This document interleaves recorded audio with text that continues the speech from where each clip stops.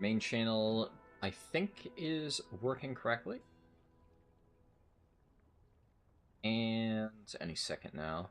It's got to make sure it's actually loading. There we go. All right. Seems like it's good. All right. So, we are doing Protection Warrior Keystone Hero. So, a few days ago, well, actually, literally just last night.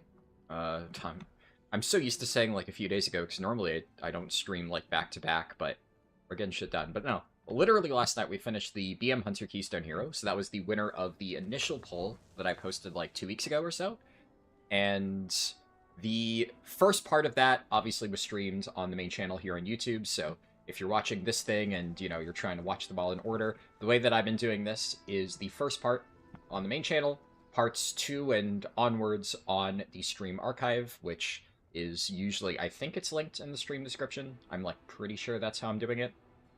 So I don't know if we're going to require more than one part for Prot Warrior. There's actually a decent chance that we just knock this all out in one part because, as I will show, my Prot Warrior is, like, already very geared. It is...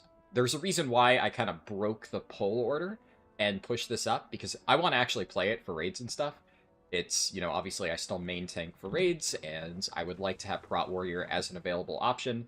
So I've been gearing it on the side, and I'm just kind of ready to jump in and do like 8-10s back-to-back, so we might just be able to do that today. But obviously, BM Hunter took a much longer time. It was 3 parts, and both parts 2 and 3 were streamed on the Stream Archive channel, so if you're trying to watch all of them in order, you'll have to head over there. What I've been trying to be good about is after I stream it, I go back to the like first part of the main channel and like put like a, you know, updated description and say like, oh, watch part 2 here, etc. So hopefully I keep remembering to do that properly, but I'm sure there's going to be some point where I forget, so I'm just going to keep reminding that that's how we'll be doing things going forward. Also, I have put a poll for whatever the spec is. The wording says vote for the next spec. The way that we're going to be doing this is obviously Prot Warrior now, then Vengeance Demon Hunter is still next because that was the original planned one based on the winner of the Discord poll. And the poll that I posted last week was won by Fire Mage, so that will be after Vengeance. So we're doing Prot Warrior, Vengeance, Fire Mage. And the poll that I have linked in chat is for whatever I do after Fire Mage. And the options are... Let me also refresh it to see what the results are. Still pretty early. I posted this 5 hours ago, so there is time for it to change. Restoration Shaman, Devastation Evoker, Blood Death Knight, and Guardian Druid. Right now, it is neck and neck between Resto Shaman and Devoker. You might notice that I've taken Priest temporarily off the poll. I will probably rotate that back in next, but out of all of the characters that I've been working on, my Priest has gotten very unlucky. I've gotten basically every single delve trinket possible on my Priest, and there's multiple slots that I just haven't gotten any loot for. So it is considerably behind compared to the other specs, so I'm still going to do it eventually, but I don't want to risk that having, you know, winning a poll after Fire Mage, and then suddenly I have to gear it faster than all the other ones, which are already kind of mostly ready.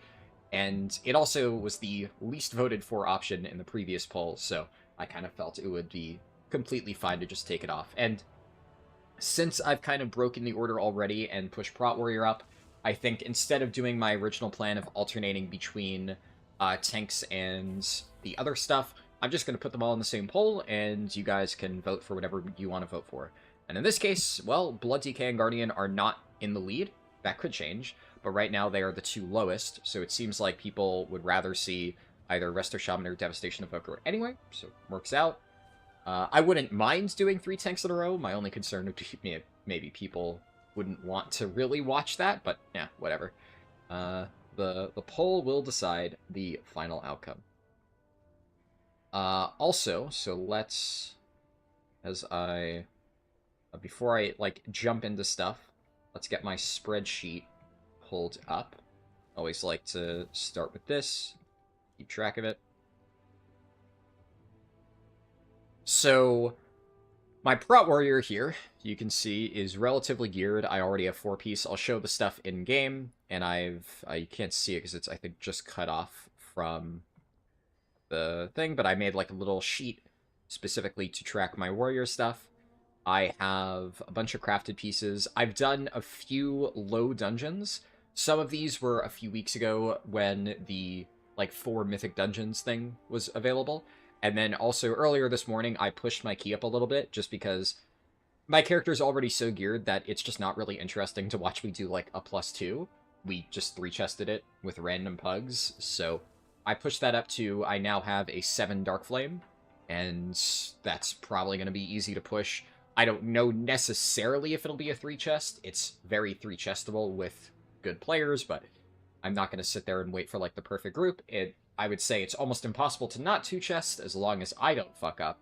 So, fingers crossed that I managed to push that up to bare minimum a 9, then push the 9 to a 10, and then honestly probably just clean sweep all the 10s, I think is not out of the question. But this is where my Prot Warrior currently sits, and I will quickly walk through the actual, like, stuff in-game on my character just to show where we're at. I did this a little bit at the end of the BM Hunter stream, but obviously I want to repeat it here now that we're actually streaming this. So, first things first, I have full 4-piece.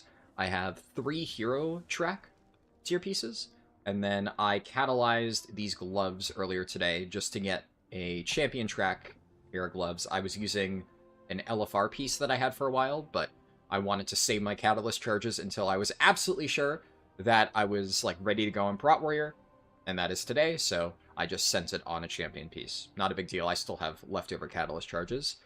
I have some pretty solid other pieces, obviously going crit haste, which is the recommended stat prio. I have an okay belt, it's hero track, decent enough, and then I have a crit haste ring.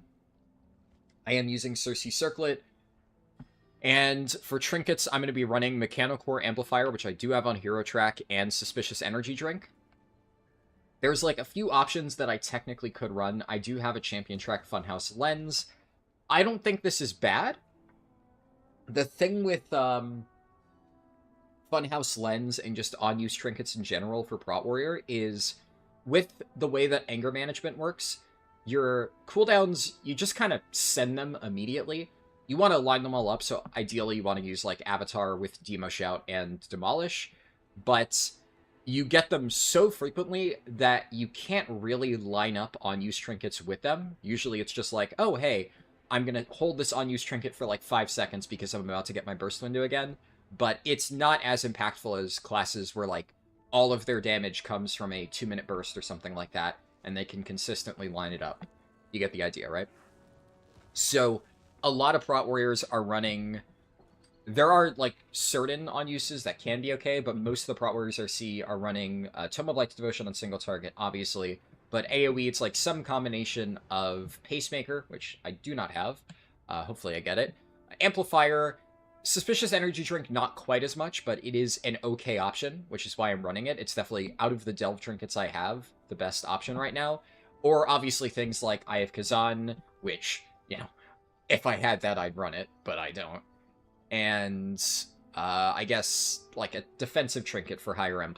And realistically speaking, if you're, you know, tanking M+, you're probably going to be using one defensive trinket anyway, so Bomb Suit or, I guess there's a few other decent backup tank trinkets, but Bomb Suit's definitely the best one.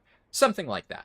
But out of what I have, I think these are definitely my 2 best options to just solid passive damage trinkets. I would honestly say this one's good. A lot of Prot Warriors and, like, Mythic Raids and High M+ are still running this. Until they get Pacemaker, at least some are running this with Pacemaker. And other stuff. For crafts, I have a weapon. So I have Sigil of Ascension. Obviously, this is what a lot of people will run for many specs. Same goes for Prot Warrior. And because I am not bringing this into Mythic Raids just yet, it would be a while before I have a chance of getting a one-handed strength weapon. So obviously, it makes sense to do this right now. And... you know, if in the future I happen to get a Myth Track weapon, it would be after I finish this challenge, of course, but then I could always just make, like, Dawn Thread Lining or something. But I think this will get me enough mileage that I considered it worth crafting. I also I don't plan on doing heroic Gallywix anytime soon, probably.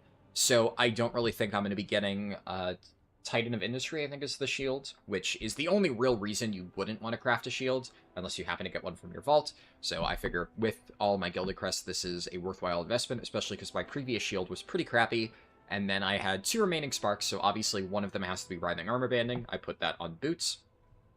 And I crafted a 658 neck with crit haste, because I didn't have a super great necklace. And generally speaking, I would not recommend crafting 658 pieces. However, the exception is you get free Enchanted Ruined Undermine Crests from Gallywix Story Mode and Cartels of Undermine Renown 20 if you have that, which I do. So for my bonus sparks, I just did this, which I think is a good use of it. So that's my gear. I really probably won't be replacing anything unless I somehow manage to get a slightly better belt, or obviously if I get like Pacemaker or Tome of Light's Devotion to replace this. But I'm not going to be farming those dungeons right now. I'm going to do Floodgate and Priory at some point for this challenge, and if I get it off my first run, I mean, that would be amazing. I'd love that. But my odds are not great, because I have farmed those a lot on my other characters, and I've only gotten 1 Pacemaker on my Paladin. None of my other characters have gotten it, so yeah, fun. But that's really the only thing I could see myself replacing, which is one of the reasons why I don't expect this will take a super long time, because we spent pretty much like half of the first BM Hunter stream gearing up my character and like doing things to get tier set bonuses and fix my gear. I have been playing Prot Warrior a lot, so I've kind of already done that. And we're just kind of ready to slam keys on this character. I don't think it'll take a while. Hey, Squiddy Mariner, good to see you. And let's double check something real fast. I gotta refresh my Twitch thing because it's being finicky. Okay, I think that should fix the display. Alright.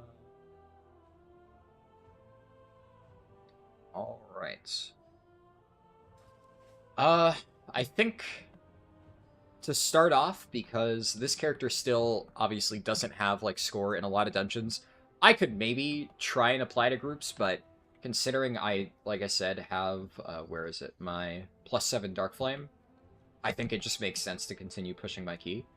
If I get this up to a 10, and I just keep completing the 10, I mean, we could just complete the challenge that way. And worst case scenario, if after I reach a repeat dungeon, I apply to groups, hopefully I'd have like maybe around 2k score by then.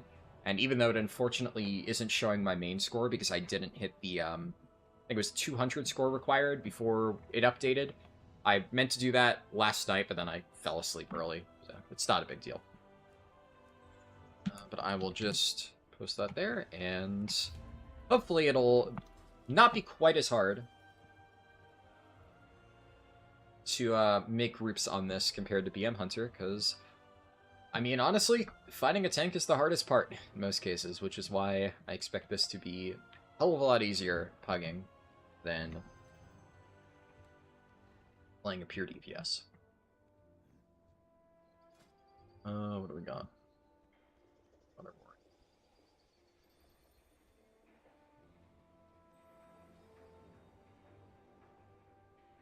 Of course, as usual, for stuff like this, we'll double check.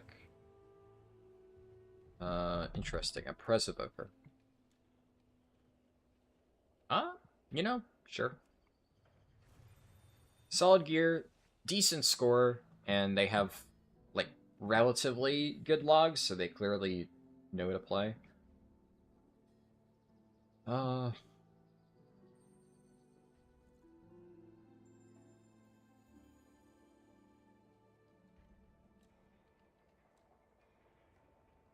The Mage is solid. Sure.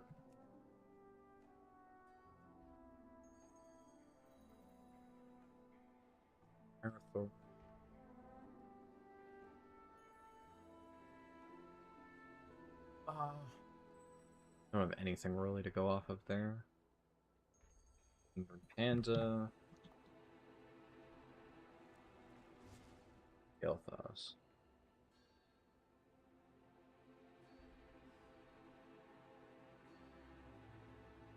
You know, I'll take a gamble. Probably fine. And then I guess what do I want from here? Oh, I need,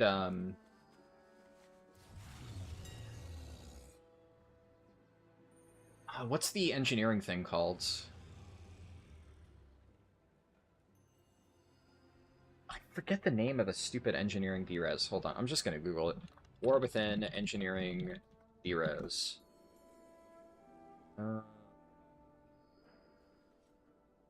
It is convincingly realistic jumper cables. Okay. Jumper cables. Just gonna buy 10 of these.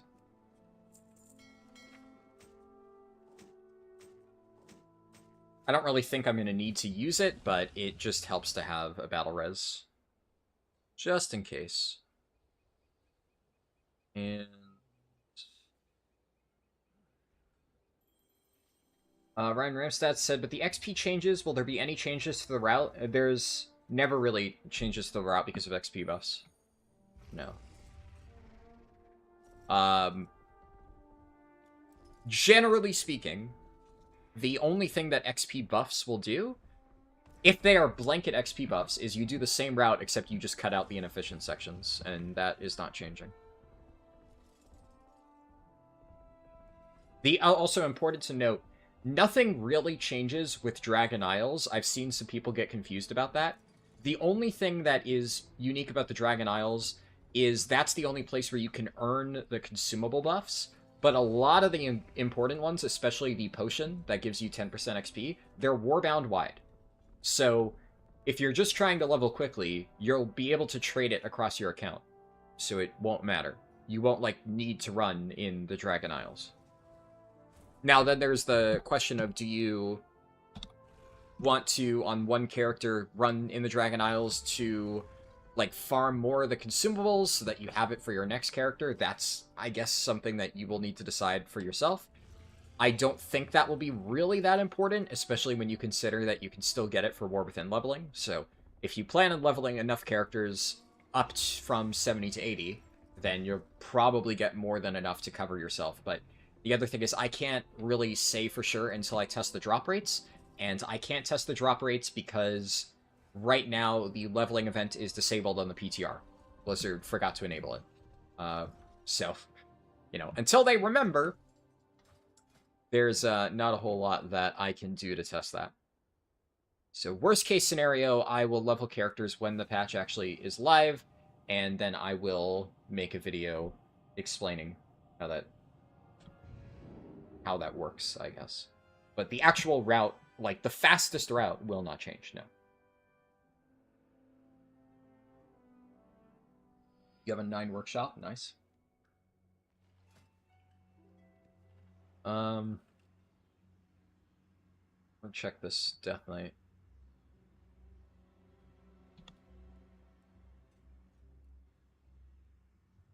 Oh, yeah. That's why we check.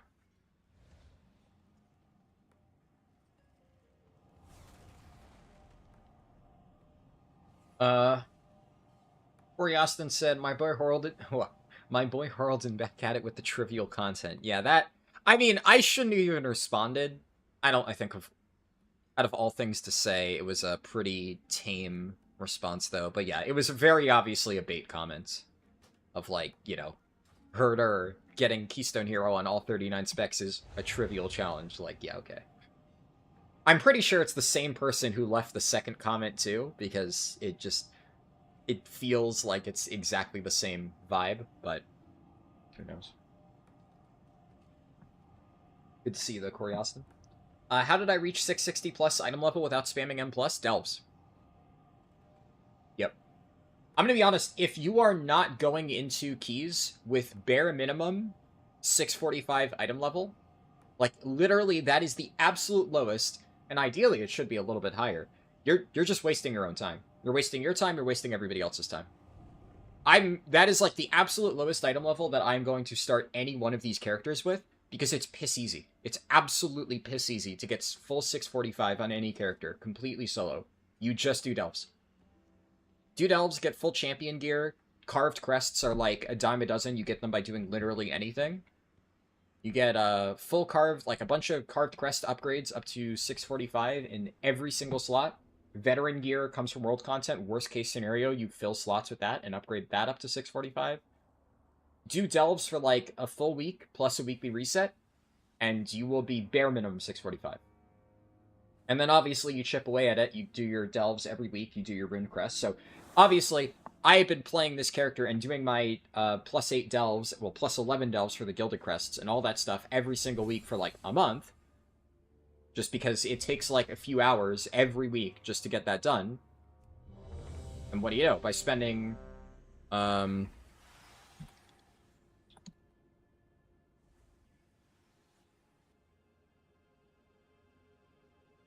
By spending a few hours every single week, over a month, chipping away at this character. What?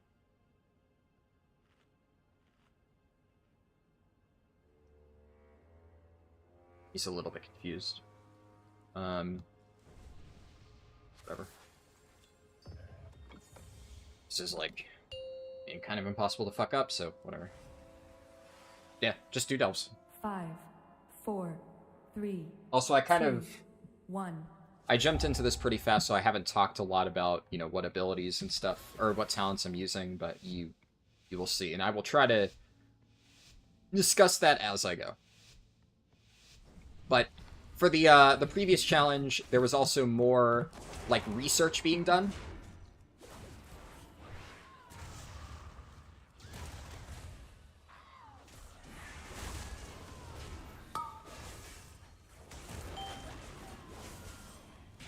LOS.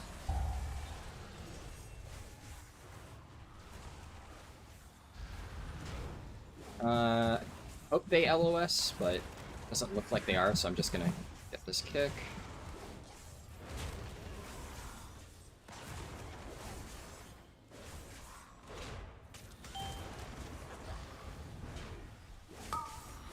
I probably should have potioned, but it's not a big deal.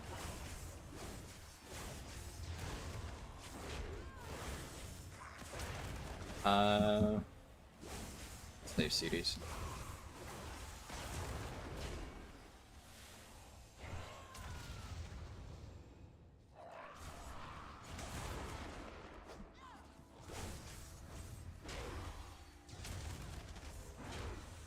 Okay, I thought... I always forget that this guy doesn't pull.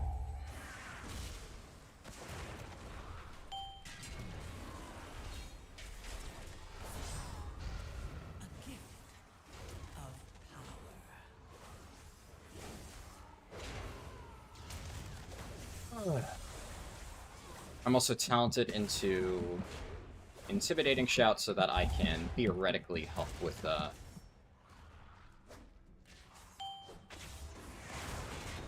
some of the kicks needed.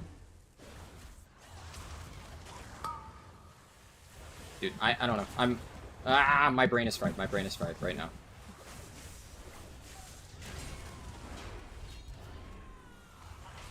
I maybe should have done a warm-up key before... I mean, a 7 isn't hard, but... I kind of just jumped straight in. I'm doing fine, I'm panicking a little bit, because I haven't actually played proper here in, like... Well, I did, like, brain dead easy keys this morning, but I almost don't count that. My muscle memory is not on point, and probably won't be for a little bit. Basically, to explain what's happening right now, it may not be clear. I can feel, like, my brain telling me to press, my keybinds as if I'm playing prop Paladin. And I'm trying to do my prop Paladin rotation. And it's fucking with my head. But we're fine.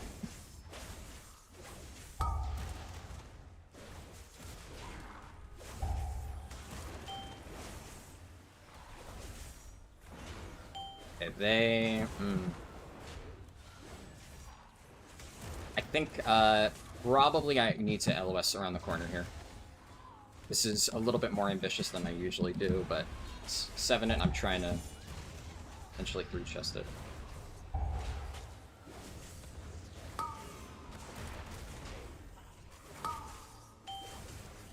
Don't explore a scream. Yeah.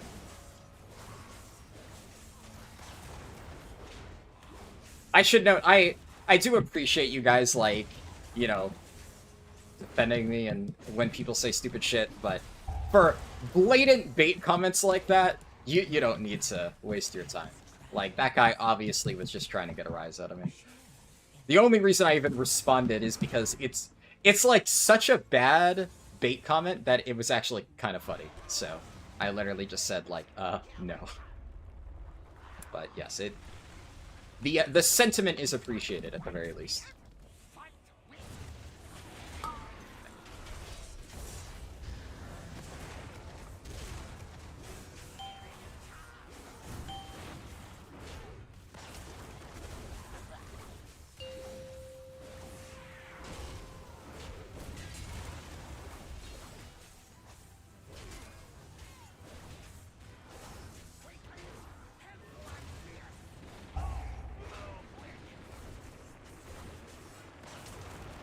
Another thing I should note.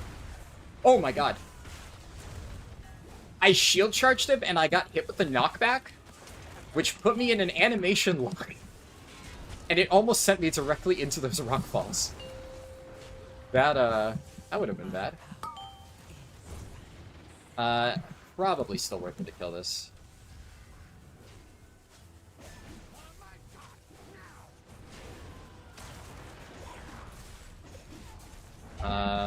Okay. Well. That's... exact same thing just happened. Okay. Boss is taking no damage for the duration of this.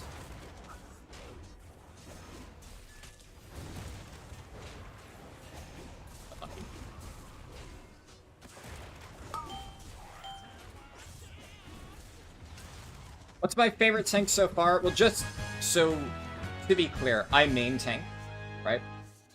So honestly, this is more of a formality than anything. I've actively played all of the tank specs for years and years and years. So like, even though technically I haven't done like Guardian Druid and Blood DK as part of this challenge yet. Like this season, I haven't gotten Keystone Hero with them. I played both of them last season and got Keystone Hero on both of them. Guardian Druid was my main for Narumar Palace. But if we're asking like just in general, what's my favorite tank? I like a lot of them. I think definitely Guardian is on the lower ends, even though I played it last season and I thought it was fun. I mean, I played all tanks last season, but it was what I mained for Raid. I mostly played it because we needed Druid buff, not because I necessarily enjoyed it. And Guardian is also one of those specs that, like, it's really fun in single target when you're playing Druid of the Claw, but you can't really play Druid of the Claw in Raid, or in M+, I mean. Shit. Dude, why can't I reach this mob? It's like saying the ability is within range, but then it's not working. Probably some weird LOS with, like, the elevation here.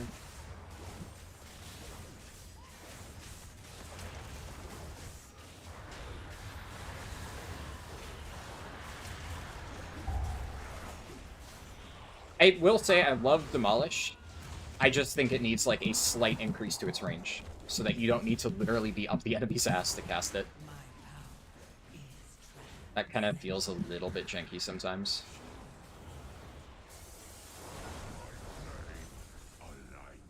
Fine.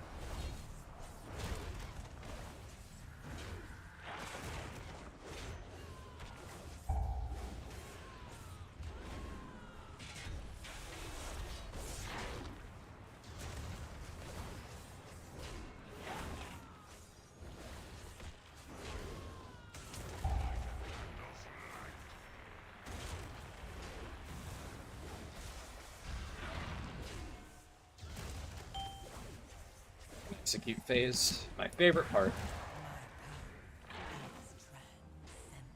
Forget that without the talents, execute is only.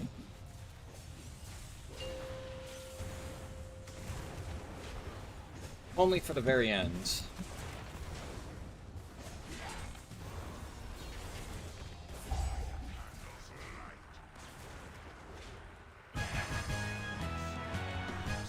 God, I fucking love Front Warrior.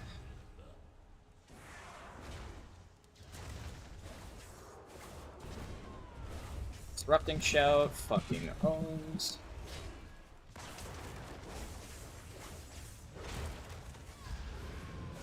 Yeah, so as for, like, overall what my favorite tanks are, I'm gonna be honest, my all-time favorite tank just has to be Brewmaster. Maybe not for M+, just because it's like, you know how it is with Brewmaster and M+.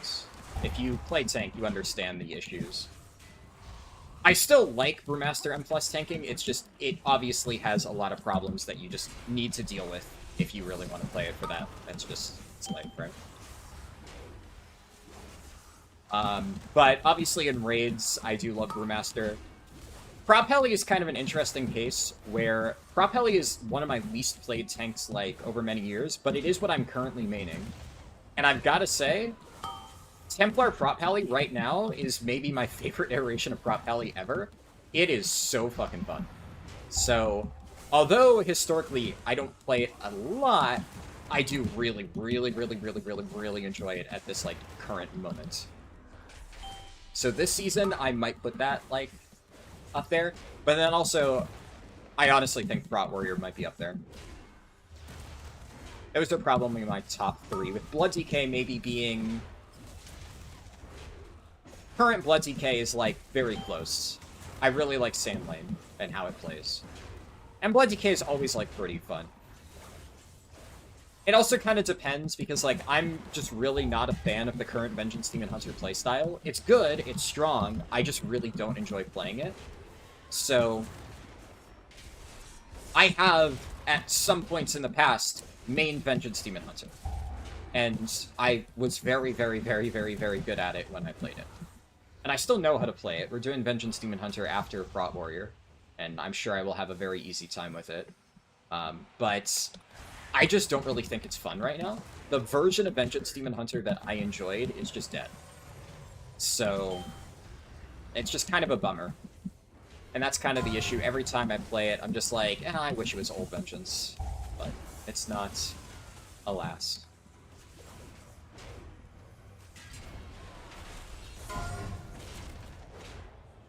Oh, come on.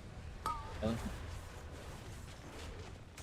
I wonder, would Disrupting Shout interrupt that? Might. I think we all kicked the first one, though, so... I'll test on the next one, because I do have Pummelus backup.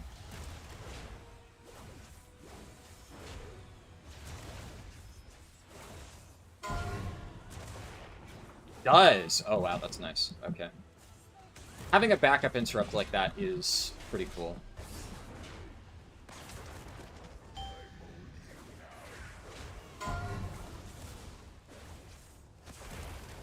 Okay. Everybody's kind of spread out, which is not great, but I mean, we should be fine. About to be an execute phase.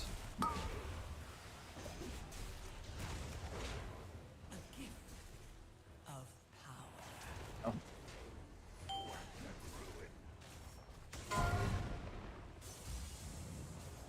Jesus, okay. I should have been able to kick that. I thought I did.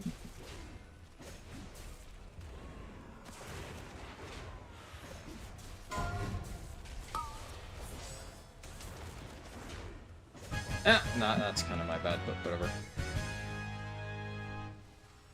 Venoseptic said, following from Twitch, best of wishes on keys. Awesome. Thank you. But first, the darkness.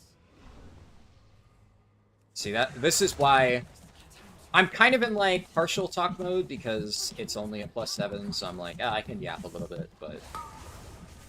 And I just started the stream, so I don't want to, like, completely ignore the initial surge of chat messages. As we go on, I will probably need to focus a little bit more, because I'm kind of missing shit.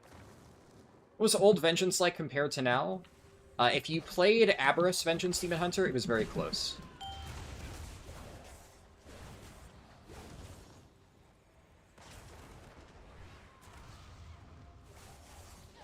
almost fucked up. Good that he didn't die. So, yeah, if you happen to play the spec back then, you would know what it's like.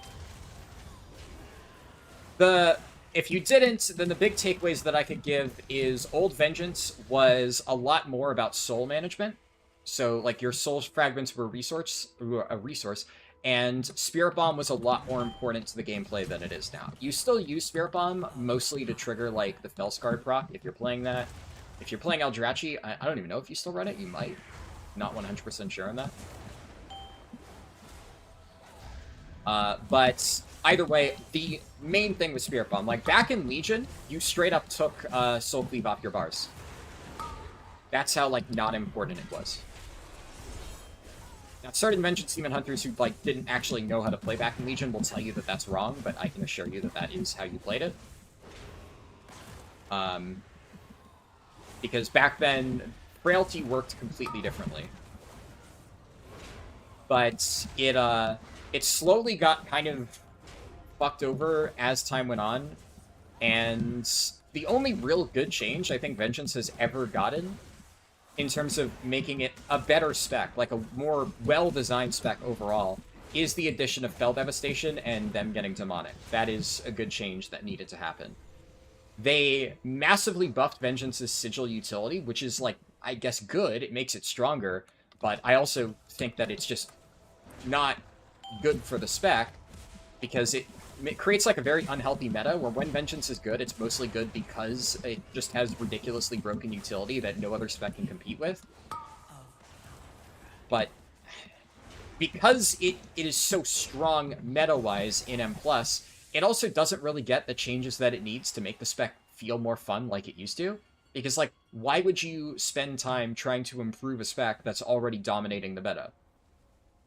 You know? In Blizzard's mind, it's like, okay, everybody's playing this spec. Clearly we've done a good job, and yet it's just not fun to play. Personal preference, right? Obviously, some people are probably going to say they love Current Vengeance. I've had a lot of discussions with people who love Current Vengeance and say that they really enjoy this playstyle. And kind of as time goes on, we enter this point where some people will tell me that they've played Old Vengeance, and then what they think I'm talking about with Old Vengeance is, like, late Shadowlands Vengeance Demon Hunter. And that's, like, their version of Vengeance. But, like, late Shadowlands to now is, like, almost as much time from the release of Vengeance Demon Hunter until that iteration. So now we've almost had, like, kind of the shitty, nerfed version of it for as long as we used to have the good version of Vengeance. And then we very briefly, for a short, glorious period of time in Aberrus, had a tier set bonus that came close to mimicking the old playstyle. And I really enjoyed it, and I was really hopeful that that was, like, a sign they were going to go back to the roots of Vengeance and make it feel fun again, with how, like, Fiery Brand and Spirit Bomb played. And then the rework that they gave it in Amir Drassil just doubled down on Sigils. Sigils and Soul Cleave spam is now the new Vengeance class identity. It's just boring as shit. I'm sorry, it's not fun. Spamming Soul Cleave to stack Frailty so that you just take less damage is not fun. And while it's cool, Sigil utility, I love Sigil utility, like, in a vacuum. It used to be one of my favorite parts about Vengeance. But somewhere along the way, Blizzard took, like, oh yeah, Sigil of Silence is a fun ability, and, oh, by the way, now that's, like, literally your entire class design, have fun. And, like, look, I like Sigils, but I don't want Sigils to literally be, like, all of Vengeance Demon Hunter. It used to just be, like, this cool bonus utility thing you had that set you apart from other tanks, and now it's, like, your entire playstyle, which is just lame as hell. Especially Sigil of Flame. Like, Sigil of Flame is just not fun. I don't want to use Sigil of Flame. I want to use Spirit Bomb. I want to fucking explode my souls and make them do massive damage. I don't want to drop something on the ground that, you know, explodes and puts a light dot on the enemy. But, you know, it's tuned to do ridiculous damage, so I guess we gotta use it. And it's just shit design. Not a fan.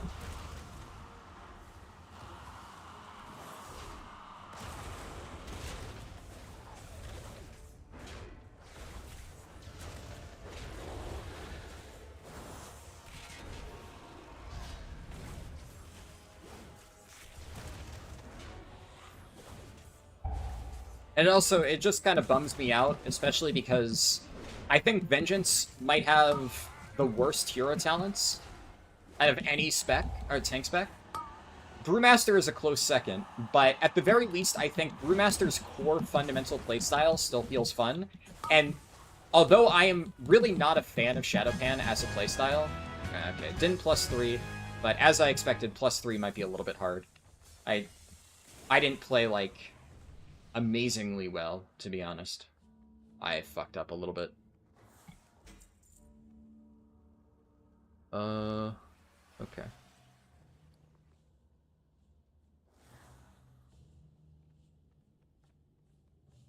But honestly, I was kind of expecting the +2. The group was actually really good. I think, well, the Rep Paladin kind of, but it's whatever. But the rest of the group was much better than I expected. I think we stood a reasonable chance of getting +3. I don't know exactly what the cutoff is, but I think it was fairly close. But either way, I was expecting to get +2. +3 is a pipe dream. And more importantly, we got a Floodgate, which, if I'm going to push some key, because I'm going to have to do this again on 10, right? But if I'm going to do anything twice, might as well be Floodgate, because I really need Pacemaker. So that works out well. Hey, Pixelina, could you just say the trolls of my recent poll are hungry? Yeah, I know. There's been a bunch of people commenting about that. Yeah, crazy comments this time around. Is what it is.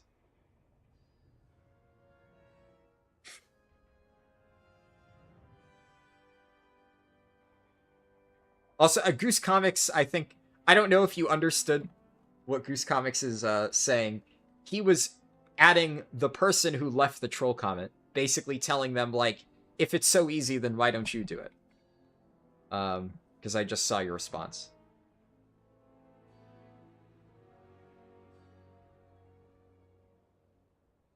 Okay, so, got that key done.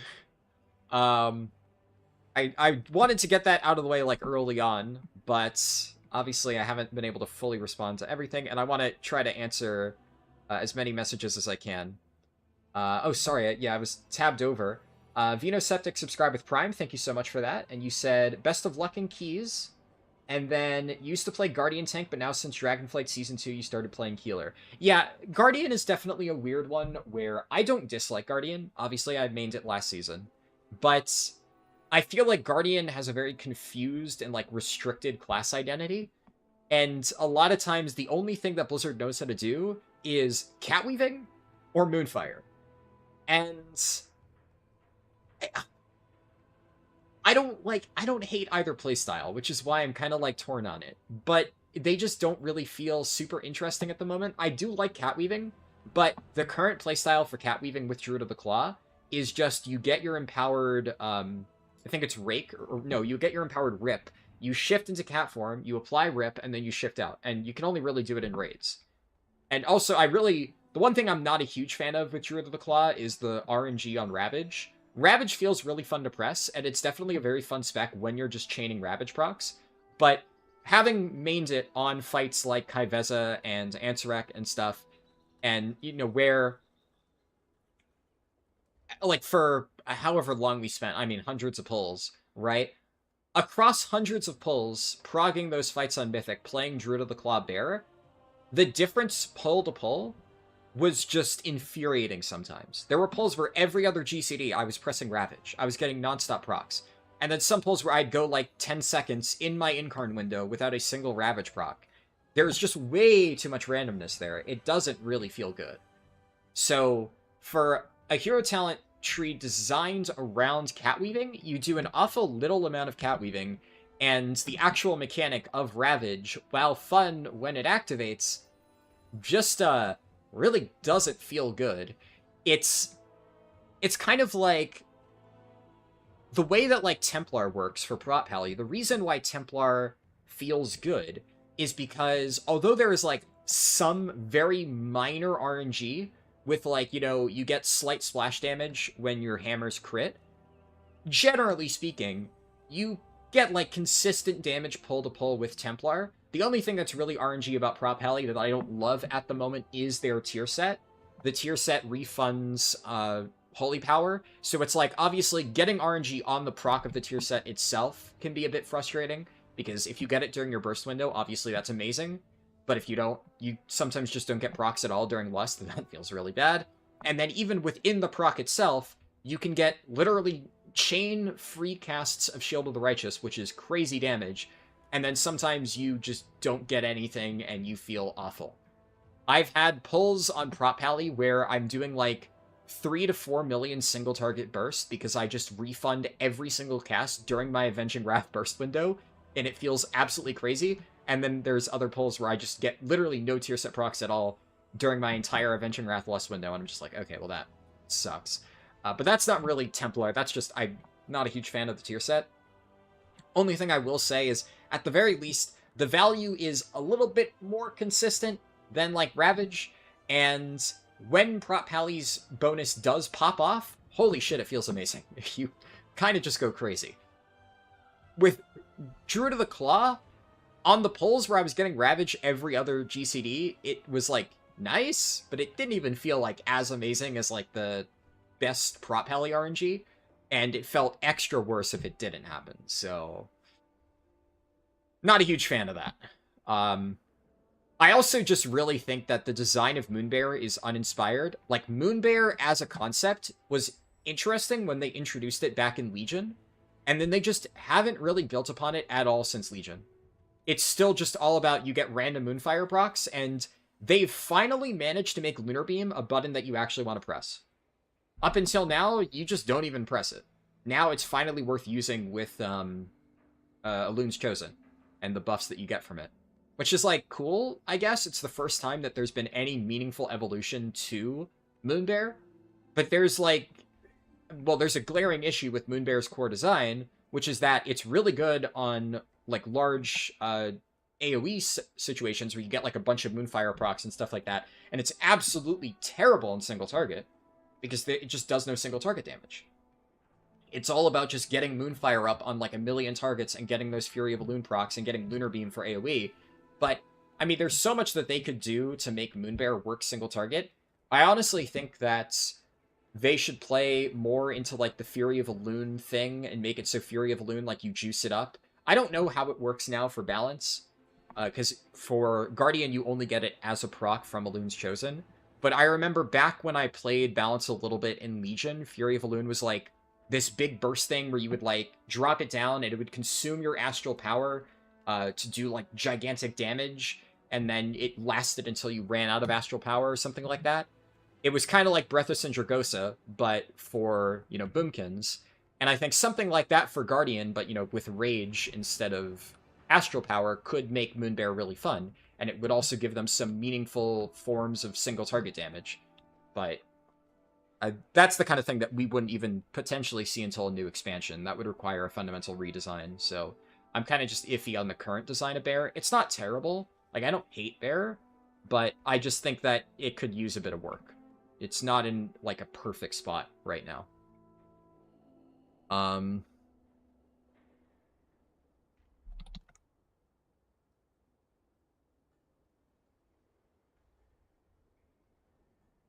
Let's see, yeah. Am I pugging this? I'm probably gonna mostly pug it, yeah. If I reach a situation where, like, you know, some of my friends want to do keys, I might do some, but I would say 90% of this challenge will probably be pugged. I did all of my Beast Mastery Hunter keys in pugs, as an example. So, we'll see. Yeah, sorry, I didn't get around to reading, but hey, Environment, good to see you. What was the option to show a black shadow when an obstacle is placed between your character and camera? I forget where it is. I think it maybe under graphics? Ah,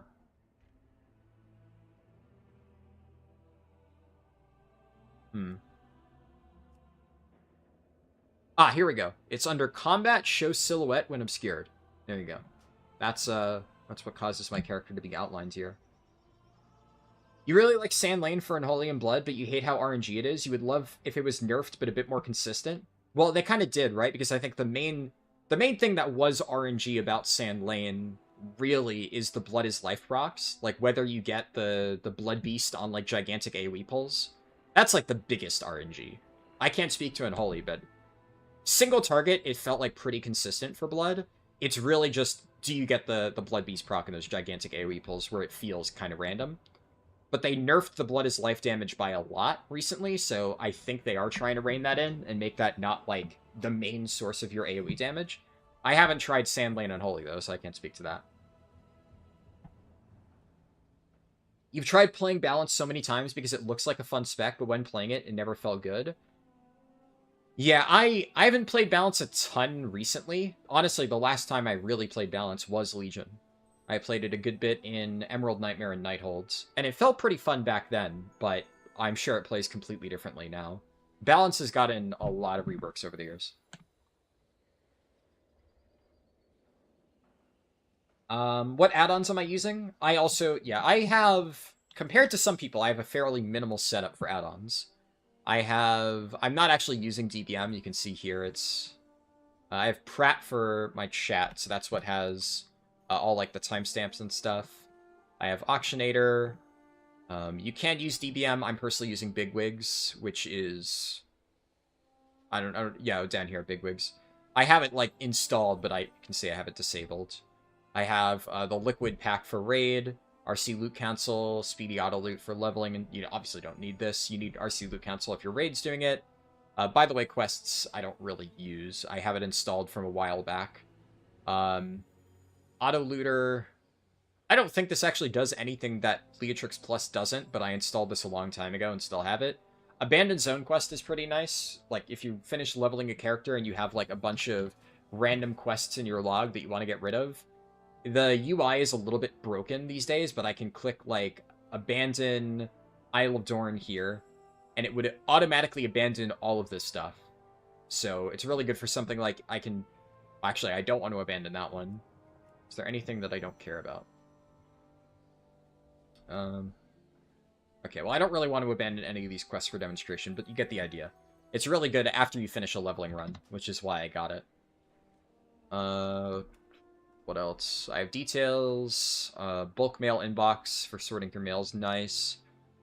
Handy notes for marking stuff on your map. Extra quest button, there's certain leveling things where that helps. Jojo Monk soundboard for whenever I'm playing Monk. There's Little Wigs is the dungeon version of Big Wigs. Leatrix Plus, this one, obviously, that's the big one that you want to get for leveling. Method Raid Tools is really good for, like, Mythic Raid. There's some important stuff there. Mogit for Transmog. My slot for, like, you know, transferring to PTR and stuff. Narcissus, I downloaded this during Mop Remix for some of, like, the management, and I just still have it. I don't really use it these days, though. Mythic Dungeon Tools, obviously for planning out your route. Omni CD is, like, what gives me the interrupt tracker that you can see in the middle of dungeons. Plumber, I don't know if it does anything right now. It had some useful stuff back in Dragonflight, like the tracking Dream Seeds. Postal, another mailbox thing. Obviously, Raider.io. Don't need Remix Gem Helper, but I still have it installed. Rare Scanner, I don't use it anymore. I haven't installed it, though, just in case. But you can use this if you're trying to learn where the rare spawns are in my leveling route. Simulation Craft, if you're importing some C strings. TomTom will give you, like, the coordinates of where your character currently is. I think that this is TomTom, I'm pretty sure. The updated coordinates. This is a Mop Remix thing. And then Weak Auras, obviously. And I don't actually use any Prot Warrior specific Weak Auras at the moment. Maybe I'll add some later on, but currently I'm not using anything. Let's see. You mostly do healing. You've been doing disc lately. Started disc words. 2 weeks ago. You've been pushing keys a lot and having fun. Awesome. I'll definitely do Disc Priest eventually.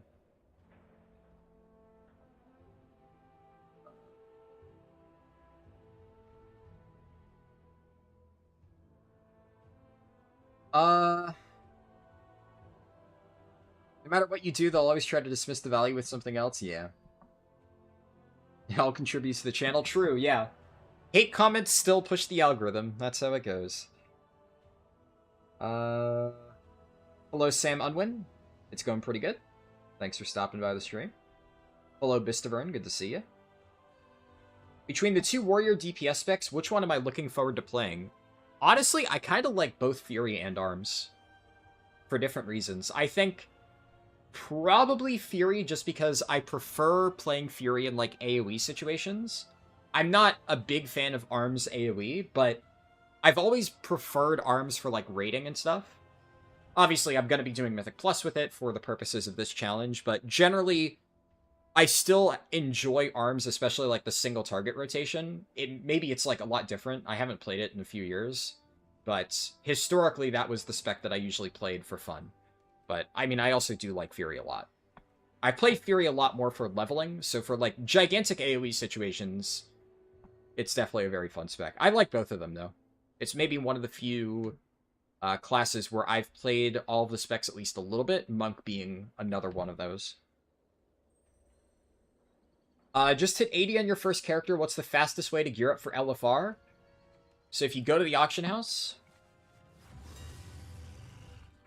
So let's say I'm searching for stuff on my character. Look at this. 603 item level gloves, 350 gold. And if, you know, that's too much, you can go down here. 600 item level shoulders, helmet, all of this under 100 gold each. You can get full 600 item level in every single slot pretty much, with like 1 or 2 exceptions. And then you can start doing delves. And then you're good enough for LFR.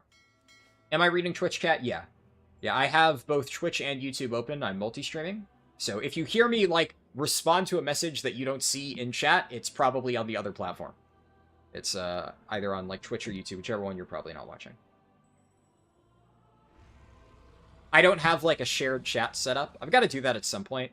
The way that I usually just do it is I'll read everything in one, and then I'll tab over to the other and read everything on there. Usually easier to do for, like, smaller streams, but whenever I stream on the main channel, it's generally a slightly bigger stream, so I'll do my best.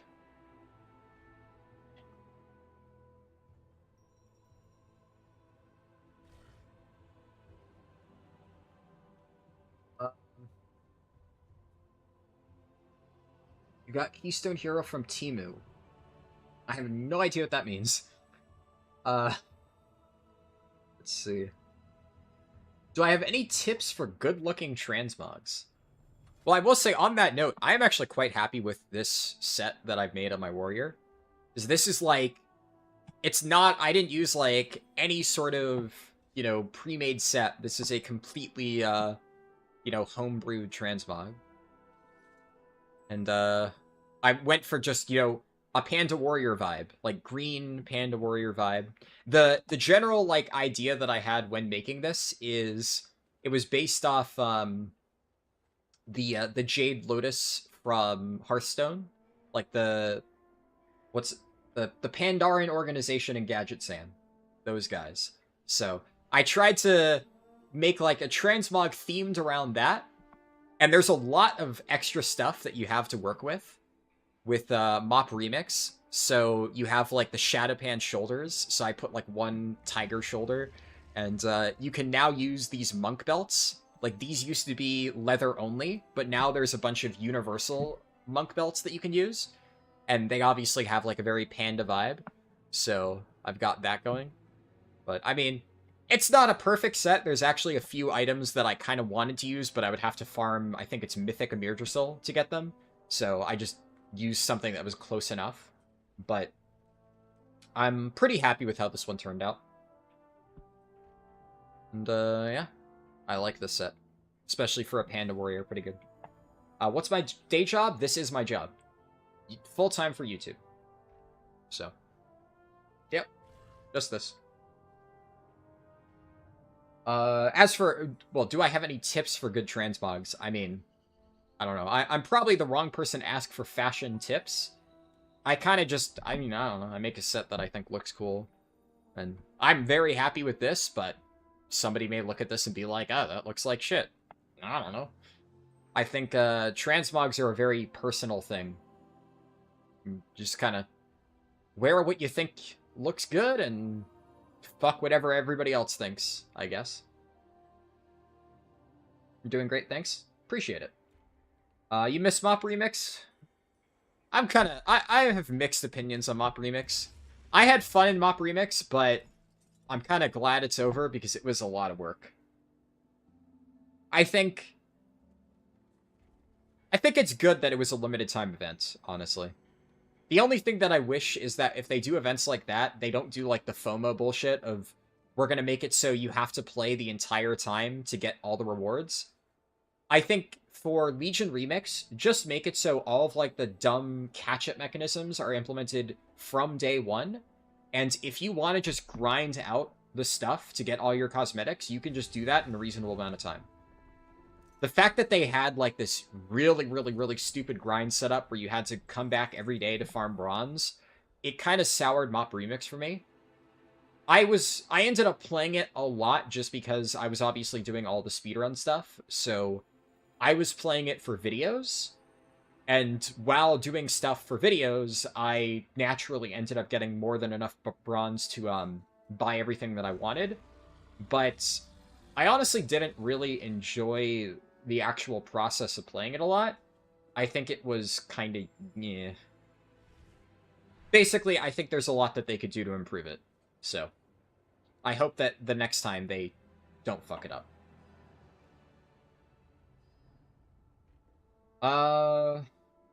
Narcissus is nice for making a bigger dressing room when making new mogs. I could see that, yeah. It does seem like it has a lot of cool cosmetic tools and stuff.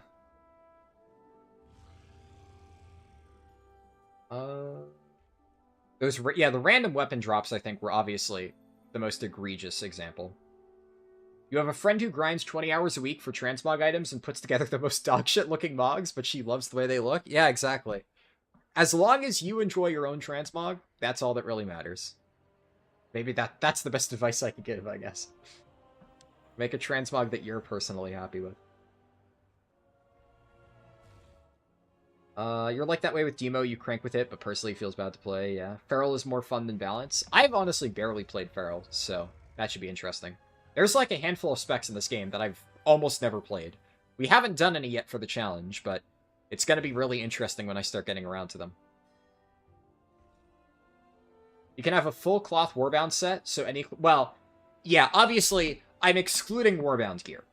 Obviously, if you have Warbound gear, then yes, that is the fastest way to get geared for, you know, for stuff.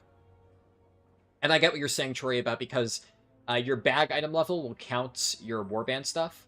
So if you just have stuff sitting in your Warband bank, it will allow you to queue for LFR immediately. So anybody can wear cloth, therefore a full cloth set would allow anybody to be able to queue. I get what you're saying, but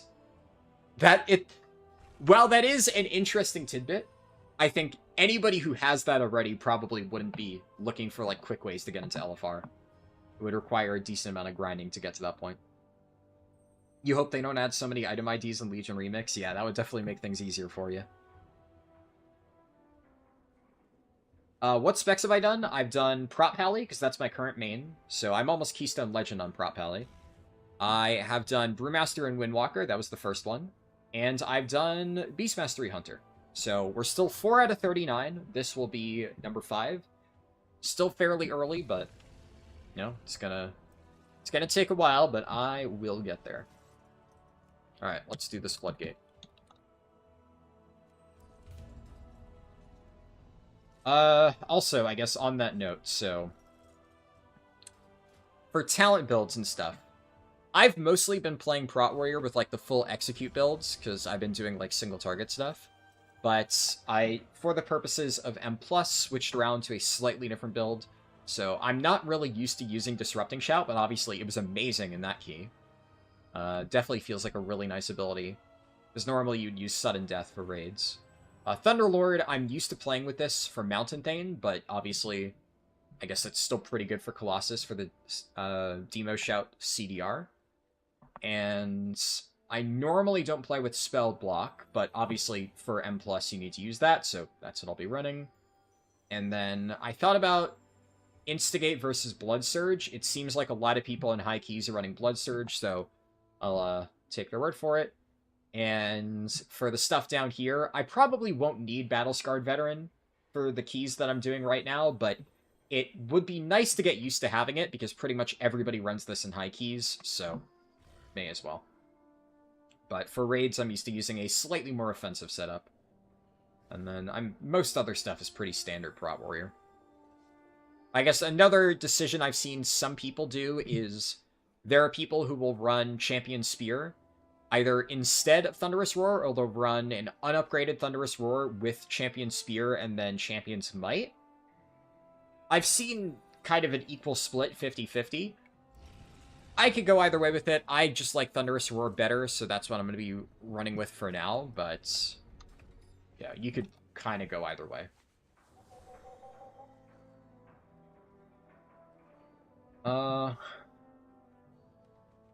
You exclusively LFR Gallywix for the tokens you're gearing in alt?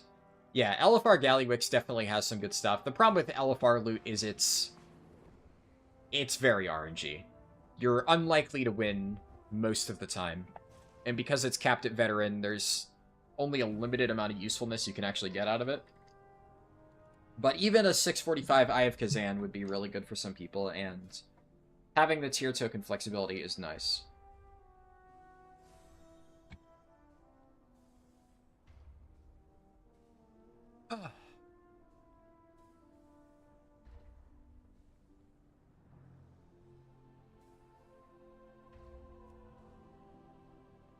I guess I should be able to find decent people for Floodgate, come to think of it, because there's going to be a lot of people just farming Hero Track Pacemaker.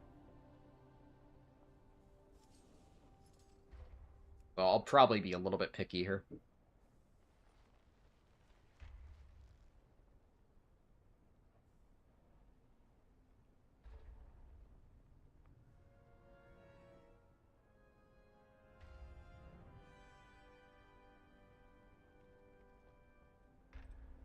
Farming the polearm. Interesting.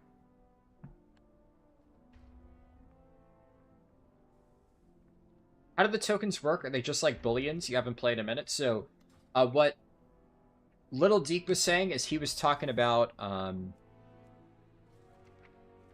the excessively bejeweled curios. These are the Gallywix tokens. So this just lets you buy a tier token of your choice. So if you were to get this on LFR, you'd be able to buy a veteran 632 version of any of the tier slots. So helm, shoulders, chest, gloves, pants. Whatever you want.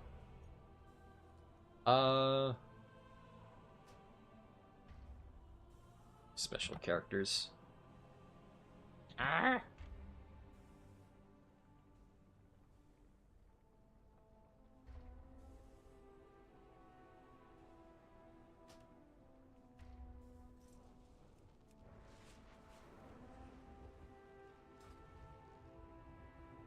There, I guess. No real reason to take DPS until a healer shows up. Wait, also, is this dude survival? No, they're BM. I guess they're... Oh, holy shit, they are very geared. Okay. You thought there was a bullion thing? Blizzard has said that they're gonna do some sort of bullion system, but they've been very vague about how they're gonna implement it. Some people expect them to try and rug pull it. TBD on whether they do that or not. Hopefully not. But I guess we'll find out eventually. Man, not many people queuing up. Surprised. Congrats on a Beastmaster Keystone Hero. Thank you. Yeah, I'm very, very happy to have that finished. Am I maining Pally of my own choice? Yes. I definitely was not enjoying Guardian. So, Guardian I played last season. I got done ranting about it a little bit earlier. I don't know if you had the stream open for that. But I have some problems with current Guardian. I didn't hate it. It was my decision to play Guardian in Nurubar Palace. Partially because it was good, but also because... Well, it was good early on. It definitely fell off towards the end because every tank except Guardian got buffed. But Guardian has a lot of problems that, you know, I ranted about a little bit earlier that I just made me not really enjoy it that much. I don't hate the spec, but I definitely was not having as much fun with it as I expected to. So that is definitely like the tank I'm least interested in playing right now. And although I like Brewmaster, and I mean, I've still been keeping up my Brewmaster, right? We've already finished it as part of this challenge. I've been keeping it geared. I didn't want to play Brewmaster this tier, partially because I wanted to try something a little bit different, but also Brewmaster is just not in an amazing spot this tier. It's like, it's kind of yucky.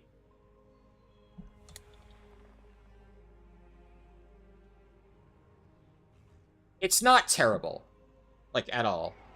I mean, like I said, I've already finished it for Keystone Hero, but it's, the biggest issue is its damage is just, like, really bad, and it brings nothing to the table that, you know, the other tanks bring, so, like, why would you play it? That's kind of the thing. It's still fun, and it's a shame, actually, because I kind of like the Brewmaster set bonus. The, like, reduced CD on Blackout Kick actually feels really good to play with Blackout combo. On single target, at least. It's, like, kind of whatever in AoE. But on single target, weaving the Blackout Kick Tiger Palm windows is really nice. It feels pretty good. But it just doesn't do damage. Like, you're doing all that stuff, and it feels fun, and then you do no fucking damage compared to the other tanks, and then you're just like, okay, well, why did I put in all that effort? So, I don't dislike playing it, but it's in a weird spot. Definitely a weird spot because of that. Still very tanky. Obviously still brings monk buff, but then it's kind of the other thing right now where this is the best that both Windwalker and Mistweaver have been in a very long time. So I guess Mistweaver was good in Emirdrasil, but this is definitely the best that Windwalker's been in a long time. So monk buff is easier to get now than it ever has been. So there's just no reason to play it. So I don't dislike Brew. I kind of dislike Guardian a little bit. But I definitely made the choice to play Prop Pally because kind of the inverse of that, right, is Prop Pally and Prop Warrior both feel amazing to play this tier. This is one of the most fun-feeling tiers for both specs in a while. So going into Undermine, I knew that I was going to play one of the two, and Prop Pally seemed like the safer meta pick. Like, obviously, the Race to World First comp was Prop Pally, Prop Warrior, but I think for most guilds, if you had to choose one of the two, Prop Pally is probably the safer option, just because it's a better way to get its associated buff. Like, HPAL isn't amazing at the moment. Yeah, sure. And Red is not bad, but it's also not, like, insanely strong. Whereas, you know, Warrior DPS is in a pretty good spot. And Prot Warrior's thing is that it just does massive damage and is unkillable, which is nice to have, but that's also only true if you're really good at Prot Warrior. So if you have to pick between, like, a mediocre Prot Pally and a mediocre Prot Warrior, most guilds would probably be better suited with a Prot Pally, just because even if you're not, like, doing insane damage, you're still providing the valuable utility, and spell warding is really good in a lot of situations. So I definitely think that Prot Pally is, like, the really, really, really strong tank to have this tier. But, I mean, both are fine.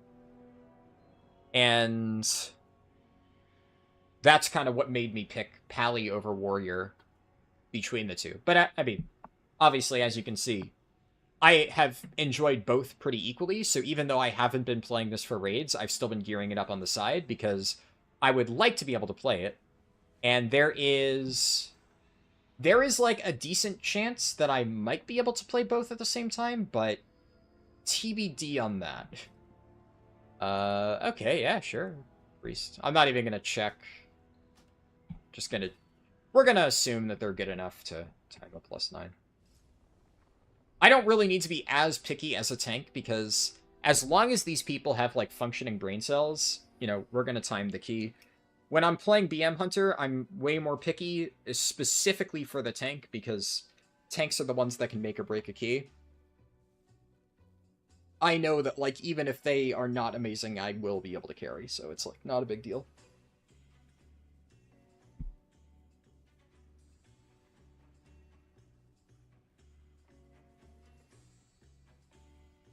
Functioning brain cells is asking for a lot, yeah. Yeah, in a perfect world, I'd like to be able to play both. We'll see. We shall see.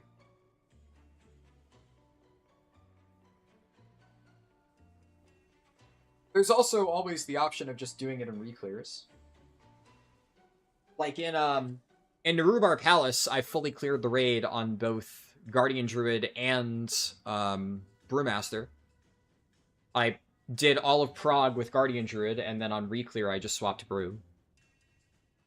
I think our first rekill of Ansarek I played Guardian again, but then I went Brew for all the future rekills. And then on, like, kind of in January onwards, I just started bringing all my other tanks for, like, first 4, because they were piss easy. So I brought Prop Pally in a bit, I brought Blood Decay in a bit, and obviously I played Blood Decay for Ovanax Prague.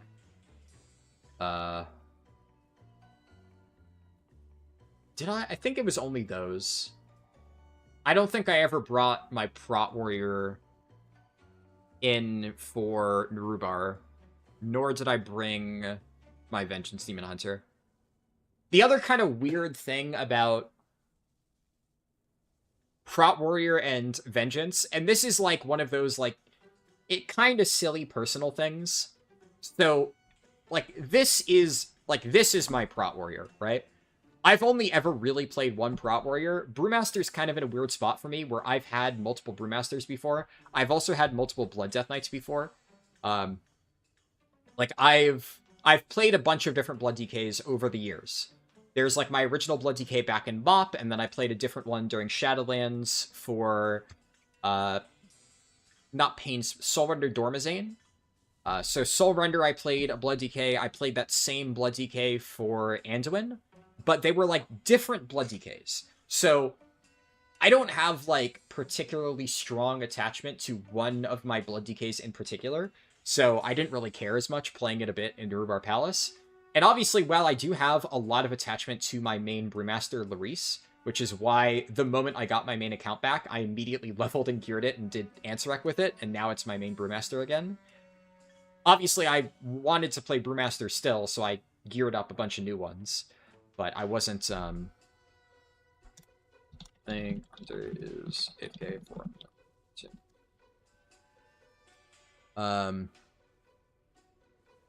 but I was kind of in this weird spot with, specifically Warrior, and I guess I should note the same thing for Paladin. I played a lot of different Paladins.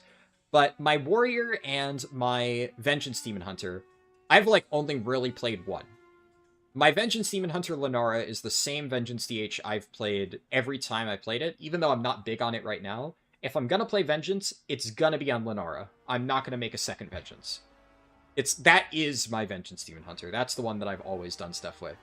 And for Prot Warrior, it's kind of the same thing for Anji. Like, Anji is my Prot Warrior. This is the one that I've played every time I have played Prot Warrior in the past. I have, like, a lot of attachment to this character in particular, so it just felt wrong playing a random Prot Warrior alt.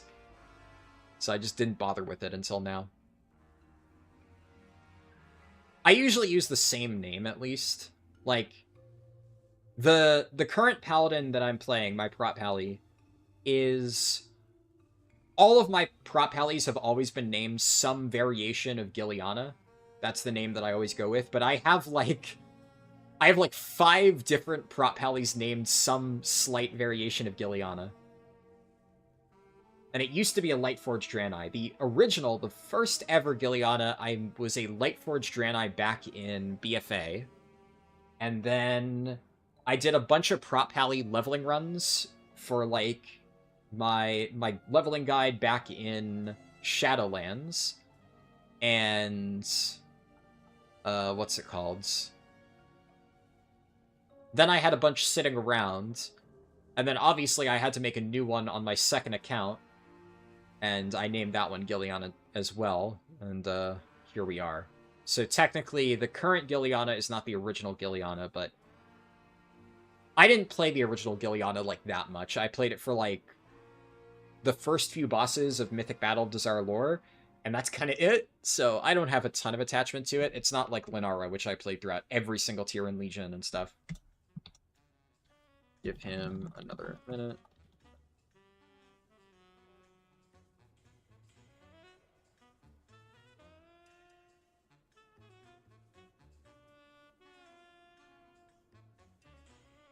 I know he said he was going to AFK while I formed, but I mean, you know, it doesn't take that long to form a group.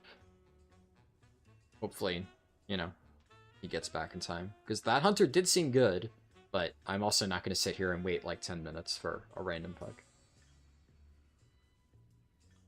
You timed a plus 10 key with 0.47 seconds left. Damn. Well, I guess you know what's going to show up on your M+ recap at the end of the season.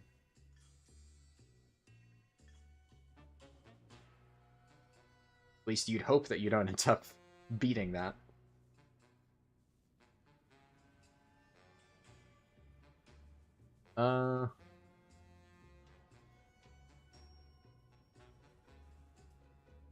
Alright, yeah. I will drop him. Unlucky, but, I mean... How long ago did he say?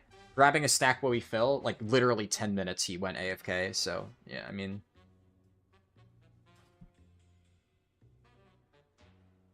I will sometimes go, like, AFK for coffee or something while a group forms, but... If this is my day job, do I make enough money on YouTube? Yes. I mean... I'm not making money, like, hand over fist, right? But I make enough, but I'm not really going to talk about finances and stuff.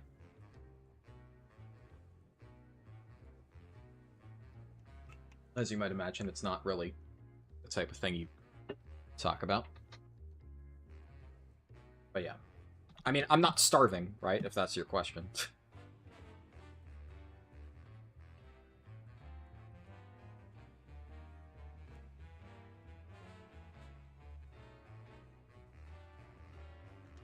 Am I getting Circlet on each of these characters? Yes. You should always be getting Cersei Circlet. Even if you're not using Cersei Circlet, getting this up to 658 takes less than an hour, and it gives you free crest upgrades up to 658. And then you can delete it, get a replacement, and that counts for your second ring slot, so you get free upgrades on both ring slots up to 658. Always get Cersei Circlet, even if your class doesn't use it. And I'll give you a hint. I don't give a shit what the guide tells you. Cersei Circlet is going to be better for you compared to whatever it is you've got on right now. When people say, like, oh, my spec doesn't use Cersei Circlet, 99% of the time, it's like, if you have another ring from M+ at 658 with best in slot stats, and even for most specs, it has to be higher than Cersei Circlet, then you'll start to replace it. Like, some specs really, really, really like haste, or really, really, really like crit, and then, if they have a perfectly itemized ring, they would replace it. But the reality is, for most people, not only are you not going to have that ring, but you're also not going to know when you have that ring, and the difference would be so marginal that it's just easier for you to get Cersei Circlet and equip it.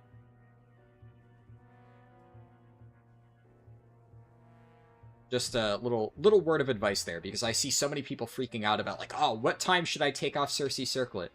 And the real answer to that question is, if it's time for you to take it off, you'll know.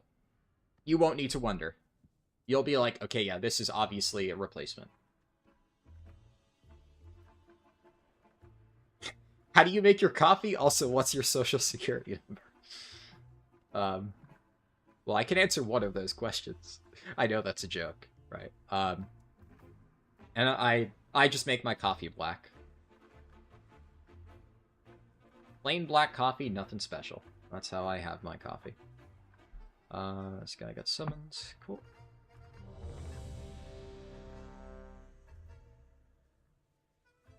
On to double check, no problem, yeah. Yeah, I know your question was just about me specifically with Cersei Circlet, but I wanted to give that disclaimer more just as a general statement because, you know, I've seen people be confused about that. So I kind of expanded a little bit beyond the exact question you asked, just in case there's somebody watching who needed to hear that. Just in case. 5, 4, 3, 2, 1. It's just interesting to see, because obviously I'm not a massive channel, but if you make enough to live fairly okay, that's really good while playing my favorite game. Yeah. I mean, keep in mind, right, the size of my channel may not be super large, and definitely, like I said, I'm not making, like, a fortune off this. But I will say, one thing that I can be pretty proud of is I have videos that have, like, significantly higher views than channels like twice my size. Like, there are a lot of channels with twice my subscriber number that don't have any videos that have ever passed 1 million views. My leveling guide passed 1 million views. Shit. So, the thing to keep in mind with when it comes to YouTube is that your subscriber number actually, like, doesn't matter at all. The only thing that really matters for YouTube in terms of how much you're making and really, the only thing that YouTube cares when it comes to recommending your videos to people is how many views it gets, watch time, all those other metrics. And videos I have that do well in those metrics, they do well in those metrics. My leveling guides perform well. Now, unfortunately, I haven't finished making my updated leveling guide because of all the shit with my account getting banned, which, I will be honest, long term, although I wasn't really sure how big of an impact it would have, the Blizzard wrongly banning my account probably had a pretty notable knock-on effect, knock-on, like, financial impact to me, if I really look at it. It sucks, it is what it is, there's nothing I can do about it, but just, you know, keep going forward and doing what I'm doing, but it really did completely fuck me over because it happened right at the start of this expansion, and it, Jesus Christ. Okay, I think I just take Intimidating Shout and Talent out of it, because I thought that would actually get rid of the orbs, but it just didn't there. I guess it's heavily target capped, which really sucks.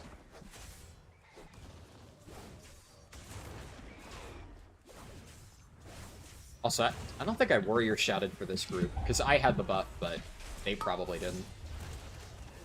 But yeah, the only really important thing is how well your videos perform on YouTube, and I've said for a while, like, I know that if I wanted to, like, grow my channel a lot, I mean, if I wanted to grow my channel a lot, I wouldn't be doing stuff like this, right?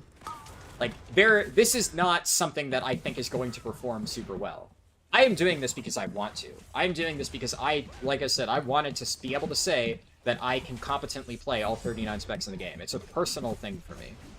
I don't think it's going to get a ton of views. I don't think I'm going to make a lot of money with it. But I can, right? It's just something that I want to do. I don't think Snipe is spell reflectable, but yeah, whatever. So there's, like, a lot of bottom barrel clickbait videos that if I really wanted my channel, like, grow super big, I could make that. But I am content to, like, not make as much money while still doing things that I just enjoy doing more. That's just kind of my outlook, right? I mean, quite frankly, right, you know, people don't do YouTube to make money, really. Like, I graduated college. If I really, really, really wanted to make money, I would have just looked for a job out of college, but after I graduated, I just decided to keep doing this because, quite frankly, I have more fun doing YouTube than I had with my major. So I just said fuck it. And it's done well enough, at least, that I haven't really felt compelled to look for a job over the last year and a half or so, however long it's been since I graduated. Would I say I'm the best WoW speedrunner? I mean, yeah. I mean, I guess a better question, are there other real WoW speedrunners? People doing kind of the same thing that I'm doing? Really, not in recent history, so yeah. These days, I'm kind of the only person still doing this.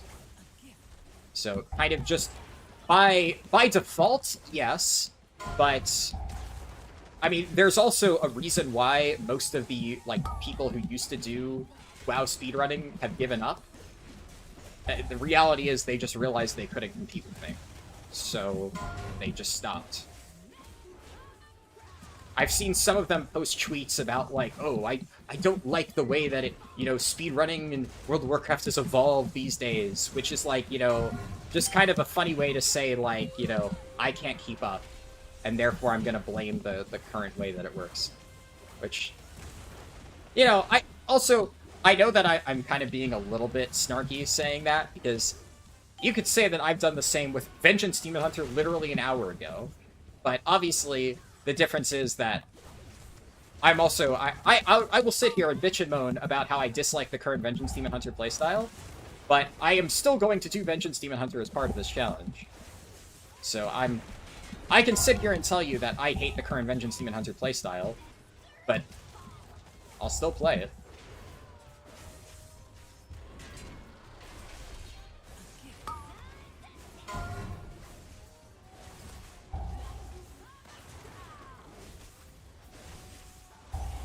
But yeah, and this type of speedrun, I'm the only person who still does it.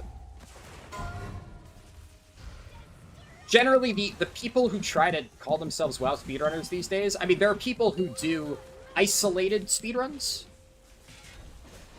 But if we're comparing, like, you know, what I do to what other people do, yeah. I mean, I don't even really think that's an ego thing. I think that it's just a fact.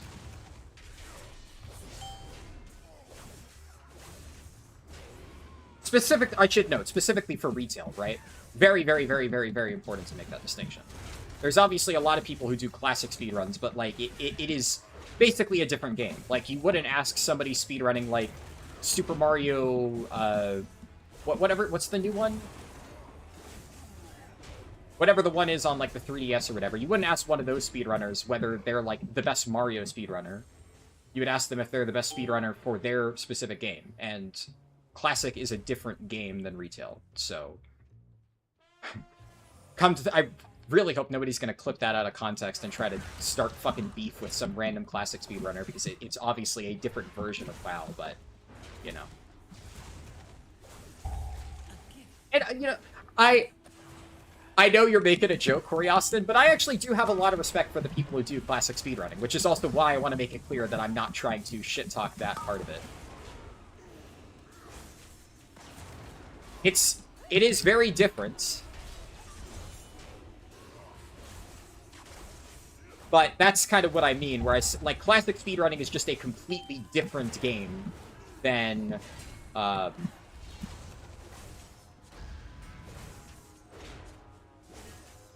Did I say 3DS? I don't know. I don't really play Mario. I've watched, like, 1 or 2 Mario speedruns. I only said it because it's, like, it is, like, one of the most popular speedrunning games, like, genres across all of its games. But you get my point, right? Like, you wouldn't say, like, oh, the person who's gotten, like, the 5-minute world record on, like, the original Super Mario or whatever is the same as, like, Odyssey is the one that I think a lot of people speedrun these days. It's just fundamentally completely different. Apples to oranges. They're both Mario, but you wouldn't say, like, oh, which one is the better Mario speedrunner? It's the same thing with, like, WoW Classic and retail. So, I guess the way that question was phrased technically was vague. It was like, do you think... Are you kidding? There's no fucking way that cancels Demolish. Normally, Demolish continues even after a target dies. That really annoys me. Well... Fuck my damage.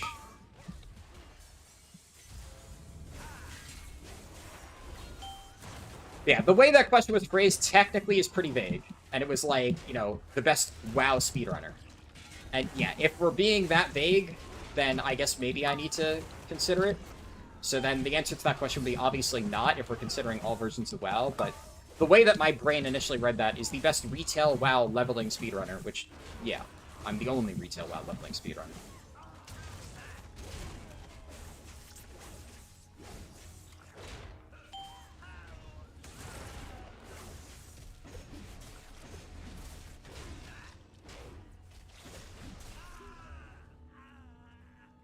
Anyways, I fucked up a little bit that poll, and I almost died, so let me just...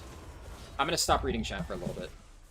Obviously, chat's much more active today than normal, so I'm trying to respond as best as I can, but then I'm also getting distracted, and I don't want to die by getting distracted, so... You know, cut me some slack here.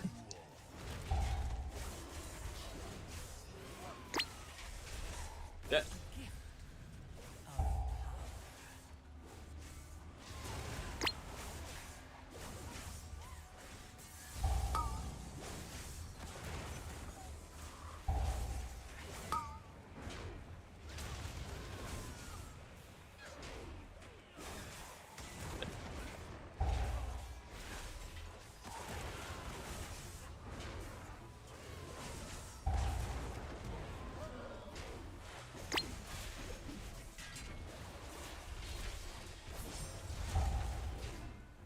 You demand to be paid attention to? There you go. Your demand worked.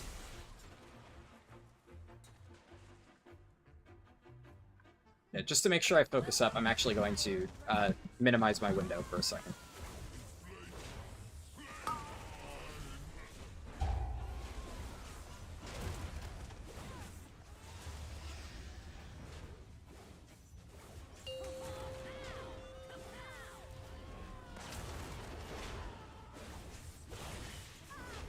Please do the mechanics correctly here. This boss lives or dies by how well people do the initial charges. I can oh, that is an amazing initial charge, okay. Yeah, like, I'm more than happy to set up a crazy trick shot at the end, if needed. But here I don't even need to, because they did really good.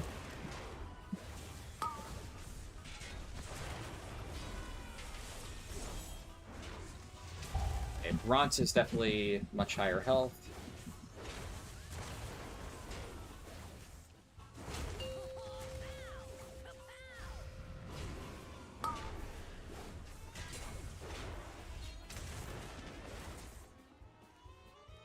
Oh no, lag, lag, lag! Oh my god, shitty game.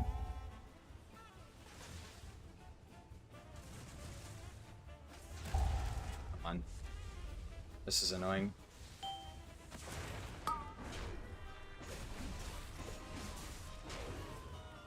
This should be fine. That lag spike scared me. I got the remote.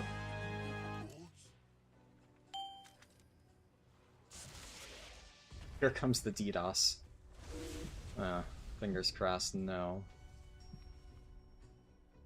I think I'm mostly good on count. I skipped one pull earlier just because I kind of wasn't feeling it. But like, or one pack earlier. But it wasn't that much.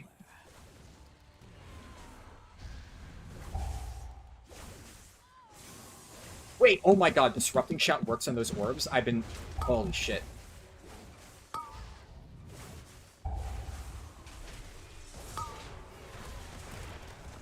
Okay, Disrupting Shout's actually just ludicrously broken, then. This whole time, that... Jesus Christ.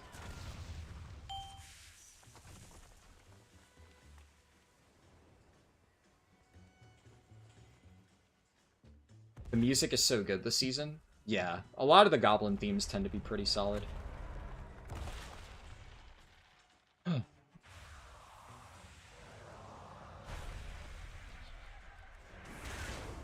Wonder, can I spell reflect this? No. Would have been awesome if I could, but...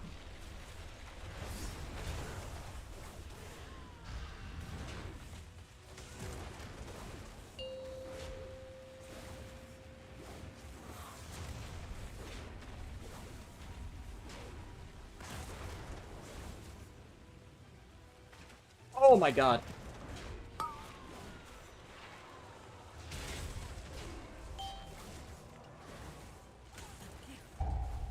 Where are my shield slam resets, game?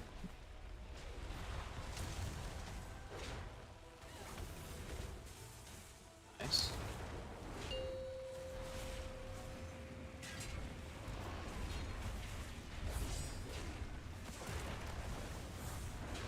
I don't really like being up against the wall here. Oh my god, dude.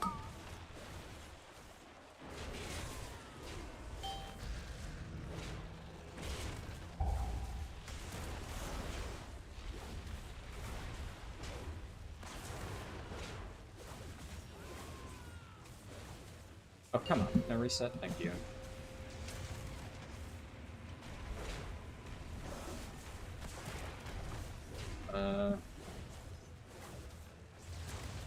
Jesus. Those were a little sketchy. Overlap, but we're fine. Ugh.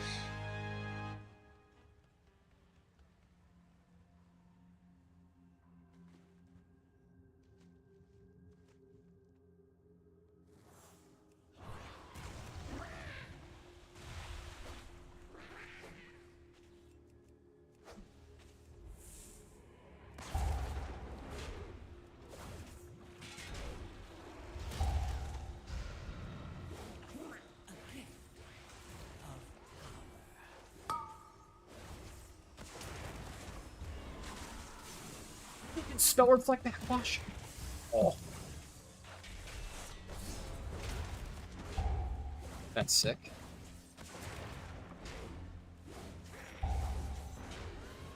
I feel like Bubbles should die fast enough for us to just keep fighting down this bridge.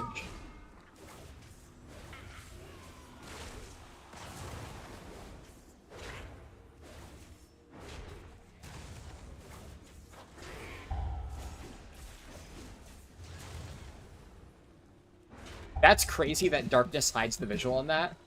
I actually almost just stood still and ate that to the face.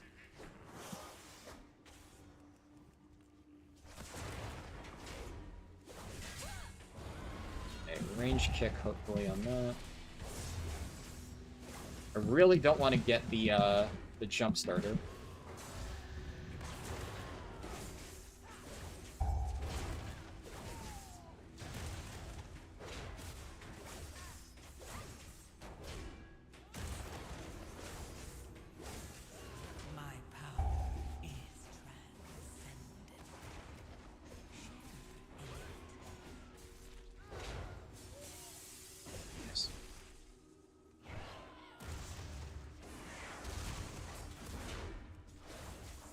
I'm gonna pull these two just to be safe. I'm honestly unsure if I need the percent or not, but I'm gonna do it anyway. I think,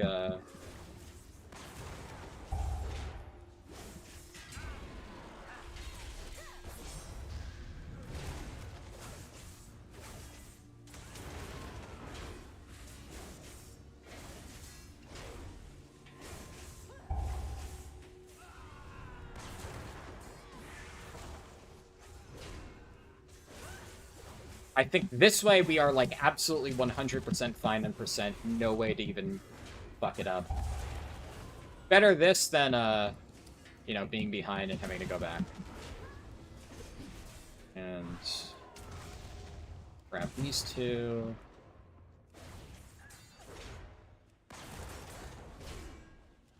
Could honestly. Okay, after the orbs, I'll go in.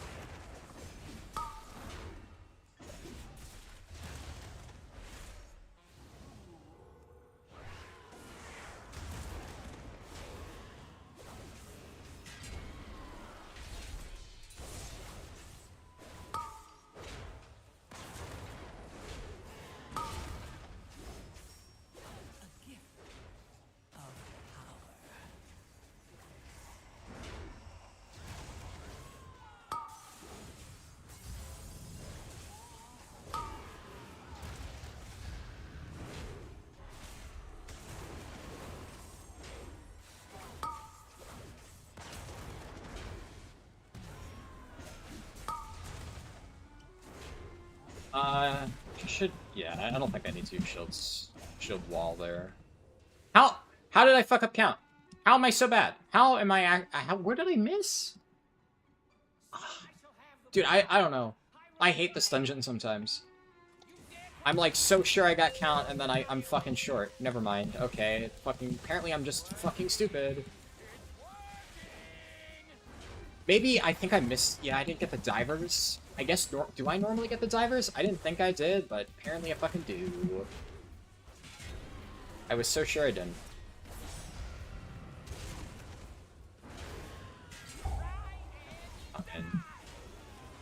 I wonder if I can spell like that. I forgot to try.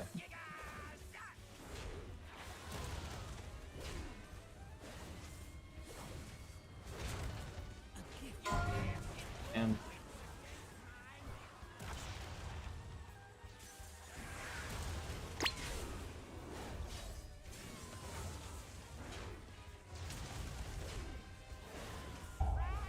Right here. Okay, you cannot spell reflect that? Makes sense, honestly.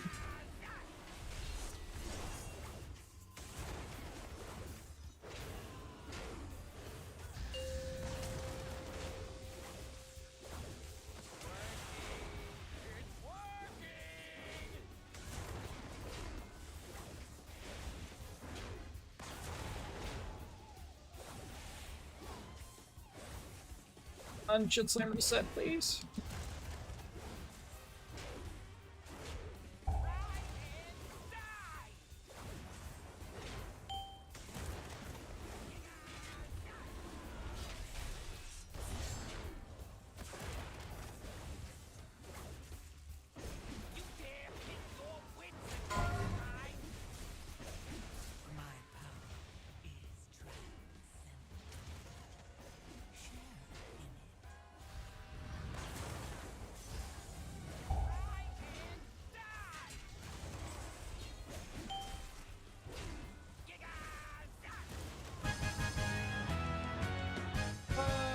We gotta go get Count because I'm bad.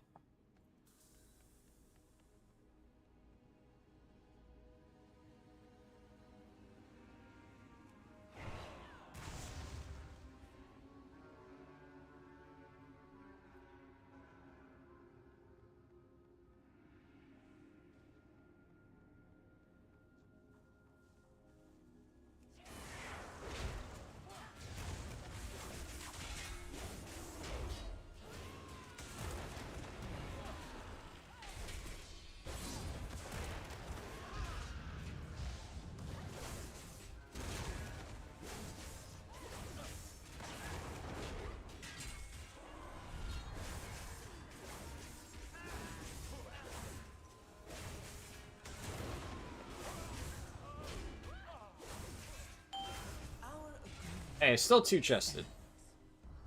For now. Ah, man, I'm so fucking stupid.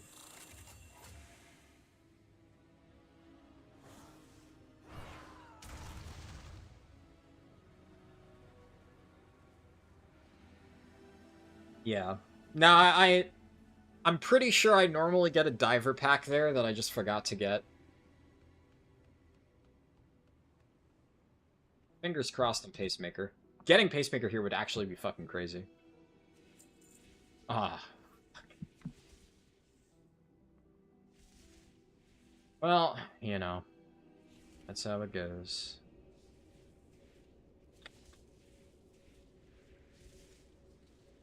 Nobody got it. Cloth armor looks ugly as hell. I'm not usually a big fan of cloth transmog, yeah. Clipped and shipped? Oh no, which part did you clip? Oh, yeah, I know what you're talking about now. Alright. Okay, let me catch up on chat a little bit.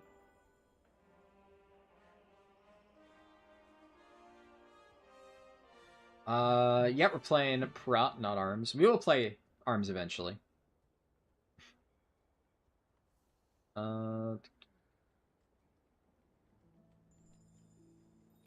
Let's, check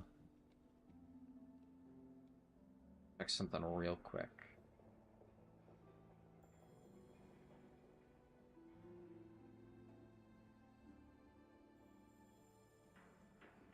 Can you explain the ring slot trick again? You equip it in slot 1. No, you equip it in one slot. After getting your Cersei Circlet to 658, you delete the ring. Like, literally delete it. Obviously, take out your gems first. Then you go to a dwarf on the island. It's, he's, like, right around, like, here, give or take. You talk to him, you have a dialogue option that's like, I misplaced my Cersei Circlet. He gives you another one at 658. And then it counts as another ring for free upgrades. Worth noting that if you have, I think it's like any sort of character change, like race change or faction change, since originally getting your Cersei Circlet, you'll get a new one at like the base item level. You could still do the trick, but you will need to like refarm the upgrade things, which just requires you to like kill a bunch of the bosses on the island. So you'll have to farm like the citrines or whatever, which it's annoying, but it takes like an hour or so, and it's worth it to get, like, effectively a bunch of free runed crests. But if you do it without having any racer faction changes, you get the 658 ring, and it's immediate. Yeah, but Keystone Hero is so easy. So easy that anyone can do it, says random YouTube commenter, yeah.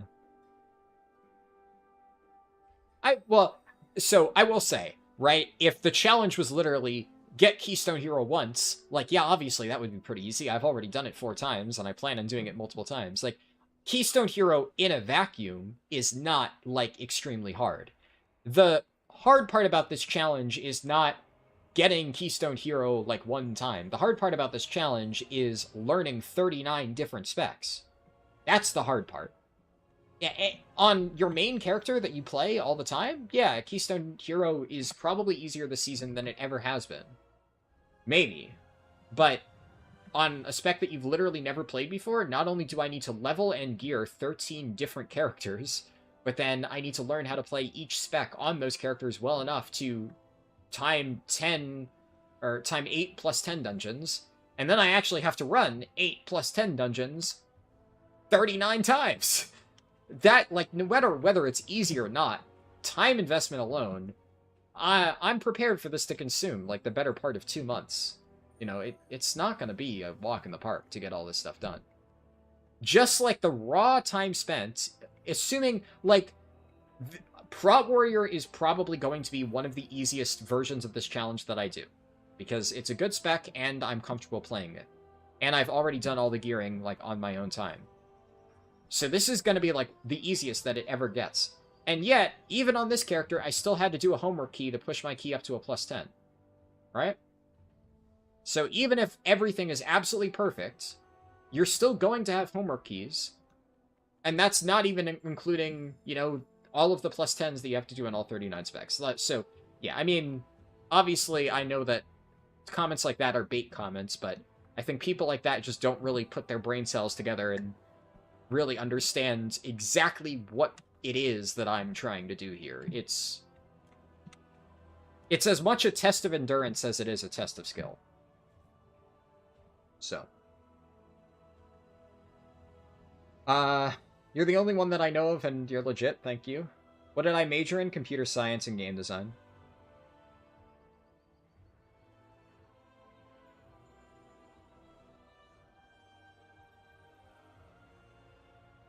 Yeah, like, the only other person I know who, like, kind of does WoW speedruns to a reasonable degree, like, really tries to do them, is Azuro.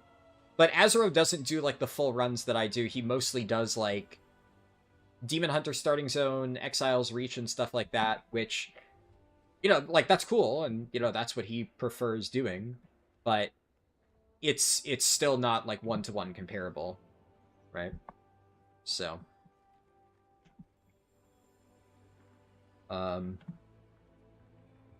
The way that I interpreted that is there used to be people who did do the exact same stuff that I did and would try to compete with me one-on-one, and there have been times where in individual stuff, in individual settings, specifically Mop Remix, there were a few people who tried to compete with me in Mop Remix, and every single time somebody has tried to one-on-one compete with me in a speedrunning category, they have lost. That was my main point, right? So, yeah. It's, that was how I initially read that, but obviously there's, you know, a lot of room for interpretation in the exact wording. But like you said, within the same category, you don't even know anybody else. And although I can name a few, I'm not going to. Unfortunately, I don't really have favorable opinions on some of the people who have done that before. I wish that I did, you know. There's some cool people who do WoW speedrun stuff. There's some neat classic speedrunners. I don't really want to name them just because I don't want to feel like I'm only naming some, not naming, like, others, and, you know, if this gets linked, people feel left out. I named Azuro specifically because, you know, I know of him for the low-level stuff, and he's also fairly active talking in, like, my Discord and stuff, so, you know, I think a decent amount of people here know of him as well. But there are other people who do, like, the low-level Exile's Reach speedrun stuff, and that is definitely its own popular community. There's a lot of people who do, like, low-level Chwink-type speedruns, like individual dungeon speedruns on a level 11 Chwink. That is technically a form of WoW speedrunning, but it is just very different than the stuff that I do. I think if I were to make a more concrete opinion on that thing, I'm very confident that my leveling guides for, like, leveling up characters from fresh to max level, which realistically is the main thing that I focus on anyway, if that type of leveling, yeah, I'm the best at, and my leveling guides are the best for it. In terms of routing, and I would like to think as well in terms of explanation. But obviously that would probably... The routing I could say with absolute certainty. The explanation, I'd like to think that I do the best job explaining it, but that is up for people to decide on their own. Some people may prefer a different person's explanation style, but I think I do pretty well with it. You really like Felscar Demon Hunter, Aldrachi can bite you? See, I actually really hate both Vengeance Demon Hunter... Well, I hate both in general Demon Hunter playstyles. I do not like either set of hero talents. I think they're both fucking terrible. I really, really, really don't enjoy playing with either one. It's one of the big reasons why I just haven't played Vengeance a lot this expansion. There's some fundamental spec design issues that I have with it, but I really don't think either one feels great to play. Honestly, I've heard more people say they like Aldrachi than Felsguard, and I, in particular, really do not like Felsguard. I think Felsguard is boring as shit, and I hate it. It's one of my least favorite hero talent trees. Master of Harmony is another one that I kind of like in concept, but in practice it feels really bad to play. And from Brewmaster Monk specifically, can't speak to how it feels for Mistweaver. I'm not like the biggest fan of Lightsmith Prop Pally, but it feels better after the changes they made post-launch. And most of the other hero talents I'm kind of fine on, for tanks at least. I like both of the Prot Warrior ones. I love Templar. I don't love Shadowpan, but it's like whatever. You can just kind of play it and not worry about it. Both of the bear ones are good. Within reason. And what else is there? I like Sand Lane. Deathbringer's fine. Not my favorite, but it's solid. I'm forgetting a tank. What tank am I forgetting? Can just open up my spreadsheet and see. Did I say all of them? I may have listed all of them. Yeah, I think actually I did. Whatever. Master of Harmony feels pretty great on Mistweaver. I have definitely heard that Master of Harmony Mistweaver plays a lot differently compared to Master of Harmony Brew. It's like, it's very different. So I've been told. I guess we'll find out when I play it. I'll probably try both, because they're both equally viable. So whenever I get around to Mistweaver, we'll see how it feels. But, yeah. What specs have I done? Prop Pally, Brewmaster Monk, Windwalker Monk, and Beast Mastery Hunter. This is number 5.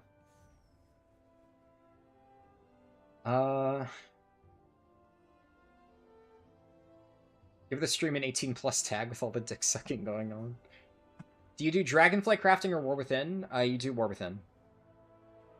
And my leveling guide explains enchanting. You can technically... Profession leveling's not nerfed, at least for War Within. You can do any profession. Enchanting is the best and the easiest to do. So, it's... Like, enchanting basically is the only really viable option for speedruns. So, it's the only one that I've outlined in my guide. I thought about it, and it wouldn't really make a lot of sense for me to give detailed breakdowns on how to do every single profession's leveling. Because, like, why would I explain the professions that aren't even recommended anyway? The way that I see it is, like, it's still worth doing no matter what. If enchanting is, like, for some reason really expensive, the material prices are super high, I found that it's not really that bad, so I also don't really think it's worth switching. But for whatever reason, let's say it's a lot of gold, and you don't want to spend all that gold. Then just make sure that you get, I think it's 30 first crafts on whatever profession or combination of professions you want, and ideally try to do all of those crafts in the Dream Surge zone whenever possible. That's really the most important part. You need a whole week aura to track your vitality? Yeah, that part's pretty annoying. At least on Brew, so... Classic speedrunning sounds like a CIA torture technique. See, I've always been very interested in the idea of classic speedrunning, but the thing with classic speedrunning is it's just a very long process, right? The thing that I think would be really fun with classic speedrunning is that there's a lot more emphasis on, like, the routing And like retail right now it's very fast, which is nice and all, but it also means that it's completely solved and you kind of blow through it super quickly. Classic would be a lot more methodical. Like I did the Cataclysm Prot Warrior speedrun, and I actually had a lot of fun while I was doing that run figuring it out. Now, the Prot Warrior run was meant to be like the first of many, and I was going to do that as a test run, and then I was planning to optimize it further. Obviously, that didn't happen because, you know, the whole, you know, account getting banned, blah, blah, blah. That was just unfortunate. And I think Miss of Pandaria is something that I'm very excited for because that still has, like, enough of the open world pathing through multiple expansions. So there'll be, like, a lot of routing to figure out there. But it'll be a lot more expedited than, like, a vanilla speedrun. But I've always thought that vanilla leveling can be very fun in terms of, like, the solving the speedrun route side of things. The main reason I've never done it is just, it's a lot of work. It's a lot of work. And yeah, Curiosity just said, very long setup, right? You gotta farm, that's the one thing I haven't been a huge fan of. There's a lot of times in vanilla you can farm, like, items that you can turn in for quests. I think that's a little bit silly. It's hard to say how much you, like, where you draw the line there, because in retail, obviously, I do a lot of prep, but I think we can all agree that a lot of the prep I do for speedruns is, like, extremely minimal. It doesn't really save that much time. Obviously, farming items that allows you to instantly complete a good amount of quests along the road does kind of trivialize a good chunk of it, so that's a little iffy. But it's still part of the journey, right? I'm not saying that you shouldn't do that. I'm more just giving that as an example of why I maybe wouldn't be super interested in trying that. But by far the biggest reason is the time investment required. And there's a lot of other, like, things of that nature that I would love to do, and I just don't do, because I know that I would have to invest a lot of time in it. And if I'm going to pick something where it's like, I'm going to dedicate, like, an extremely long period of time to doing something, I'm going to choose something like this, which I'm just going to have more fun doing, right? It's, you know, this is going to take a while, getting Keystone Hero and everything, but I'm very excited to do it. It's something that I'm personally interested in. And while I think that classic speedrunning looks interesting, I'll be completely honest that, like, the moment-to-moment gameplay just doesn't interest me enough to really want to put in the time to try that. But I still have respect for the people who actually do that. And I would personally consider it a separate thing, like I said before. All the red armor in Undermine has been great for your Orc Commando rogue. Yeah, there's been a lot of cool appearances in Undermine, for sure. You were barely able to time a 7 earlier. Depends on the spec you're playing. As a Prot Warrior, I just have a lot more control over the route, and I mean, I fucked up percent there, but even then, like, I've still run Floodgate a lot, so the moment I fucked up percent, I immediately knew, like, which backup pack I was gonna do. That just comes from experience.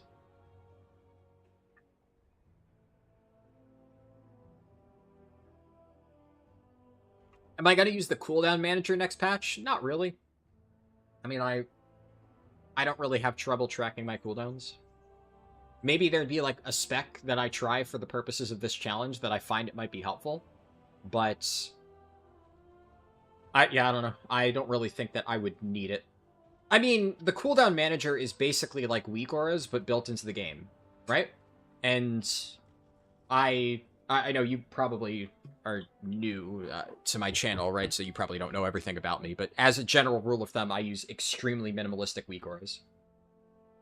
The literal only weak aura that I use on my main for Prop Pally is a Consecration Tracker, just because there's no great option in the default UI for tracking your duration on Consecration. And tracking whether or not you're inside of it can be very annoying, especially if there's multiple on the ground at the same time. So that's the only thing that, like, I just don't really have a great default option to track that, so I downloaded a weak aura for that. That's it. Everything else, there's, like, some options that I can enable that allow me to track it, or I kind of just do it in my head, right? Generally, I use minimal weak auras for, like, class stuff. Obviously, there's a lot of boss mechanics that you need to use weak auras for, but for tracking my own personal class things, I don't know what the cooldown manager does, per se, but I also have, like, stuff to track other party members, like, cooldowns, like externals and stuff, if I need, like, a pain sup or something. I don't know if that's part of the cooldown manager, but I already have something for that, either way. The way that I saw it is it's more just like a way of, like a lot of people do, managing, like, you know, oh, hey, this is going to be up in 5 seconds or something, and I kind of just, you know, I have all my shit here, I have timers on this stuff, I can see when something's going to be back up. Yeah, I'm so ready for Mop Classic. Mop Classic is going to be fun as hell. I'm going to play that a lot. You think Rogue's going to be the most interesting? Yeah. Rogue is definitely the class I played the least, period, so figuring that out should be a lot of fun. The hardest part of playing Evoker 3 times is having to look at Drakthir 3 times. I actually don't mind them that much. I'm not, like, a big fan of Drakthir, but a lot of people really hate Drakthir. I don't really mind them. I hate Mechanomes, but Drakthir are kind of just whatever for me.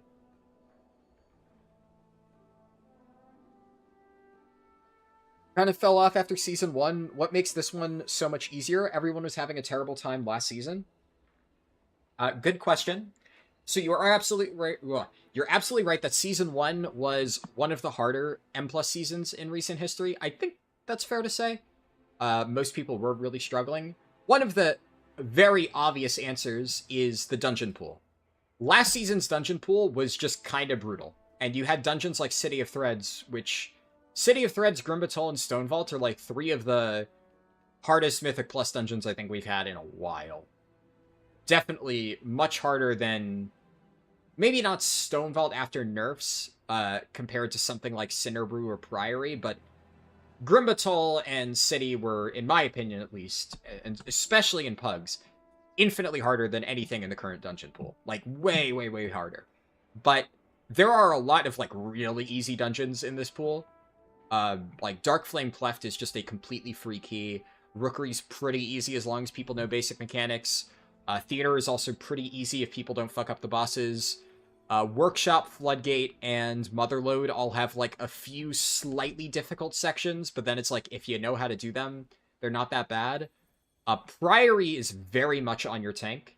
If your tank knows what they're doing, it's healer a little bit, but it's kind of also on your tank, right? Like, if I'm tanking Priory, and I can tell that my healer is struggling, I can do smaller pulls, and, like, you know, the timer might be a bit tighter, but if you do smaller pulls, usually the healer can keep up with it. There are some pulls where the healer has to blast if you're doing, like, gigantic, super big pulls, so technically for, like, higher push keys, yeah, it's a tough one on healers as well, but a lot of it is on the tank. There's so much on the tank. If you have a shitty tank, this dungeon's a nightmare. If you have a tank who knows what they're doing, it's very easy, and... No, that's not true. It's not very easy, but it's, like, very doable. Very manageable. And then Cinderbrew I really don't like, but it's not, like, the hardest thing ever. It's just Cinderbrew, there's a lot of potential fuck-up points, and it's just a very annoying dungeon. It's like one of those super tight, cramped corridors. People were big complainers about Season 1. Yeah, I liked Season 1 a bit more than I think the average person. A lot of people absolutely hated it. It was not my favorite season, for sure, but I didn't hate it nearly as much as a lot of people. I really dislike City of Threads, though. But I kind of liked Grimbatol more than most people. I hated Necrotic Wake. I actually hated that more than everything except City. But it wasn't like a hard dungeon, it was just a very annoying dungeon. Because so many times people would fuck that dungeon up, and then it was just miserable, especially in Pugs. I think that was another big pain point. Even though it was technically not a hard dungeon, it was very much a, if you try to pug Necrotic Wake, it's going to be a nightmare. And there aren't that many of those this season. So it's... yeah. That's one part of it. The other part is they just changed the scaling on dungeons. They're just easier now. 10s are easier this season than they were before. Like, just straight up. And I also think that overall, the power level of a lot of, like, the better specs is higher. I think, like, right now, Vengeance Demon Hunter, Prot Warrior, and Prot Pally are all considerably stronger than, like, the best tank last season, which I think was Prot Warrior. And, like, Prot Warrior was good last season, but Prot Warrior is, like, even stronger now than it was last season, and Vengeance is, like, way stronger now than it was last season. So a lot of, like, the meta specs are even more meta than they were before, I think. There's a lot of different factors that kind of combine to make this season easier, but I think that that all summarizes it. Why is your cat stupid and fat? I don't know. Why is your cat stupid and fat? That I feel like that maybe falls outside of the scope of my knowledge. Should have knocked out Og first. Fuck that. The thing that most people don't understand about speed leveling is the time investment it takes before the run even begins. You learned that from me in the Mop Remix planning stages. So much planning. Yeah. I remember you saying that, and I'm glad... It was kind of nice to see somebody, like, recognize that, where people don't realize how much work goes into the routing. And in that case, obviously, you got to see it firsthand, because I had to, like, theory craft a completely new route for a really weird speedrunning format where we have, like, 13 people, or however many, doing the summons and stuff. Really, the limit there was my imagination in terms of how much I could come up with to theoretically push down the timer. And then, with every new, like, trick that somebody discovered and shared with me, like, Chori obviously found a ton of really cool stuff that I was able to integrate. It's like, okay, that's really cool, and I want to add that into the run, but how the fuck do I include that into the route? And then I have to think of, like, an interesting way to seamlessly integrate something into the route without losing that much time. Like, the whole thing with, like, the XP banners and, like, rotating them on boss resets, like, hypothetically, in a perfect situation, we could have gotten that even more optimized. But I eventually, like, we were at kind of a complexity limitation there, where I could only do so much with what we had, right? Like, there's only so much that you can do on the fly and have, like, 3 people perfectly rotate summons and perfectly cycle banners to maximize experience gain without losing a bit of time. Like, it's natural that you're just going to lose, like, 5 or 10 seconds. And at that point, when you're trying to min-max, like, 5 to 10% additional experience, the potential gain of that slight experience bonus is just not worth it for the potential that doing this crazy summon rotation causes somebody to fuck up and then you lose 10 seconds. And 10 seconds is a bigger loss than the 5 to 10% gain would have been. So there's a lot of stuff like that where, you know, I thought, okay, this in theory could work, but I have to make, like, a more realistic version of this to make it actually be realistically doable by the group of people that we had without, like, extensive practice runs. Because that's the other thing, right? That speedrun in particular, one of the reasons why I spent so much time planning it out is the way that I do a lot of my speedruns normally is I'll like theorize a rough draft and then we'll run it. Like, I didn't put that much thought into, for instance, the Cataclysm Prot Warrior run before I did that. I had a general idea of what I was going to do, and then I did the run. Because as I did that speedrun, there was a lot of stuff that I realized that I'm like, oh, if I were to do this again, you know, I would change XYZ thing. Obviously, we didn't do that, but I'll take that knowledge, put it towards MOP classic speedruns. But when it's just me, and I can dedicate as much time as I want to just slamming run after run after run after run, I can do that. The MOP Remix one was particularly interesting because, you know, it's not easy to get 13 or so people together at a very specific time to pull that speedrun off. So I had to basically make sure that we got it almost perfect, and even then we had to do a second take, right?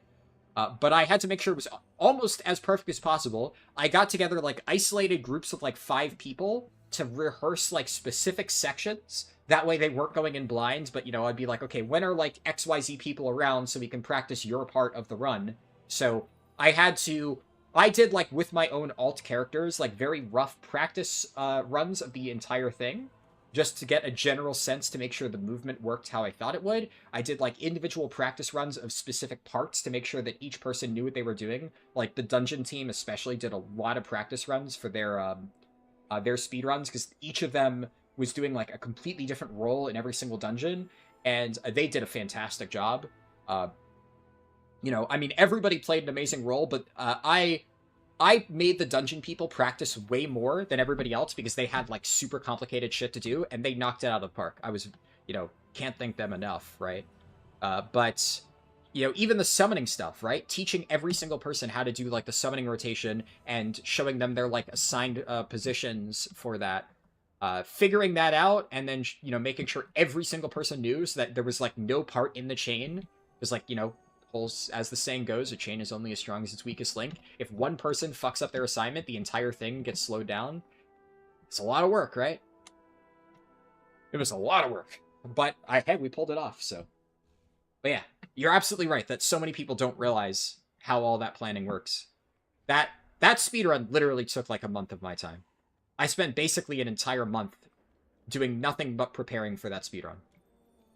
But I'm honestly, I don't regret it. I'm very happy that we did that. Yeah.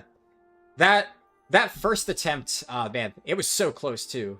I think I did some napkin math and we would have been only like 30 seconds over. We were very close. It's tough. It was also like we were kind of shooting for the moon there. Sub 30 was a very, you know, ambitious goal in the first place. And I mean, I suspected that it was achievable based on my napkin math, and obviously I was right in the end, but it was one of those things that until we actually execute the run, there's no way to know for sure if it is actually possible, so yeah. Very, very tough.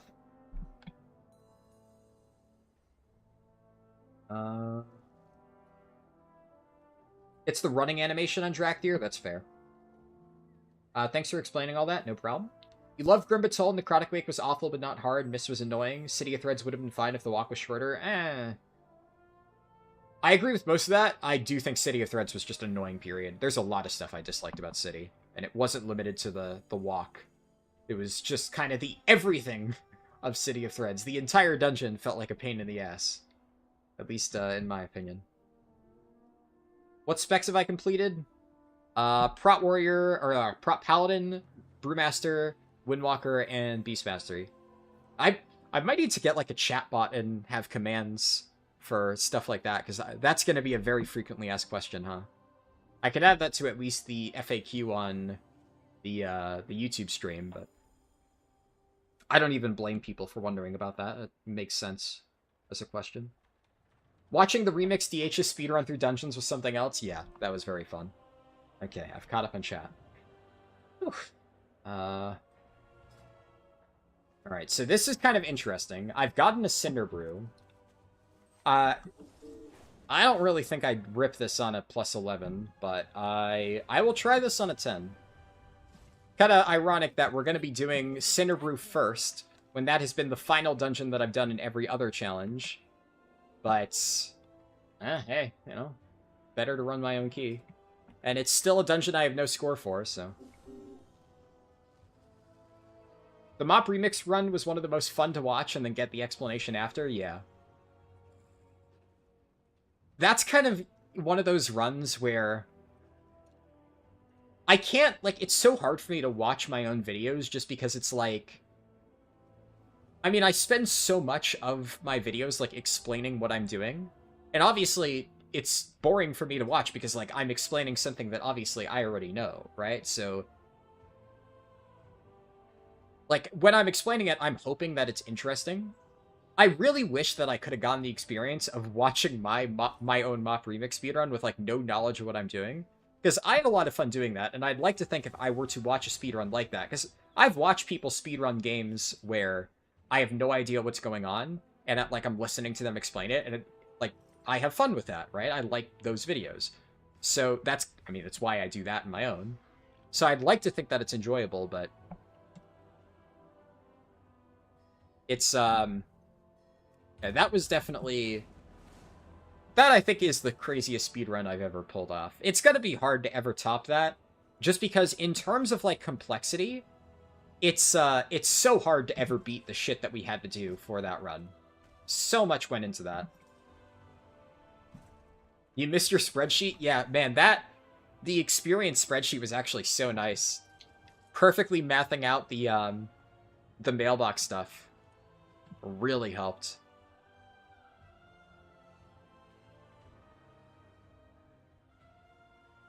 Hey, maybe you could do another one for a Legion Remix. I'm sure there'll be something in Legion Remix for you to optimize with a spreadsheet. Uh,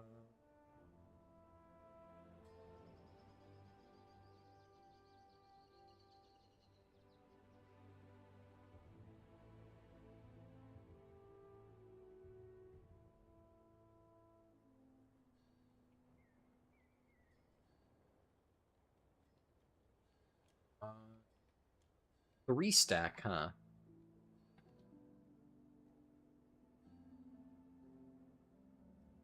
Unlucky.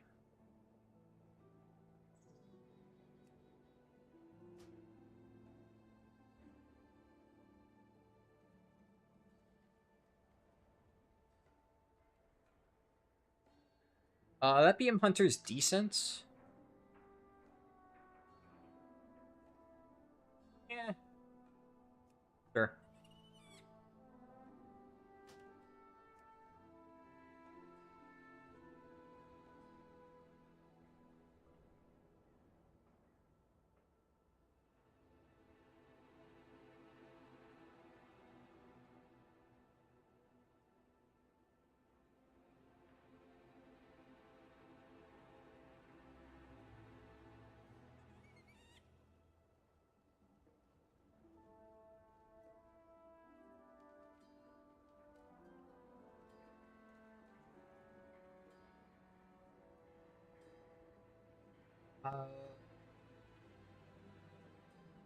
You love how it developed from spreadsheet to WeakOrus to actual add-ons that got increasingly more automated.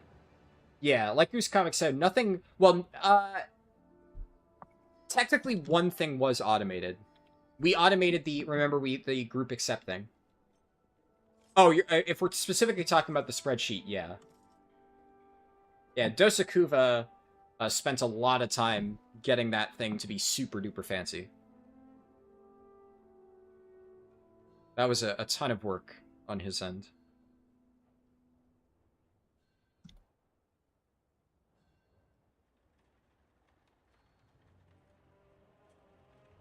That's a missile here?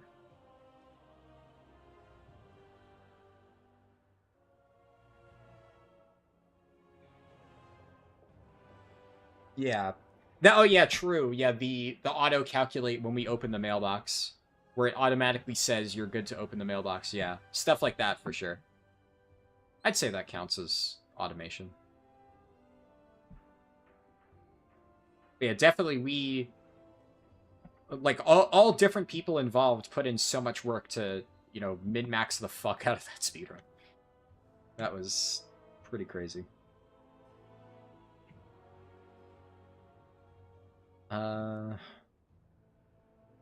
Normally I wouldn't be, like, insanely picky, but every time I do Cinderbrew, I gotta be so picky. It literally the only dungeon that I think is just...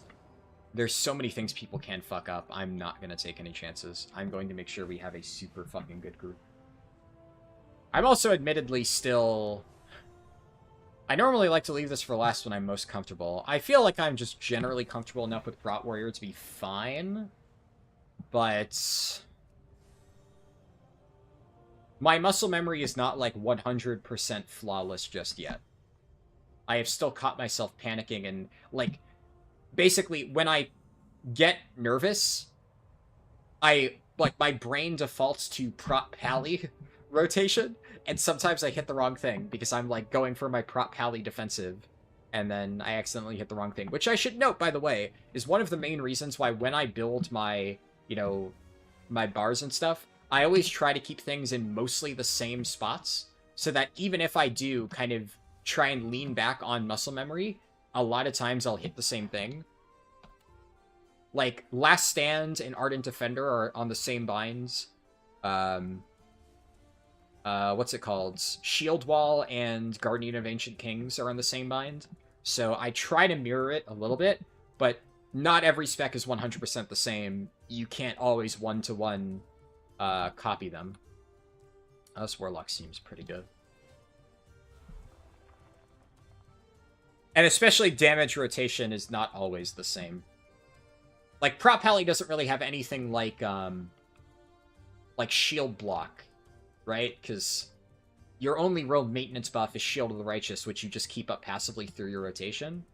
So, There have been times I've noticed where I will let this slip for a few seconds. But that's the thing that I need to get better at.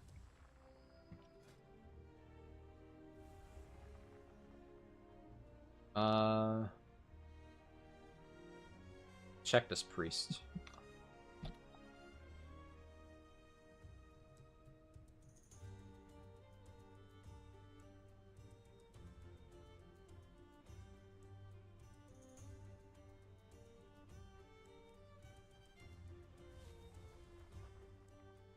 What do I want from here? We have a lust. We technically have a battle res. But, you know, warlocks are not always the safest one. Ideally, I probably want a priest. Because Mindsoothe is, like, the most reliable way still to skip that pack. But technically, like, a Demon Hunter for Imprison would work.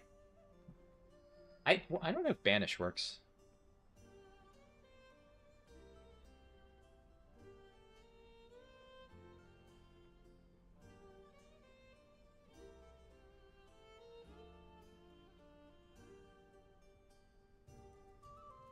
I'm not... I get that people want to be impatient, but I'm gonna stick to my guns. The Pally's fine. The priest seems a little bit on the green side.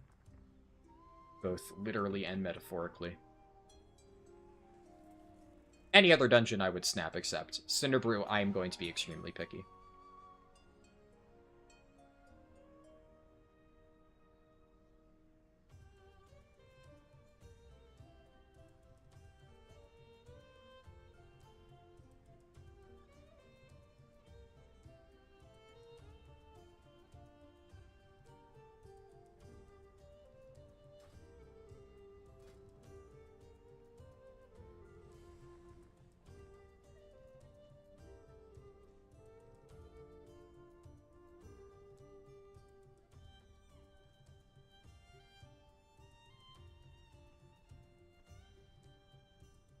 What I want here. I guess, like, Druid for Mark of the Wild wouldn't be terrible. But, realistically speaking, for DPS, I'm not going to take, like, a same spec for overlap, but I'm going to prioritize something that's, like, pretty good. I'd rather have somebody that just does big damn and has done a lot of keys over something that's, like, technically meta. Healer, I definitely will be a little bit picky, though. I'm gonna...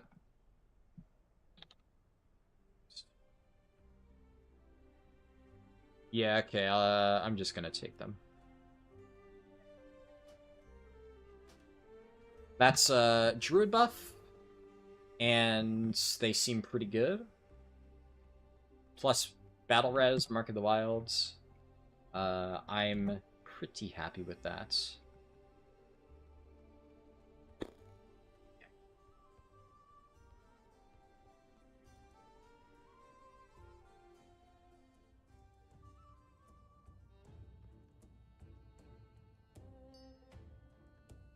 Maybe by the end of this challenge, I'll stop being terrified by Cinderbrew Meadery, but today is not today. I've seen so much shit go wrong to not just be so afraid of this dungeon every time I run it.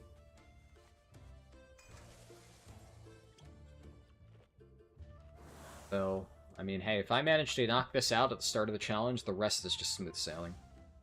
This Priory's a hard dungeon, but I've farmed Priory so many times that I'm so comfy in Priory. Maybe if Cinderbrew dropped my best in slot trinket, and I ran it all the time. You've been leveling your Kata Warrior from 80 to 85 strictly from Argent Tournament dailies? Nice. Yeah, being able to buy those heirlooms is definitely a big plus. I got most of mine back in Wrath Classic. I invested so much time during Wrath Classic getting, like, as many heirlooms as I could. Just because I knew the moment Mop Classic rolls around, I'm gonna do so many runs. Well, I kind of expected Cat Eye do more than I did, but... 3, 2, Mop I knew.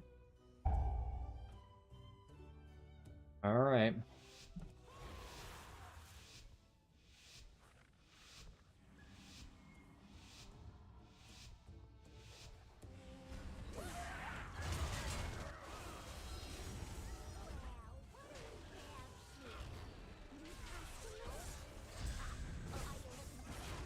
I shouldn't have shield blocked there because I just shield charged.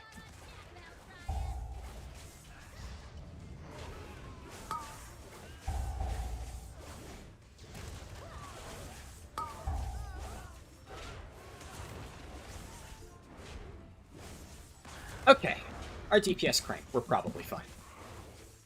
It's like, this first pull is always like kind of the make or break point, the moment of truth, right? If you have DPS that just absolutely fucking eradicate everything, you're probably in the clear. But until you do that first pull and you see people like break 10 million DPS, you don't know. You never know.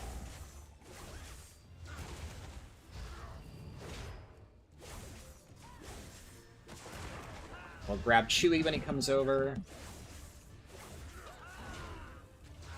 I will be safe with Chewie because I've seen some shit.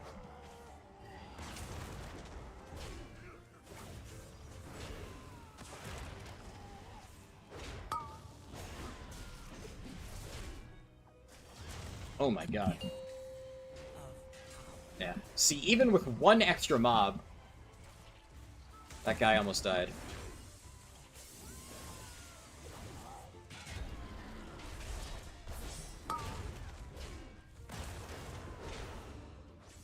I really wish that it was easy to pick up Rallying Cry in dungeons, but there's so many like really good dungeon talents in the class tree that make it hard to justify taking Rallying Cry.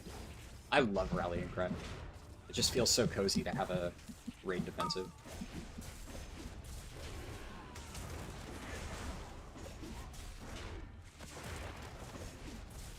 Also, I'm honestly just gonna straight up tab out of chat for the remainder of this dungeon.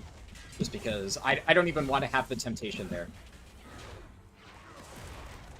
I don't even want to risk looking at chat and then getting onto a tangent and then I like fuck up and die.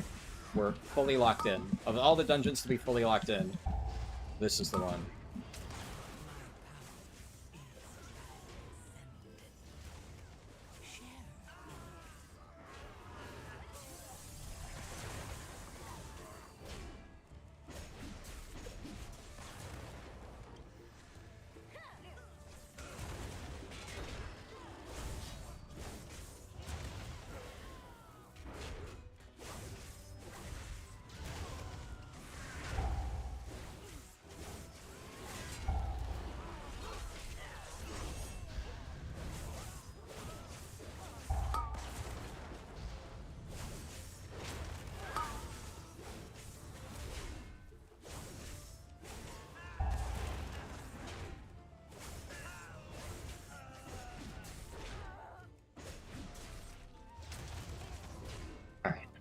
That's like one of the only hard parts done. Nice.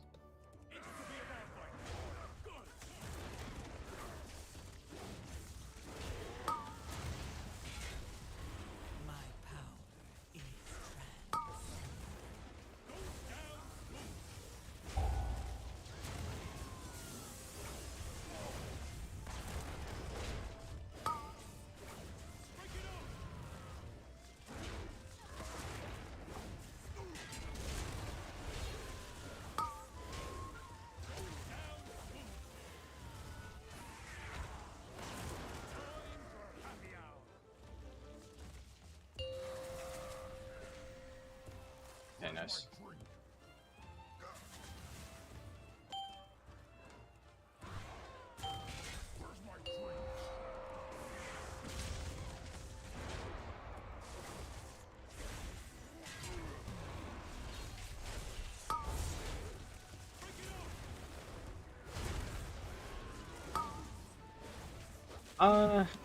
Okay, the awkward positioning on these things, I might need to pat back, just because we're kind of limited on space.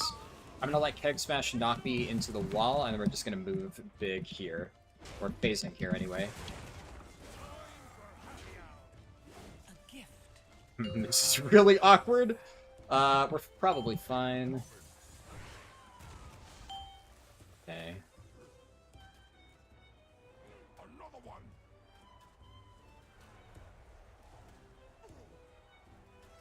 It's kind of awkward. I guess that's probably a downside of doing this. Fuck, man. I didn't expect it to be so completely blocked off. We're fine, though. Okay, yeah, we're fine.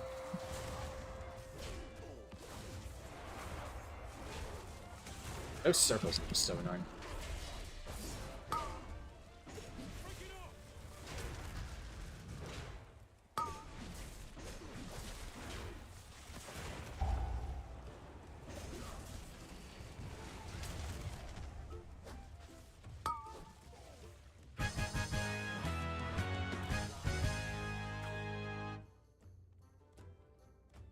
I'll wait a little bit for them to catch up. My zeal to get back in business led to faulty meeting. Your pal here signed some papers he didn't read. Now Goldie Baron is BEO of this joint. Help me, please get my meteorite back, Outlander.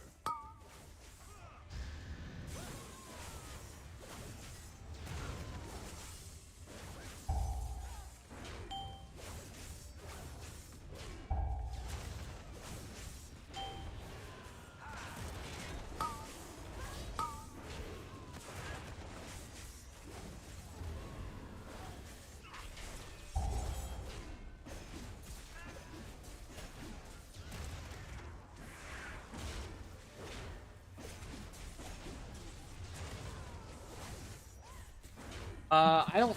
Can we skip? I don't think so. I don't know if we have anything to skip.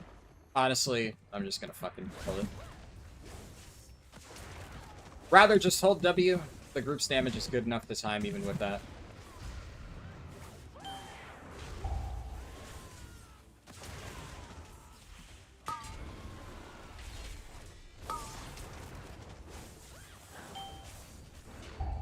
We're not gonna kill that in time. Should be fine.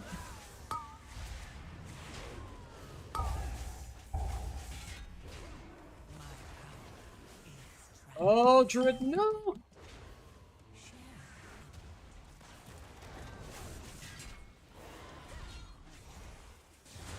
Oh, no. Oh, disaster. I probably should have waited. This is just a wipe. Fuck me, man. I simply wish you had lasted a little longer. We're still fine, but yeah. The Druid is falling behind a little bit. Okay.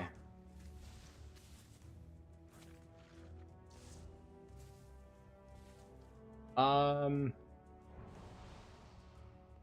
we... I think we killed... We missed the only mob that I don't think we can skip. Whatever. Yeah, that's whatever.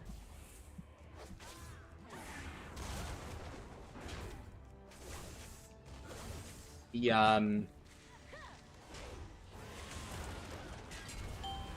took an auto in the back that I shouldn't have taken.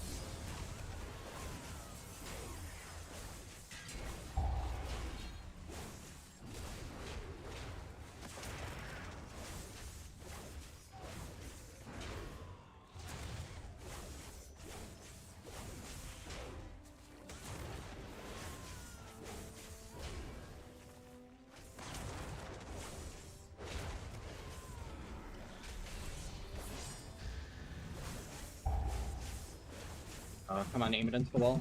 Thank you. Nice.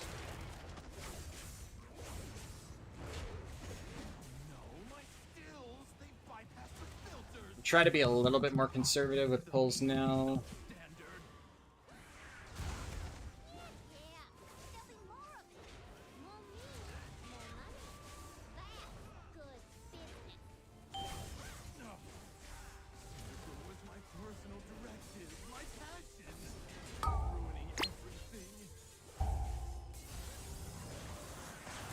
Oh no. Oh no, man. Oh no. That was really bad.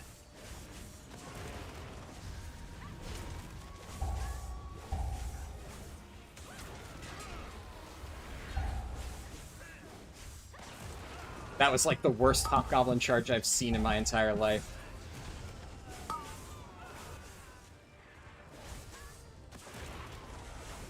Still recoverable, but this is bad.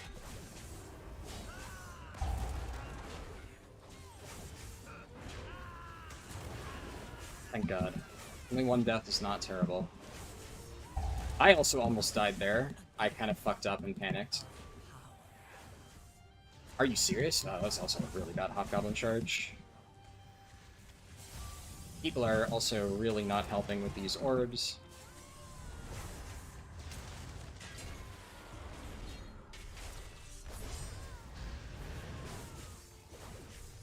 Oh boy.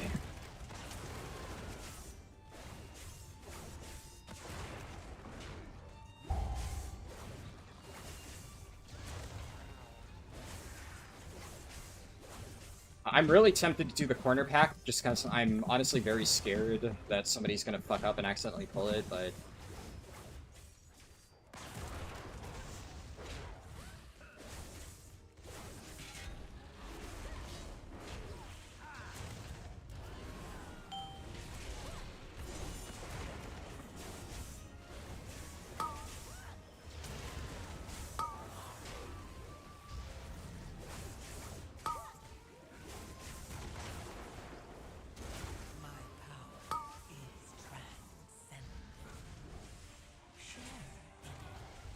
Okay, let's hope that somebody gets these.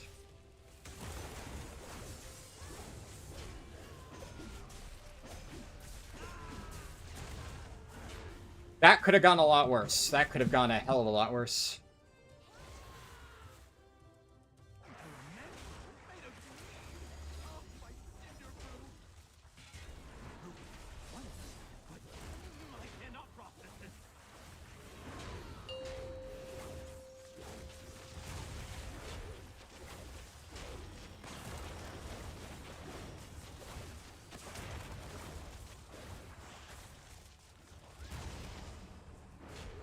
Okay, let's hope that they do this boss correctly.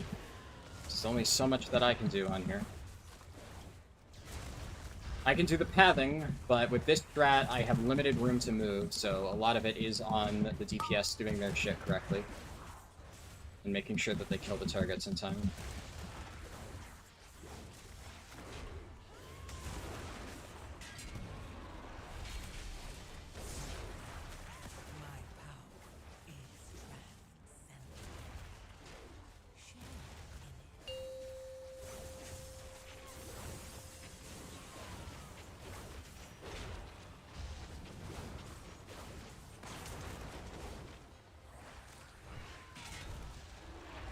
Come on. Oh my god, no knockbacks, no anything. Jesus Christ. They're just not CCing the little droplets at all. That one almost went into the boss.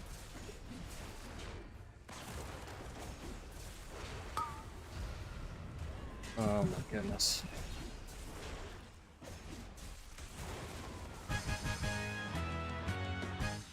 That's why I hate this dungeon. It's like, I managed that, but there was like one fucking small angle that I had in that thing. If nobody does any CC, no roots, no hunter knocks, no hunter stuns, no blast wave, anything, then it's entirely just like a, okay, I mean, I hope they kill it before it reaches the boss. And in this case they did, and I managed to thread the needle there, and it worked out, but holy shit was that fucking scary.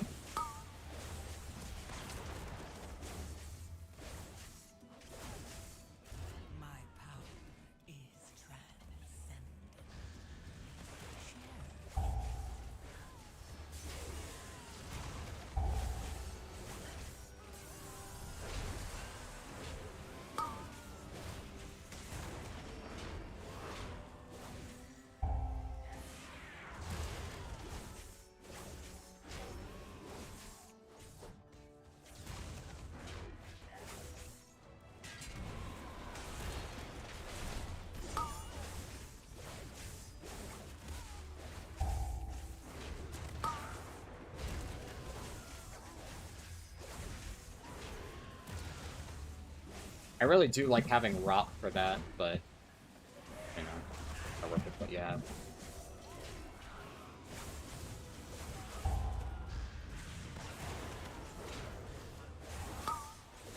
Fine,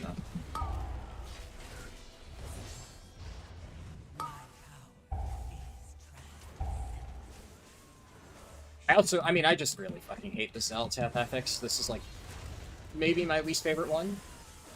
Having to manage this on top of all the other fucking shit going on in Cinderbrew is just actually a massive pain.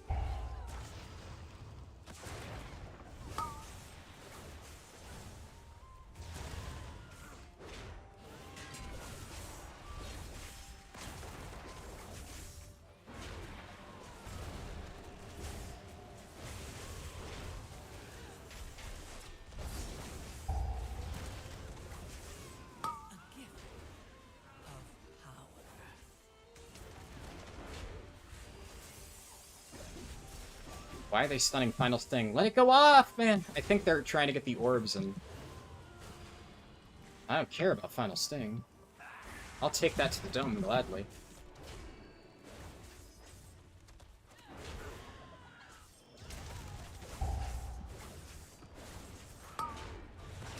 My bees! You put them in cages! They should be free gathering pollen in the forest! Maybe I have to lock up your bees. Letting them in free range was too much I should have labor. been able to get that catch. That's on me. That's just straight up on me. Just makes their honey spicier. Right, Frank? But we really need to get a range kick in this. It's just, this positioning is so... Okay, I managed to make it work.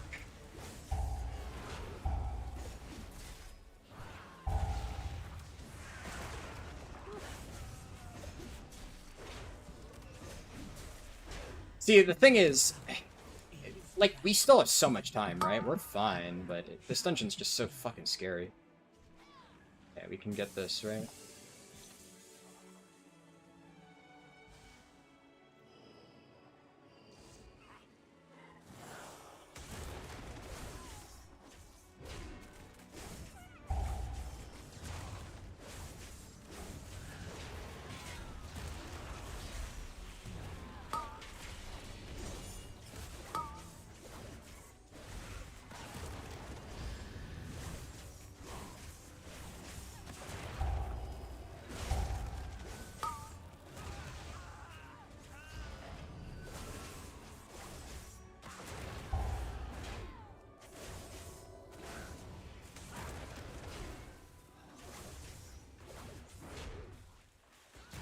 Alright, we're fine.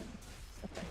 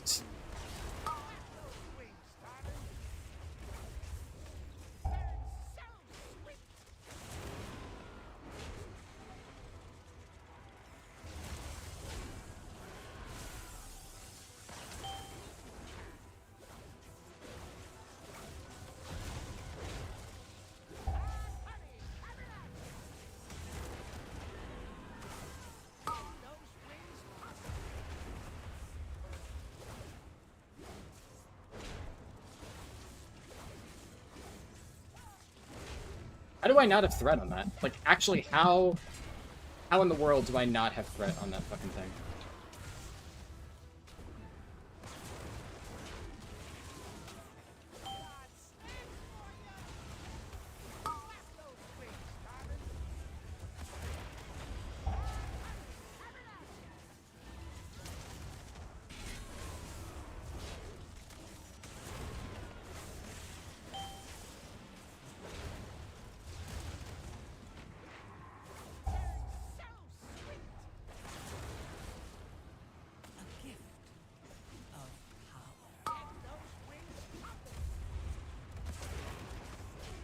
do this.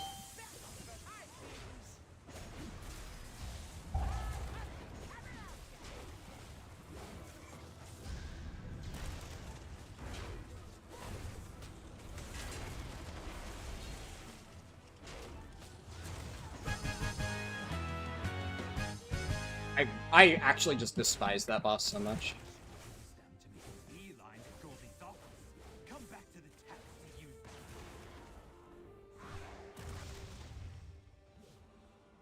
I mean, they gotta kill this, right? Okay. Like, You're really take out my bomb man. Prototype and okay, every single person is just ignoring the bees, I guess? Are they just gonna reset? I have no idea how that works. I guess I'm gonna have to show ya and your rock-headed friend Who's boss? That would square. Okay. Alright, well, I'm just gonna assume that the bees reset and that I don't need to worry about them. Fingers crossed. Boom.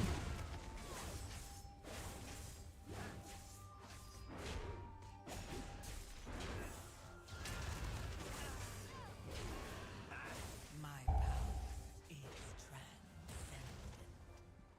Share in it.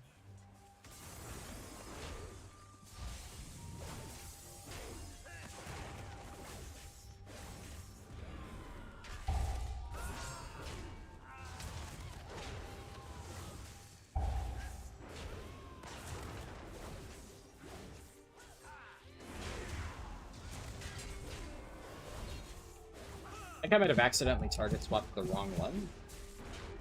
Whatever.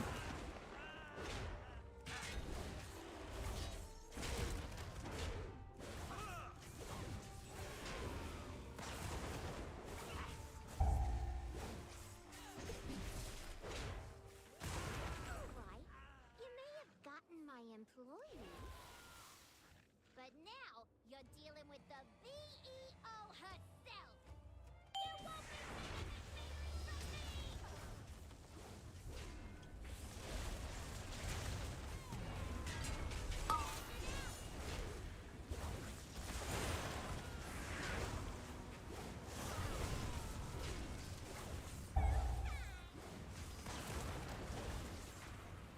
Oh god. My power is transcendent. It's actually really bad that the Warlock just did that. That's really bad. Yep, the Druid's dead.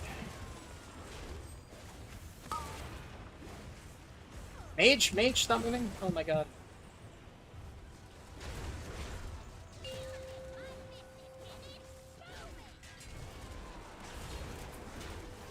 Like, he could tell where I was aiming. I was trying to give him some leeway, and then he just doubled back into the fucking line. Oh, I hate this boss so much. I fucking hate this boss.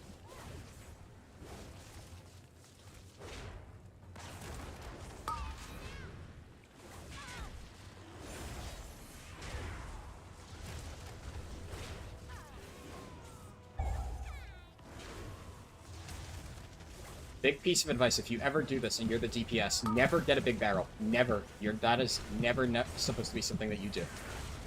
You leave that to the tank. So, like, this Warlock is consistently going for the big barrel, and it's kind of fucking me over here. A gift of power. Never do that. Never be that Warlock.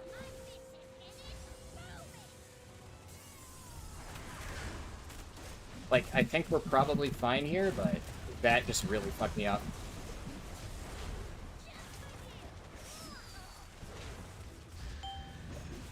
We're fine. God. I hate this dungeon.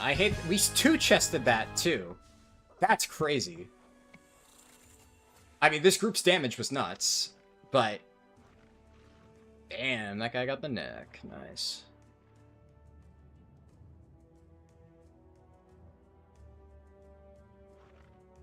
Man. Man, oh man, oh man.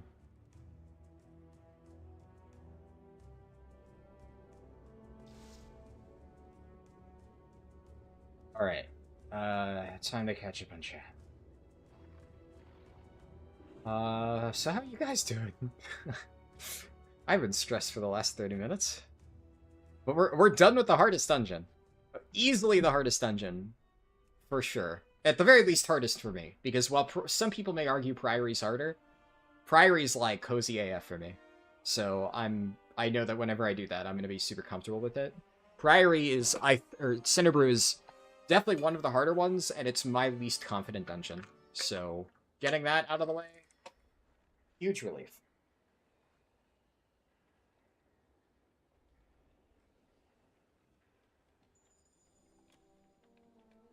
There's just so many things that can go wrong.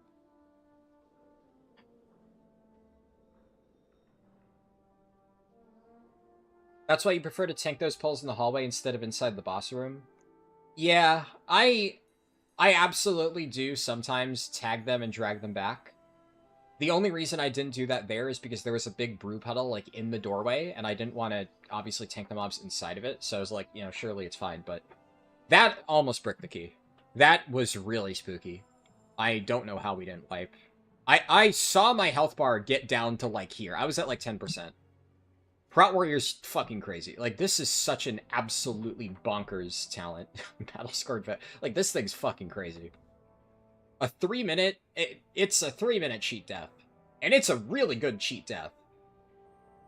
This is crazy.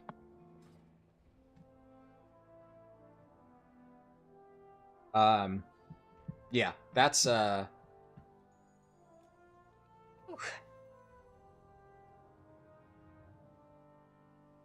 can't see what we type, chat. At night you dream of Princess Therodrus. I mean, hey, you do you. Champion Spear is huge for Ipa.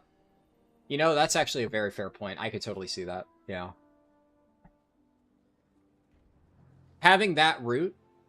I mean, realistically speaking, like, we were still fine, and any sort of CC at all...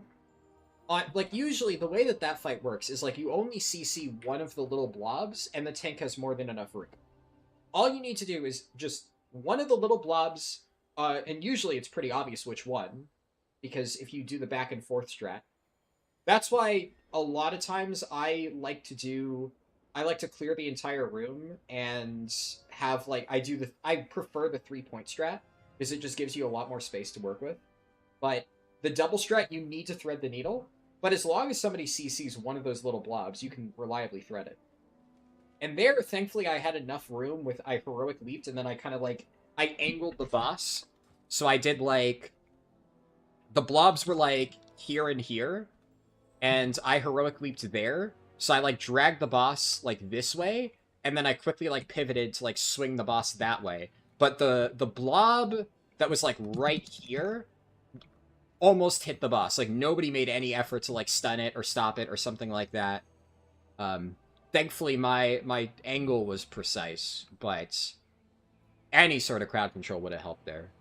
It's why doing that on Monk is so easy, because that strat is so easy on Monk, because literally you just drop Rop there, and you just drag the boss to the middle of Rop, and then move the boss out, and the blobs can't get anywhere close. And having any Monk just Rop that little passageway, that's, like, the way you do it. And then the blobs are grouped up, you just kill them. But we didn't get any CC at all. Like, you watch me do that on Hunter. One gets close, I Intimidation it.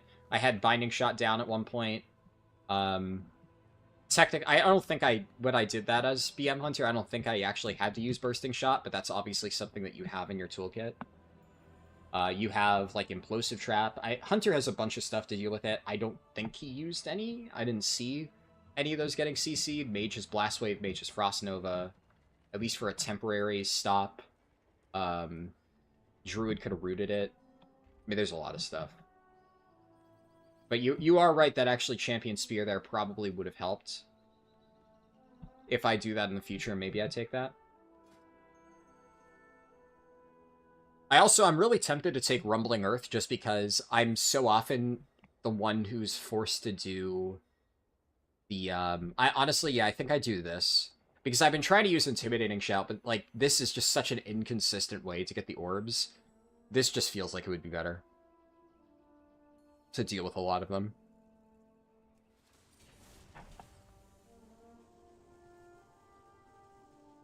Yeah, having a lower cooldown, definitely very nice for this. Is there anything that I want to change? I'm like...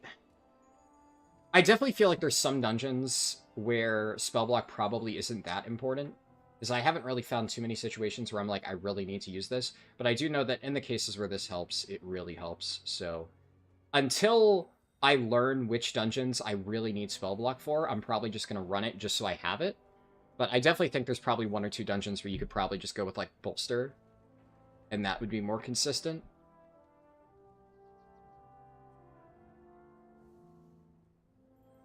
So far, out of the Prot Warrior talents that I don't normally play, the only one that I've really fully fallen in love with is Disrupting Shout. I love Disrupting Shout now. This thing fucks so hard. I'm always going to run this from now on. Because obviously I don't play this in Raid, but... the other stuff... I guess Battle-Scarred Veteran, but I kind of already knew how amazing this was.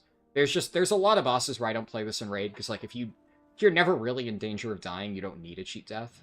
But if there's any Raid boss that even has a remote chance of killing you, then this thing's just fucking crazy. Yeah. But then usually for Raid, I run the Execute package. Yep. Hearing Take Final Sting gave you some Final Fantasy XIV flashbacks? Yeah. Final Sting in Cinderbrew is nowhere near as scary as Final Fantasy XIV Final Sting. Those little bees absolutely fuck you up in FF14. Alright, let's update the sheet. So, I have... What's my score now? I have 328 for Cinderbrew. That's 1 down. I have 301 for Floodgate.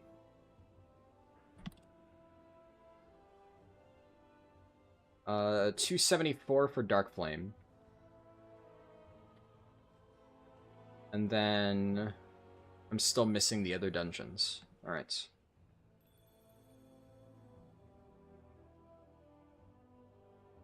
What did I miss on YouTube chat? And you started these when retail was Wrath and you didn't finish all the mounts to this day? Yeah. It's, like, it's kind of interesting the way that I approach Classic. I feel like when I do stuff in Classic, I'm a lot more efficient about it. Because in retail, there's so many things that I'm just like, I don't know if I'll ever need to give a shit about this. But in Classic, I know the things that I care about. So it's kind of like with heirlooms, right? When I was farming heirlooms in Wrath Classic, I was, like, hyper efficient on, like, making sure I farmed heirlooms because I know I need to make sure that I have these. They're going to save me a lot of time later on. So I put in the effort required to get that done. Because, you know, I basically am... I'm omniscient when it comes to the future in Classic, so I can, like, hyper-focus on the things that I know are going to be relevant years down the line. And I'm more motivated to get those things done because I know that it's going to be important. It's kind of nice to have that. Alright. First and hardest 10 down. What do we got now? Motherload.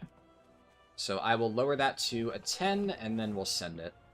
Motherload should be pretty chill. I feel like Motherload is so much on the tank. So...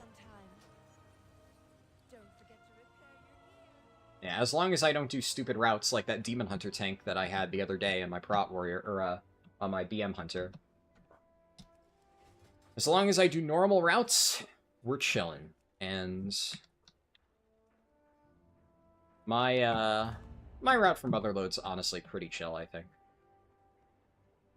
It's very, very safe. Nothing super crazy.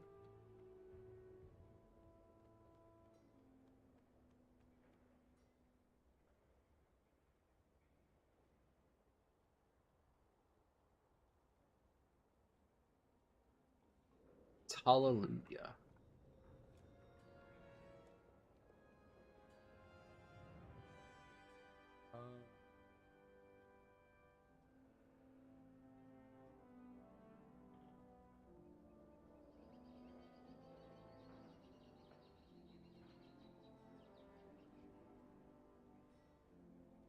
Very interesting guild name from that priest.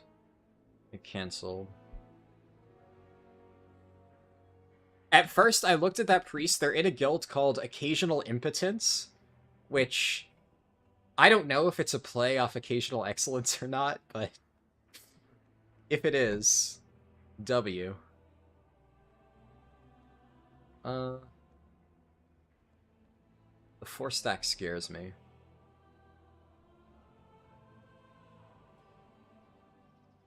They're all alts.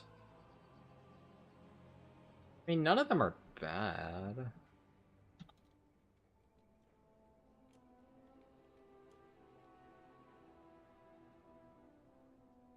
Oh, now, yeah, now it loaded. Honestly, yeah. They all seem solid. I'm not going to individually check each one, but it's probably fine.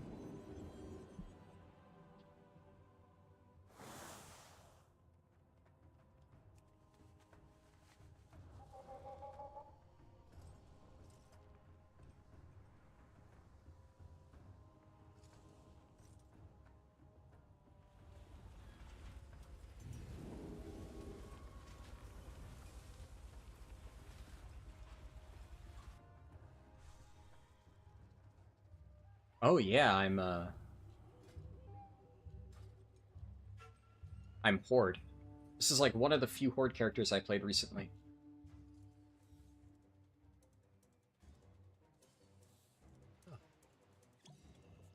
It's gonna honestly be so chill doing Motherload after Cinderbrew. There's definitely like, yeah, there's like a mental debuff in Cinderbrew for me, for sure. And until I get that anxiety shaken off. That's kind of how I always felt in Necrotic Wake. Like, every time I did Necrotic Wake, I know it's not technically a hard dungeon, but the amount of times that I've seen people fuck up Necrotic Wake and brick the key, every time I ran that dungeon, I was just constantly panicking. Because I was just constantly worried about, like, what if somebody fucks up XYZ? And, like, I was the same way that Cinderbrew, and we actually did make mistakes, and we still two-chested it. The fact that we two-chested that dungeon should be, like, undeniable proof that it's really not as scary as I'm making it out to be.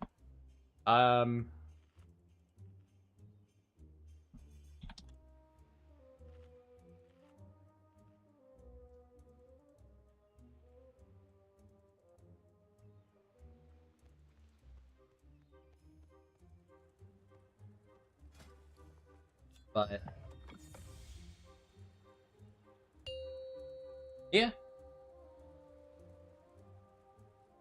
5, 4, 3, 2, 1. We'll see.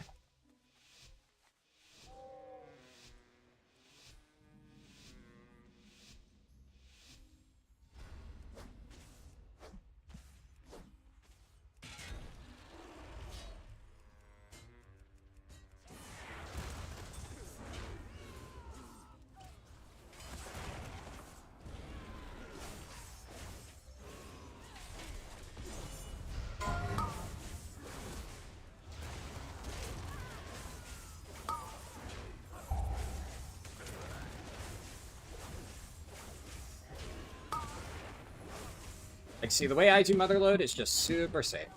Like, this is a very conservative first pull. But the reason I like this pull is because it's still, like, decently sized. It doesn't risk pulling anything extra. You're not gonna, like, you know, side pull something. But also, more importantly, it's not near any of the mechs. So a lot of the pulls that I see people doing in the first room, they'll require somebody to CC the guys running to the mech jockeys. Yeah, well, yeah, the mech jockey guys. And if they don't do that, then it kind of, like, just spirals out of control. That pull is far enough away from the mech jockeys that you're never going to need to stop them. It won't, like, do the activation thing where they're like, I'm gonna go get a mech. Just very, very nice, very cozy. That's, like, pretty much all of my routes. Nice, cozy, don't gotta worry about shit.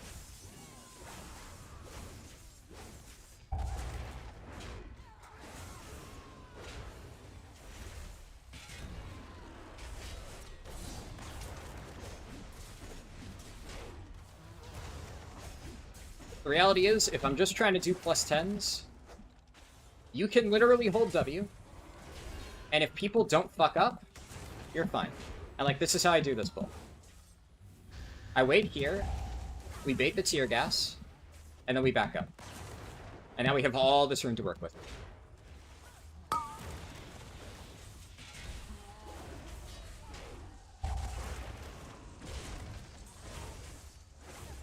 Fortunately, they're not LOSing the ice spritzer into this corner.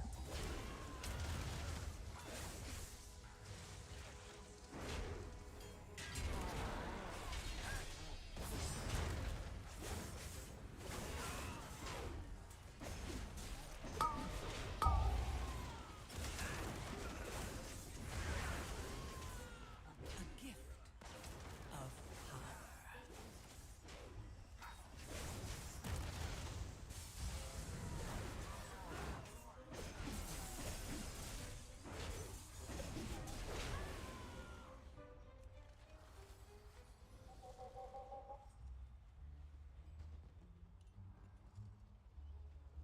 Back here. We got unlucky with patrol, but we're just gonna wait. We're gonna wait on the mechanized peacekeeper. You lose a little bit of time here waiting for the peacekeeper, but it's just super safe, no risk at all.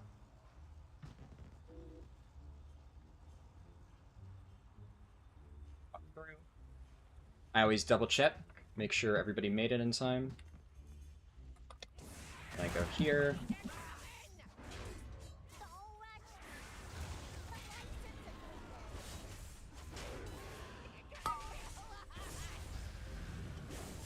Wood beam.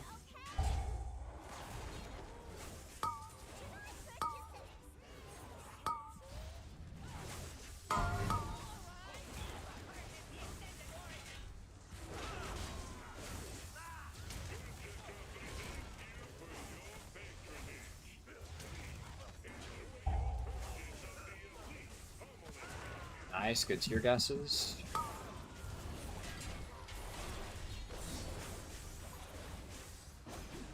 Shockwave barely came out. Probably should have Quaking Palmed the,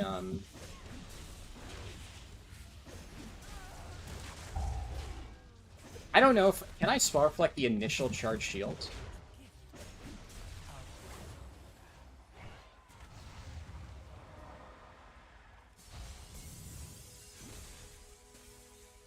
Sure. Either way.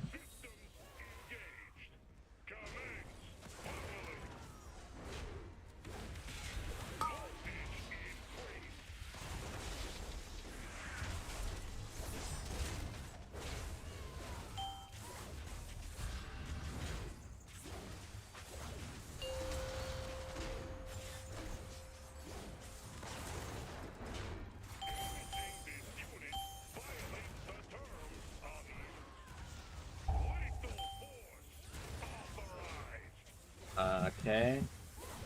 Anybody? Anybody? Okay, Jesus Christ, these guys are really not helping with the falls. That was very, very, very, very, very bad. Thankfully that didn't one-shot anybody, although it came close, but that's the first time in a very long time I've seen a ball go off.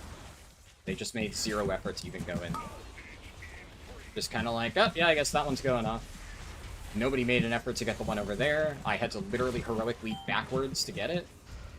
That's, yeah, just kind of bad. Very, very, very, very, very bad.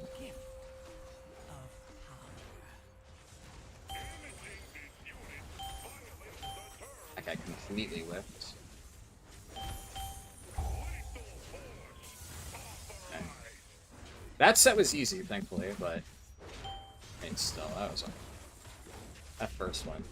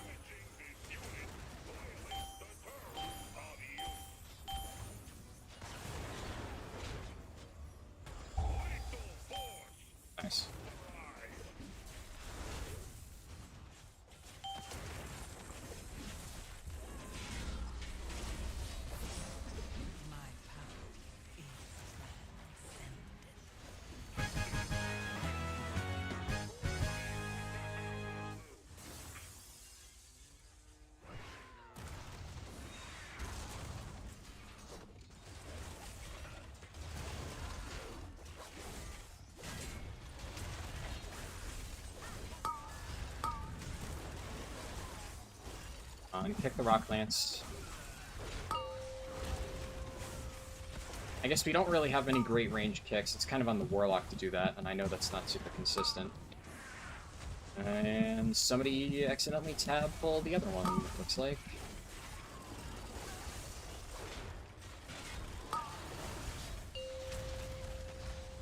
That's really bad.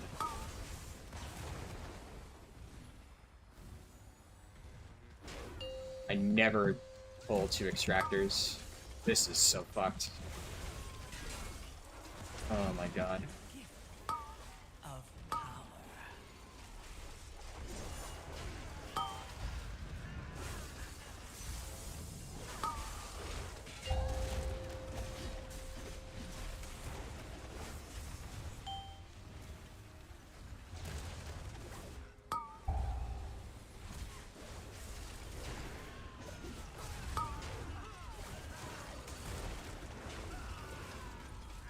For how cursed that pull is, only 2 deaths is not that bad.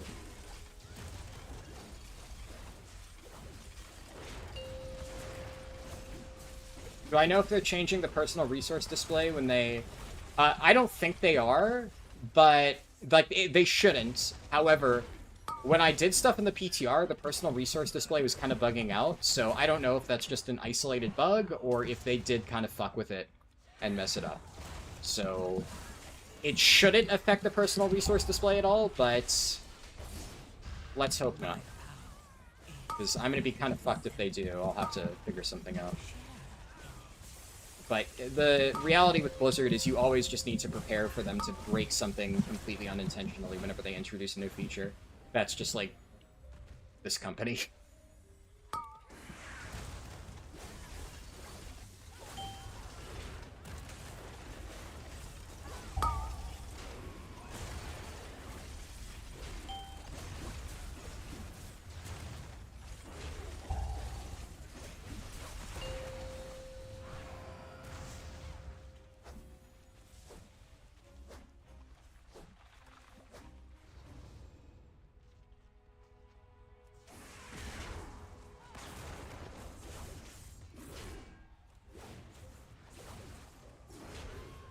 I'm gonna get the first kick on this Stone Fury.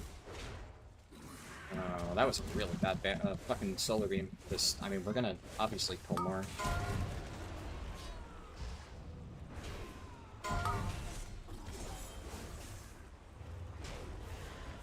Okay. 0 CCs, 0 anything from any of them. Jesus Christ. I'm trying to save my roar for the thing, but the Death Knight just sitting here with Mind Freeze not used. Whatever. Didn't kill us, apparently. We just lived that. DIL. I genuinely always assumed that mechanic was a one-shot because I've never seen it go off once, much less twice. Also, that's crazy. Charged right as I'm doing my shit. Didn't think of that.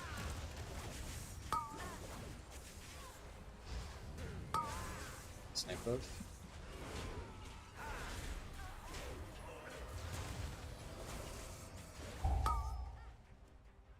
I'll let my bleed stacks fall off.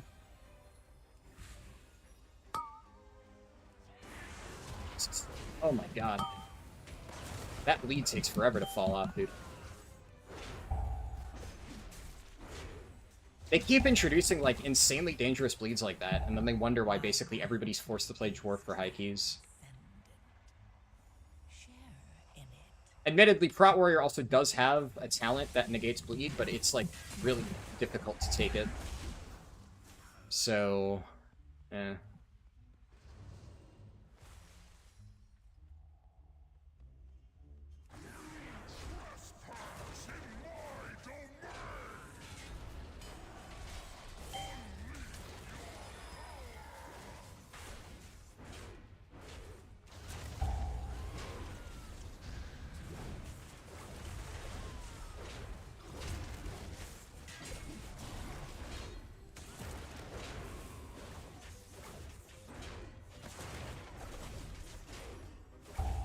Why is I think the DK is hitting the fucking second Earthbridger.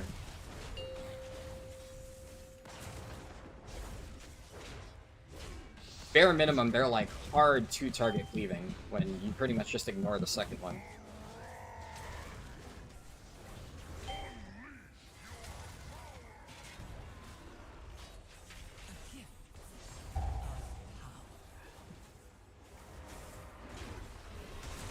Okay, wow, just eating that. Yeah, we have heroes, thankfully.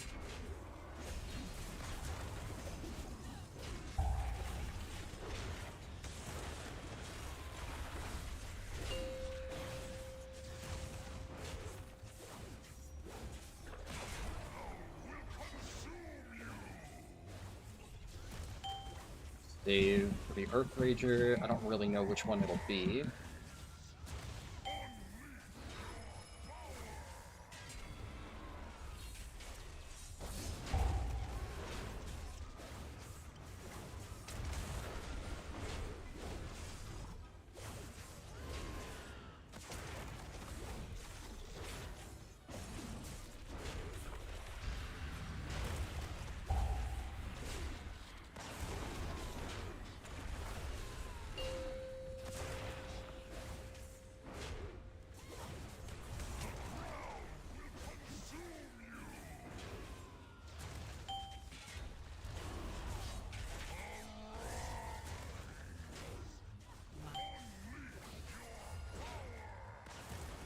Probably still kill this one.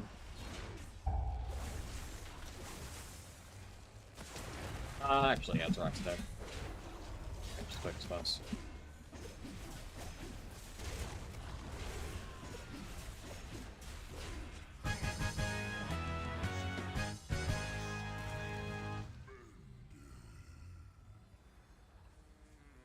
You always have two routes, your group's route and a pug-safe route. Exactly, yes. Thank you so much. I'm glad that other people have that same mindset. So many people just try to do, like, the fucking MDI route in a random pug, and it's like, no, you can't fucking do that. Like, not everybody's just gonna be able to pull off the super fancy route. It annoys me to no end. Like, when I did Motherload the other day on my BM Hunter, we had a Vengeance Demon Hunter who did shit like that. He tried to do some, like, crazy fucking skip that I've never seen before. And he just, like, instead of just pulling the singular mob that the skip saves you from doing, he just sat there as the tank, waiting for everybody to sit there and fail the skip over and over. And it's like, dude, just fucking pull the mob.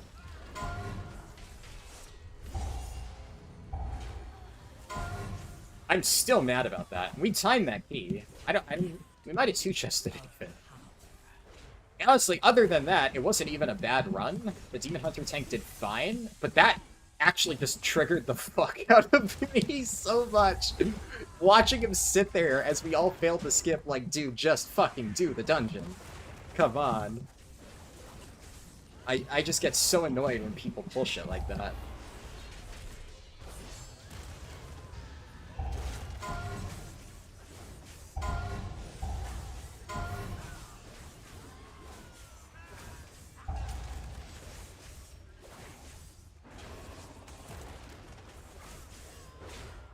Okay. That guy just literally stacked with the entire group for Echo Blade and ate shit and died, I'm pretty sure.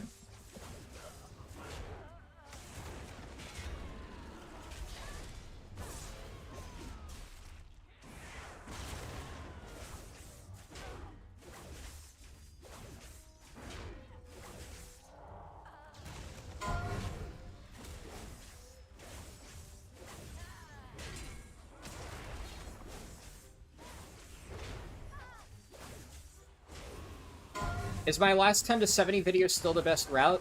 The written guide has some updates for it. The route in general hasn't changed, which is why I've still kept that video posted. If it was, like, grossly out of date, then I would take it down. But within the next month, I'm going to make a slightly updated version based on the written guide. But if you want to know, like, all the small adjustments, it's like, adjustments really is the right word for it. Because the zones that you do, the order in which you do them is, like, fundamentally exactly the same as the existing video. There's just some small little optimizations that save you a tiny bit of time. And there's a few things that I mentioned in that video that, like, due to patching, Blizzard has removed the need to do them. you just like you get it automatically, namely like flying. A lot of the travel time that I included in that guide for flying, you just kind of you don't need to worry about it anymore. So that's the kind of stuff that like the updated written guide accounts for. And I'll make a video guide literally within a week or two that'll finally be done. I decided to wait until 11.1.5 because that's when the XP buff is coming, so that's when a lot of people are going to be leveling their characters, so, you know. Yeah, the skip over the wall. I've never seen people try to do the skip over the wall. I guess it's like maybe a semi-normal skip, but he also kind of fucked it up.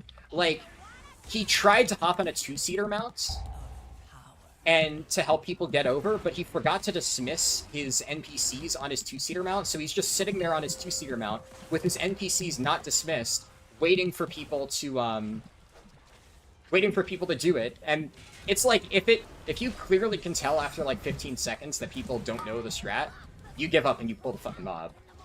That applies to like basically any skip in the game.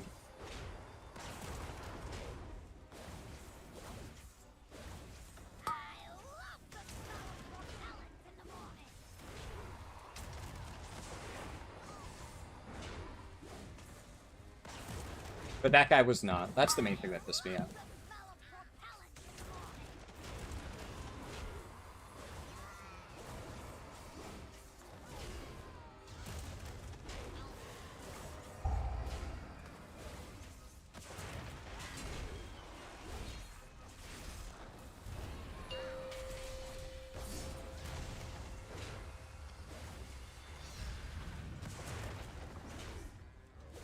I guess Spellblock here probably helps reflect Rixa. I didn't even think about that, but I imagine that helps.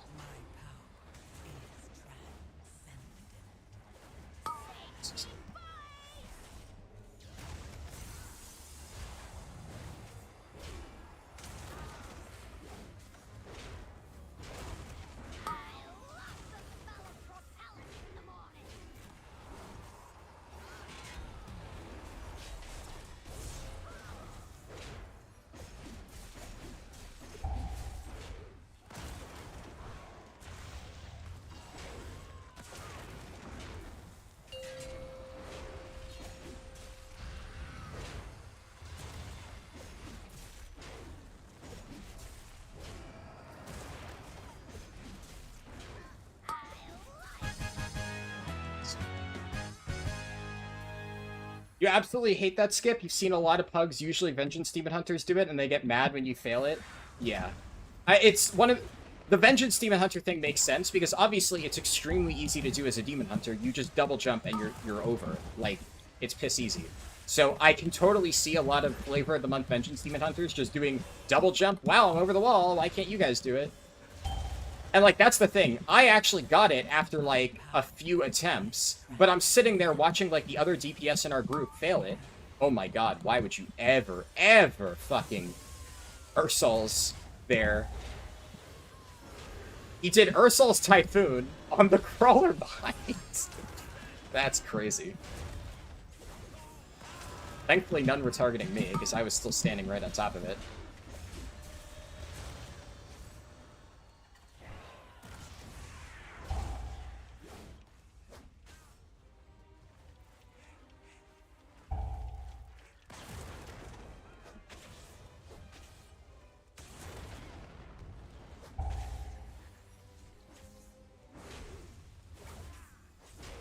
This is also how I do this section, with a super easy pull, round up all the crawler mines, get them out of the way. That way nobody dies to them.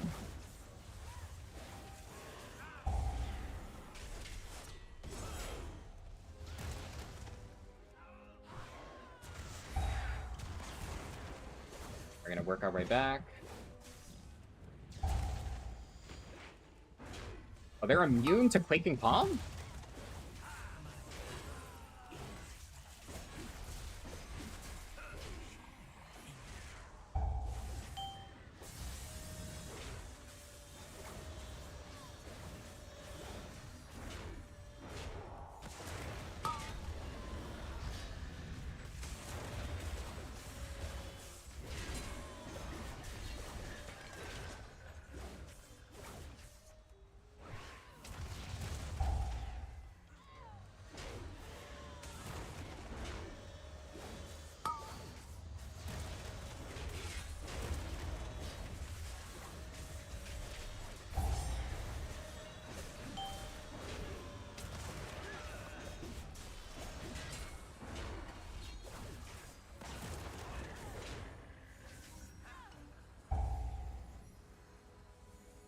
Up.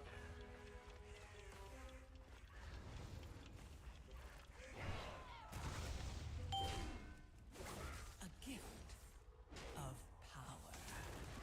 Just make the section completely foolproof.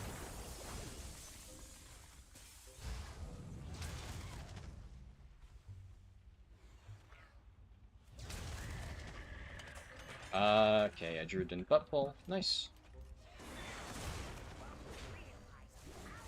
I think we might need one extra crawler mine. I'm not entirely sure.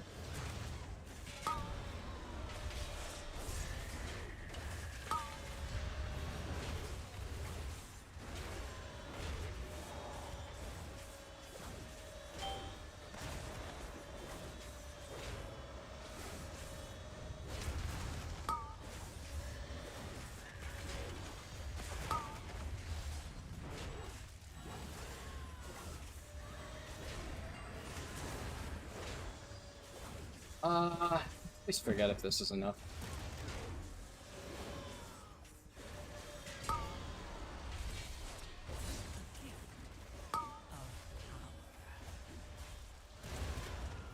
Oh yeah, this is okay.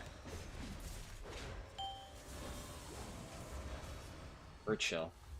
One extra collar man.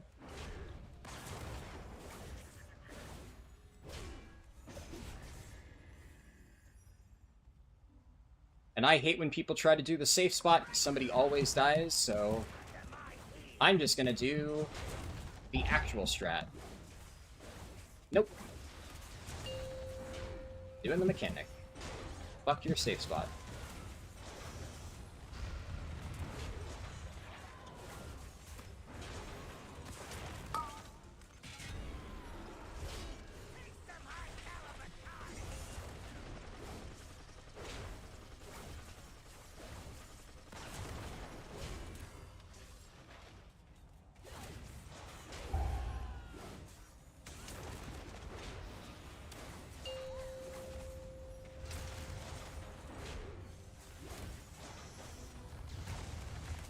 Like, this boss is so easy, and people always want to do their fucking stand in that little tiny corner.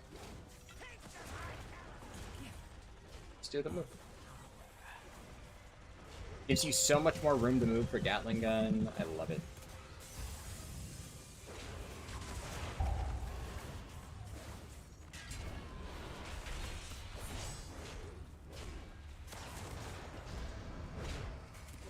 Are they actually doing the same spot 3 times in a row? Okay, no, this one's moving. That's awkward. Just move into this corner. Yeah, that actually is very awkward. Okay.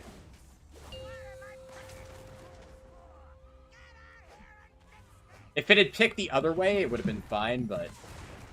yeah.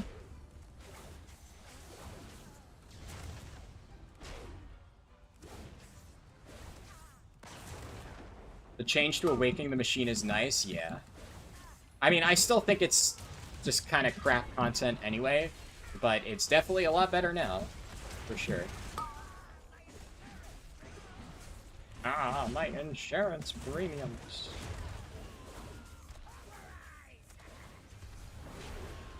He standed it? He didn't move? Jesus.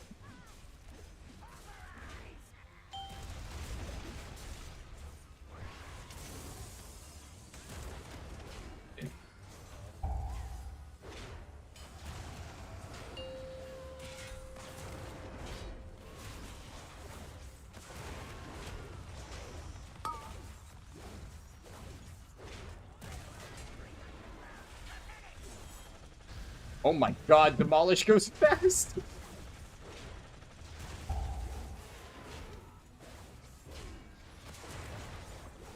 Where is this going? Fuck, it's kinda awkward.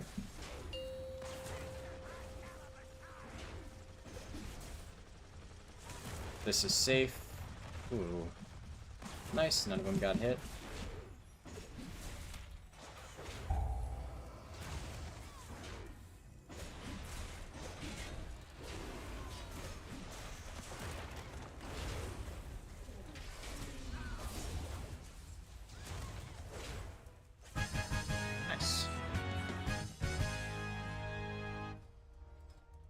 Yeah, okay. I'm not even close to overcapping Valor Stones.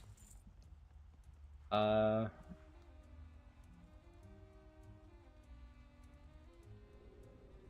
rolled a Floodgate. Nice. Oh, I still need that.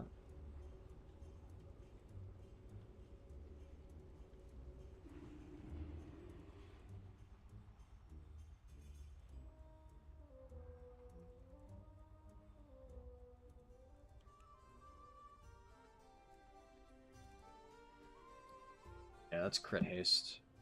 I mean, I have a crit haste cloak, but I don't know. It's like... Maybe I could have traded it, but...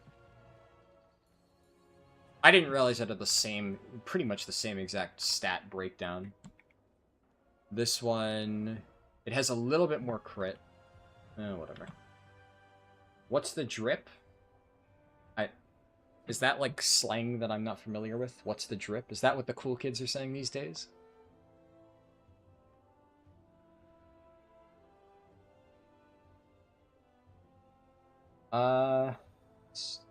Chat. Showing my trinkets? Are you saying, like, showing what trinkets I use? Or are we talking about the... Because this was around the same time as the earlier discussion about the personal resource display. Oh, my Mog. Oh. Yeah. This is my Mog. The same one in the thumbnail. Usually for stuff like this, I'll use the same transmog that my character is. It's so fetch. Now that's a reference I know. Break yourselves upon my body. Blizzard break something? Never. Just ignore the time they introduced Chromie time leveling to 61 and broke the XP scaling and never fixed it. Yeah. Yeah. That's fun.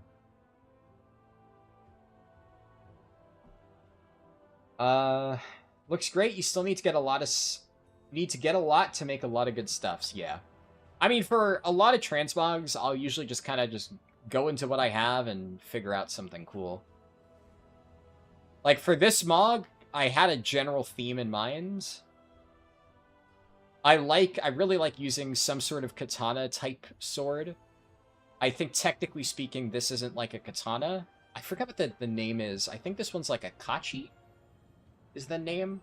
I'm gonna sound like such a fucking weeb, but... Or maybe a tachi? What? There's some fucking name... It may refer to... No. Yeah, I think it's Tachi. Japanese sword. Or no, I'm thinking of something different. I don't fucking know. It's slightly different. There's, like, different types of katanas. Like, people... I think everybody calls this type of thing a katana, but I remember there was, like, some difference between, like, you know, a curved katana and, like, a straight katana. But dude, I fucking... forget hibachi. I think that's something different. Back when I was like super into Shogun Total War, I was like, I looked all this shit up, and I remember at the time, but that's been years ago, so I forget. But I love katana type swords on my Panda Warrior, so I wanted to make like a Jade Lotus themed one with the green katana sword, and then I found this shield, and I'm like, oh, that works pretty well. So then I went with kind of a green bronze type deal. And the straw hat, that's a classic. And then generally I just kind of went down and looked for stuff that had, like, you know, mostly green metal, bronze accents. One neat little trick that I'm doing as part of this transmog, probably the fanciest part of this transmog, is you can see I have the Warden's Tabard here.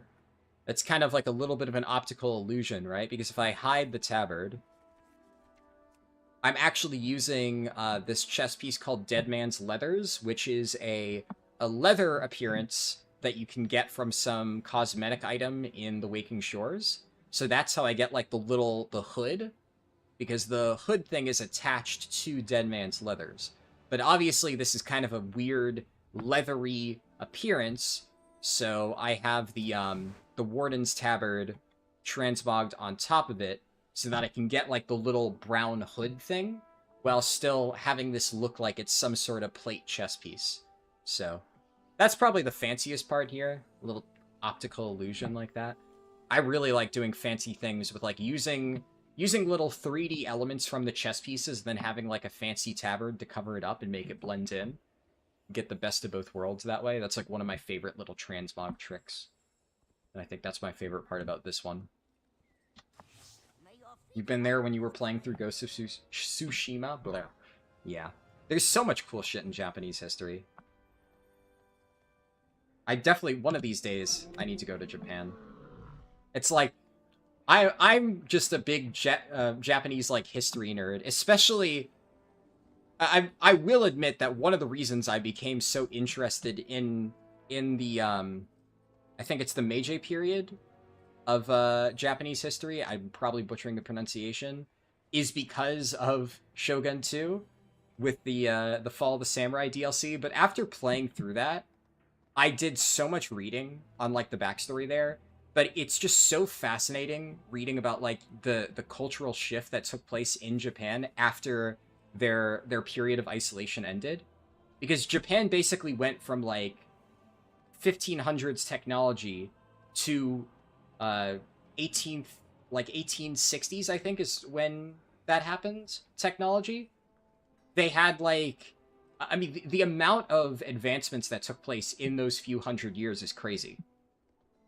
And the entire reason why, like, they were forced to open up is because, like, literally the fucking, you know, Americans, this stupid country has always been like this, just sailed into their harbor with an ironclad warship and basically said, "What's up, bitches? You better trade with us or else," kind of thing. And then that caused like this massive political shift where they realized they had to adapt, and that caused the overthrow of the emperor, kinda, or not the opposite. The emperor overthrew the shogun, which was like the military dictator of Japan, and created the Japanese Empire that would later go on to, you know, fight in World War II, and, well, we all know how that went. So, it's just really fascinating reading about that entire process, because Japan went from basically, like, medieval-era technology to World War II in less than 100 years. Think about that. That's how much their culture radically shifted in that time. From samurais to, like, machine guns in less than 100 years. Fucking crazy how much shit happened. It's really fascinating to read about. I mean, I'm just a big history nerd in general, but that in particular, just absolutely loved reading about that stuff. Can you still use your profession while leveling from 70 to 80? Not sure I understand the question, Core. Can you rephrase that? You would have liked to have seen Japan during the 80s? Yeah. I'd imagine it would be very cool. What item level do you start going into dungeons? Probably, like, bare minimum 645, I think, is safe, because you can get there just by doing solo stuff. Delves, LFR, etc. I think you should probably put in the legwork to get at least that geared before going in.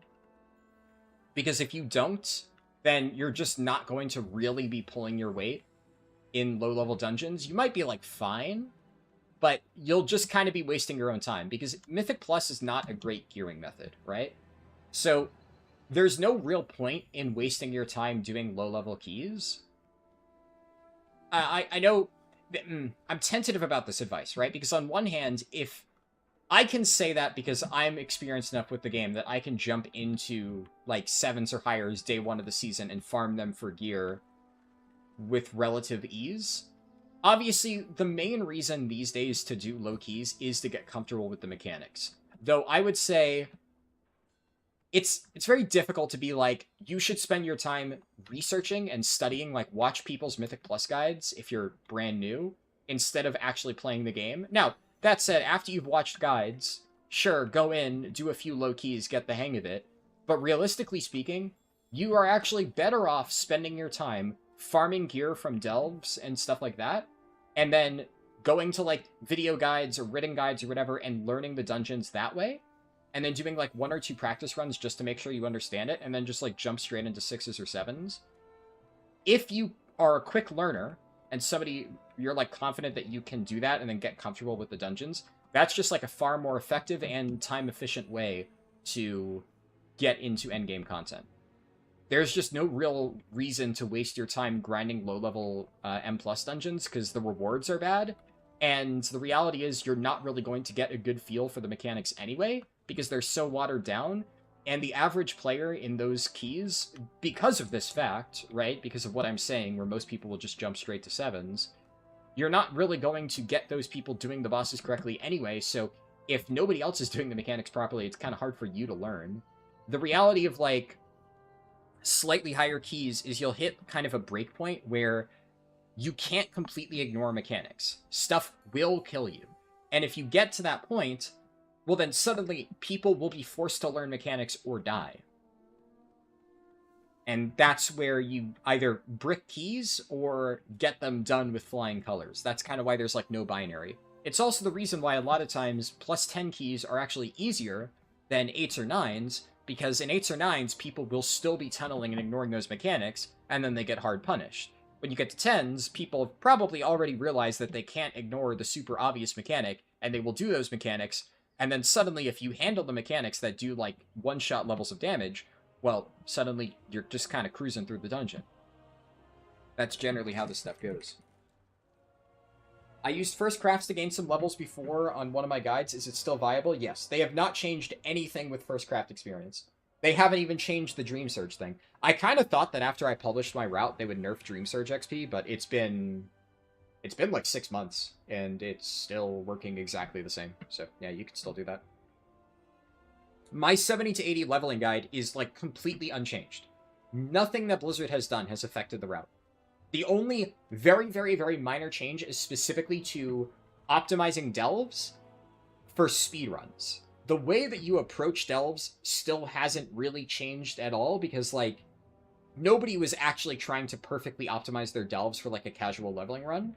And the average player isn't going to meaningfully notice it. But Blizzard has changed how delves spawn on the back end, so for my speedruns, it's a little bit different in terms of how I get the optimal setups.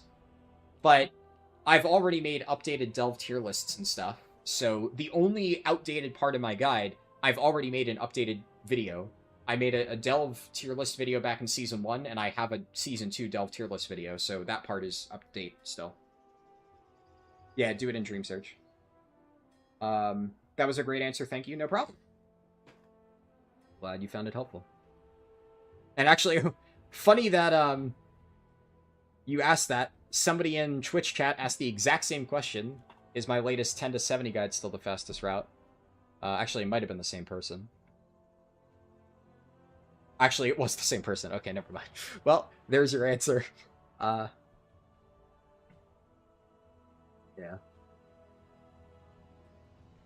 Read that as the 10 to 70 fastest rogue.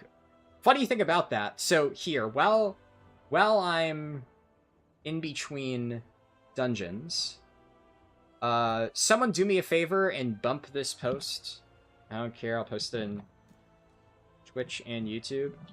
If you want to have, like, super accurate information about the new leveling event the day that the patch goes live, make sure you bump that post, because right now Blizzard has disabled it on the PTR, so I can't test it. So I will still have a guide out, but this is the difference between me having my guide on the 22nd when the patch is live, or on, like, the 24th after I do testing on, like, the first 2 days. So, you know, bump that post if you want to make sure that the guide is accurate, because Blizzard accidentally disabled it, and I made a little post to basically be like, hey guys, you fucked up the PTR, please fix it. So, you know. That's the situation I'm currently dealing with. But what I can say, speaking of 10 to 70 rogue, if within, I think, like, if by Tuesday or so, Blizzard still hasn't updated the PTR, then I'm gonna do one alliance run just to have, like, a recent ally run as, like, a benchmark, right? Of this is something that people can refer to. And, well, if we look at the spreadsheet, first off, I need to update my score from that dungeon, so I got 325 out of the mother load. Cool. But if we look at my overall thing, you'll notice I don't have a rogue yet. So, I need to get a rogue. I need to at least get one of them leveled up to 80. I was going to do that at some point, and I wasn't going to do that really soon, but I need to do one Alliance leveling run, because I'm not going to do, like, another updated Horde leveling run before the patch, before I make my guide, because, like, nothing has changed since my Undead Monk 1 to 80. That's still the exact route that my guide will be based off of. But I haven't done any super recent Alliance leveling runs within the last few months, so I want to do one of those just to give people something to reference, right, when they're watching my guide. If they want to watch the full speedrun to get, like, a step-by-step idea, I usually like to have one of those set up. So I was going to do one of those on the PTR with the leveling event, kill 2 birds, 1 stone, test the leveling stuff, and do an Alliance run to test my guide. But if it's not there, if it's not working anyway, then I'm just going to do an Alliance rogue run on live servers so that I have the character ready, and we have the run for Alliance to, you know, use as a reference.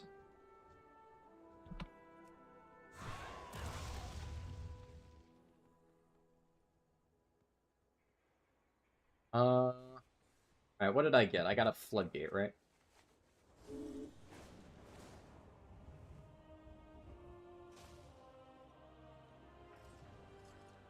Looking for someplace new to explore? I gotta do this at some point. Floodgate's not too hard, so I think I'm just gonna keep doing my own key until, you know, until we hit a duplicate, and then I'll start trying to plug into 10s. I was really hoping to hit Theater of Pain before I have to do that. It's still possible I will, just because although it'll probably be easy to get into keys as a tank anyways, it'll be easier if I have, like, decent score for every dungeon. Because right now, I'm missing score, I have a 2, a 3, and then, you know, we have 10s done, so it's very polarizing.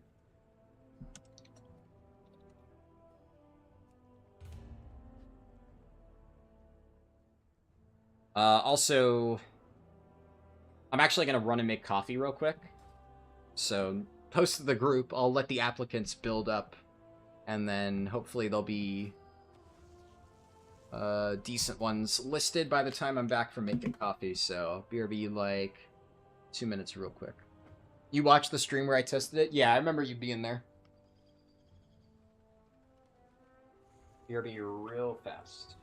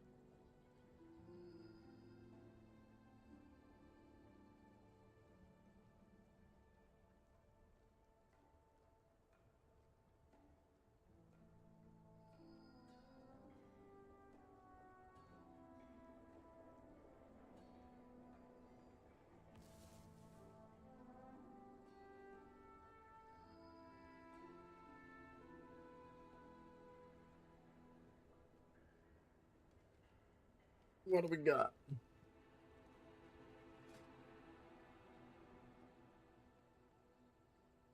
Uh...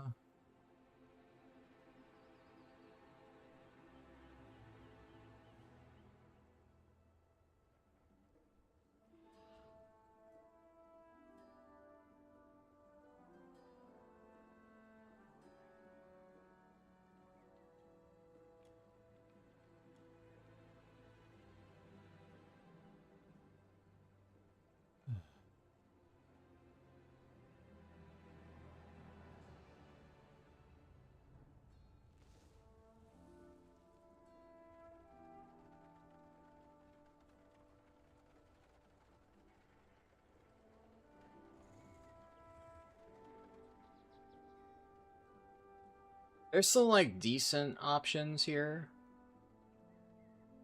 I kind of want to be picky until I find a healer.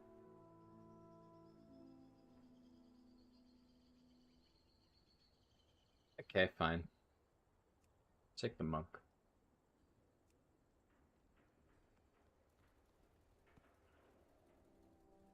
Hey, Oxara, good to see you.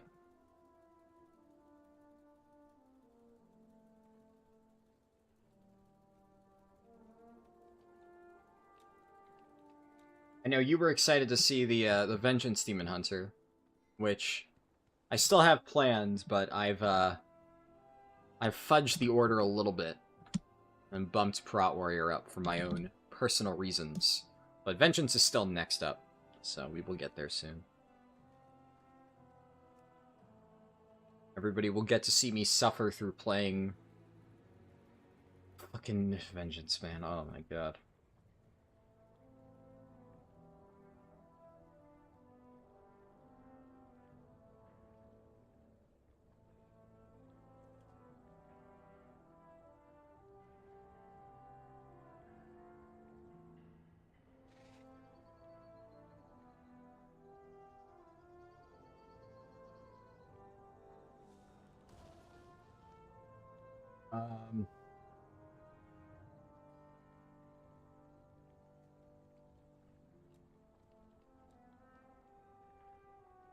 That hunter looks pretty good. Let's take a peek. Okay, never mind. Unlucky. This guy left. Yeah. I mean, look, if they're too impatient to wait a tiny bit for me to make a good group, then I don't want him here anyway. That hunter is very good. Get him the fuck in here.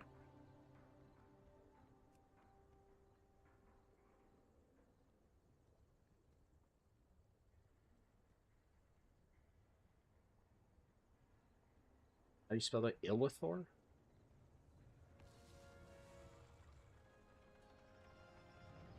Airy Peak. It's not a...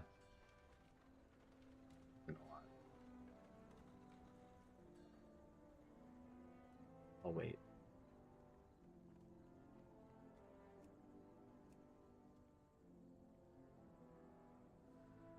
You love Prot Warrior? You just started an alt? Yeah, Prot Warrior fucks. Spec's so much fun. I mean, I've kind of just been cruising through keys today without, like... I mean... I definitely panicked a lot in Cinderbrew, but otherwise it's been super chill. I don't think I've died a single time, other than we had a full wipe in Cinderbrew, but I don't think I've, like, randomly died. Which, you know, you'd hope you don't, but sometimes it happens. Spec's just so fucking durable. I mean, there's definitely been times when I was, like, first learning Guardian Druid, where I would just get absolutely fucking pancaked. Okay. Is that who I think it is? Ah, but I already have a hunter. Eh, fuck it. Get in here.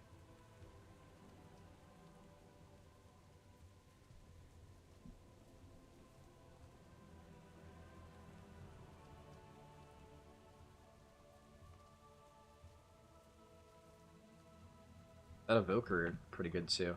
Alright.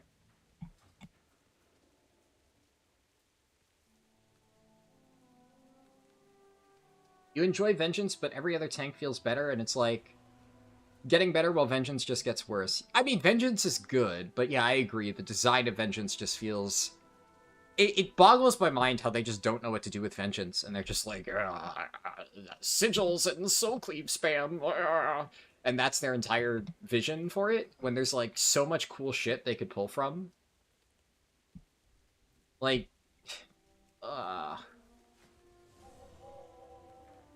just painful, man. It's so painful. Where's the creativity? Well, how the fuck do you... Oh, Jesus. Quell Extraza. Oh, never mind, okay.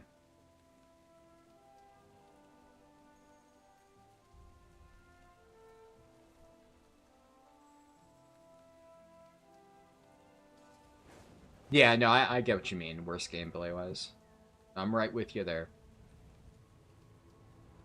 Well, at least Legion Classic, surely. We get Legion Classic, and then Vengeance back to its former glory. I can't wait.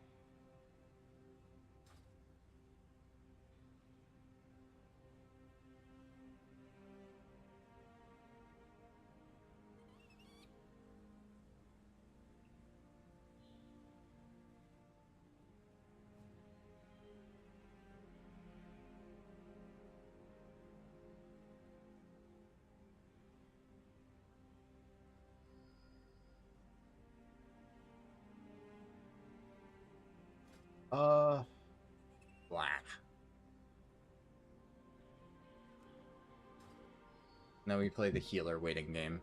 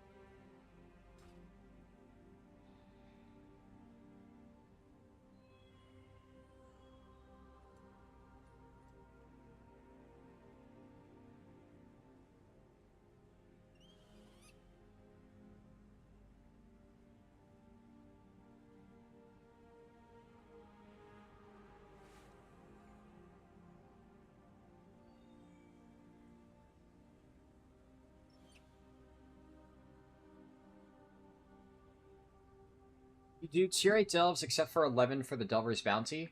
I do 3 tier 11 delves for the Gilded Crests, and then I do my Delver's Bounty on the tier 11 because you get bonus gilded for opening the box on tier 11. So if you do that, in total, you should get 31 Gilded Crests per week that you do delves.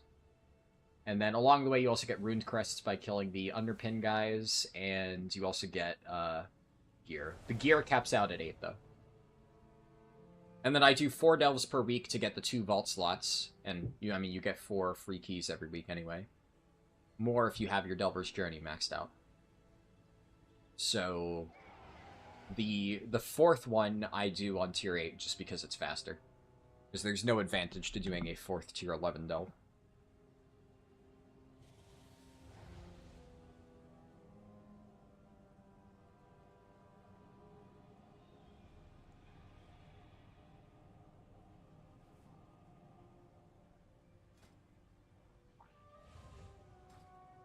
Healers.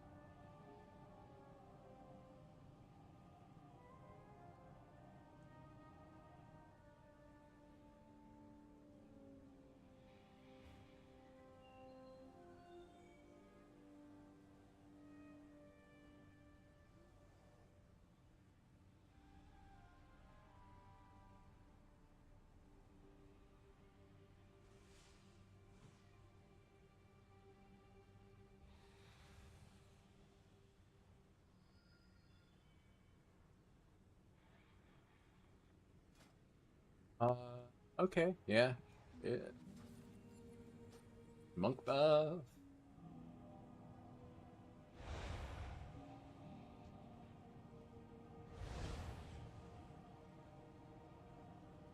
I think he has portal, but I'll summon him anyway.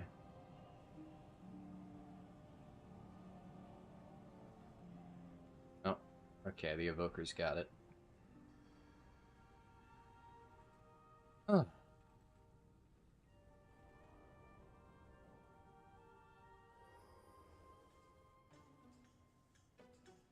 Is that until I'm 640 and then I stop? Well, I don't stop until I have full 645 in every single slot. That's how I've been approaching these alts. Now, obviously, if you're only interested in gearing one character, then you could just do, you know, get, like, most of the way there and then just, you know, kind of YOLO the rest. But the most effective way is to just keep doing delves until you have full delve champion pieces in literally every single slot. Combined with a mix of hero items from the Delver's Bounty, or from your Great Vaults over the course of multiple weeks. But, you know, that does require some level of patience, which I know not everybody has, and not everybody necessarily has the time for. 5, 4, 3, 2, 1.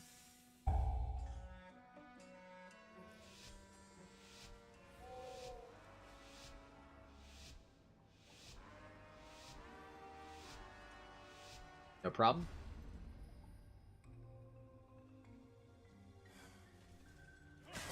Alright, I'm closing chat for a little bit.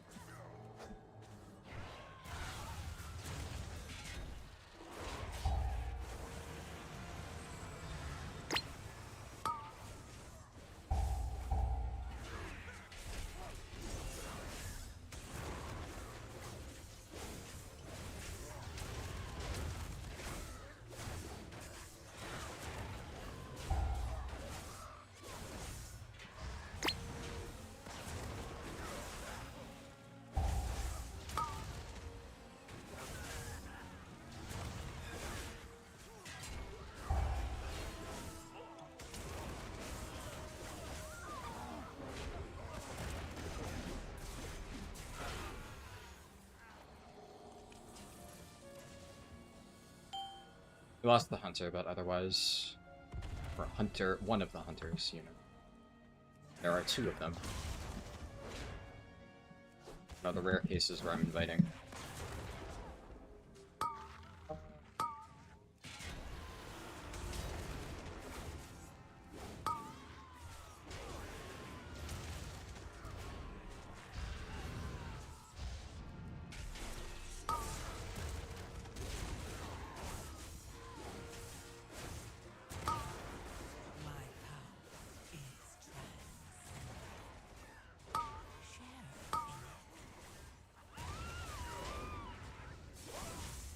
Okay, they have stuff there. I mean, with a monk, we should have Rop for basically every single one. At least every other. Rop and leg sweep. The main reason why I hate that Xalatath thing is it makes you unsure if you're allowed to use your CC abilities. Can't talk. Like, the Xalatath, like, Orb affix, you don't really lose anything when you do that. It's just people need to do it correctly. And yeah, sure, sometimes people don't, and it's really annoying. It sucks. Why is that Surveyor just fucking chilling out in Africa? But the thing about the Xalatath, like, you know, soak the balls thing is you don't really sacrifice anything to do that. The Void Emissary, you just go and you kill it, and it's like, whatever. The Dispel one, people need to use their Dispels, and yeah, sometimes it can be like, oh, do I save my, do I save my, like, you know, magic decurse thing, whatever, for, the Xalatath thing or not? That can be, like, a little bit problematic sometimes, but generally speaking, it's fine. This one in particular, it's not necessarily hard to do it, especially if you have voice. Like, when I did this with guildies, it wasn't that bad because you just communicate. And you're like, I'll get the next one. But in a pug with no voice, you're never sure, like, is this person gonna get it? So you're like, okay, am I allowed to use, like, Shockwave on this group of mobs right here, or am I gonna need it for the Xalatath orbs because people just don't do what they're supposed to do?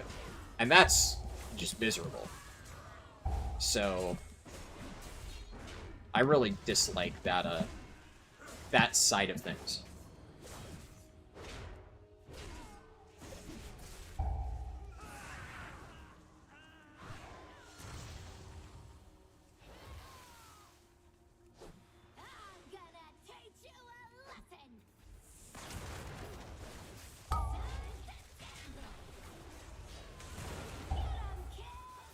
Shit, dude. Why am I... My power is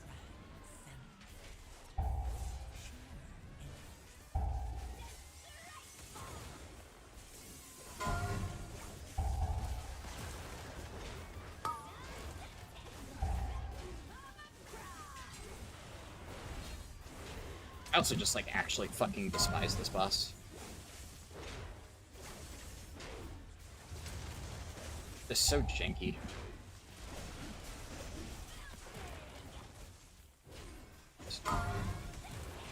That's it. Mama's mad.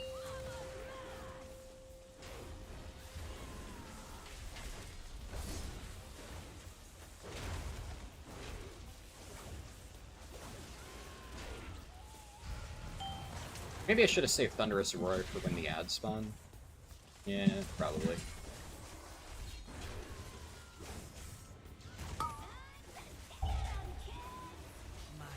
I also wonder, can I spell reflect Electric Rush? The name kind of implies it's like a magic thingy.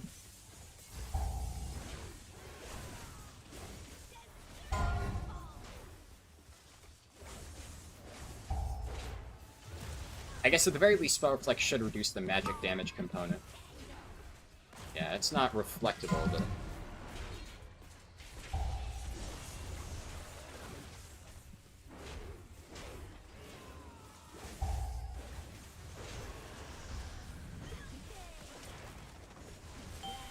Does it? Mama's mad.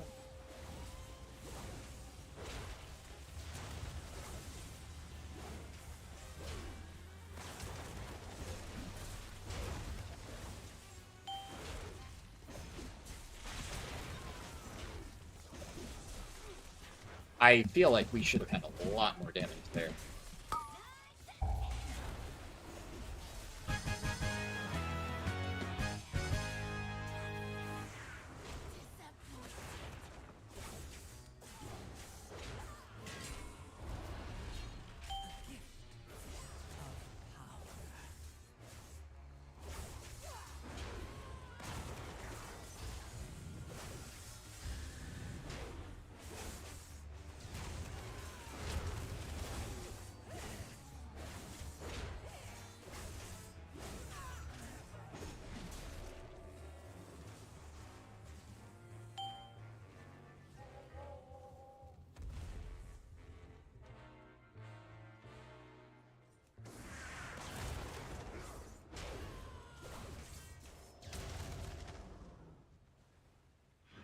This evoker is very impressed by the fact that I have Owl, apparently.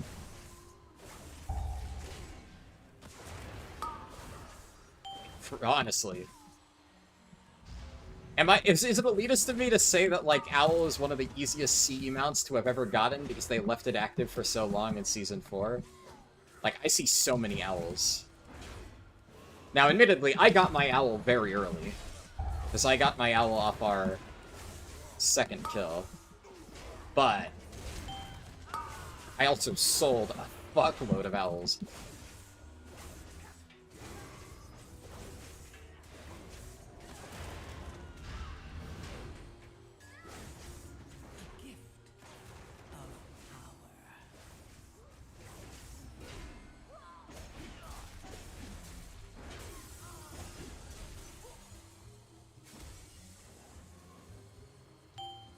Why am I in combat? Ah, come on. Blizzard? Blizzard? Hello? Blizzard? Fucking shitty game, dude.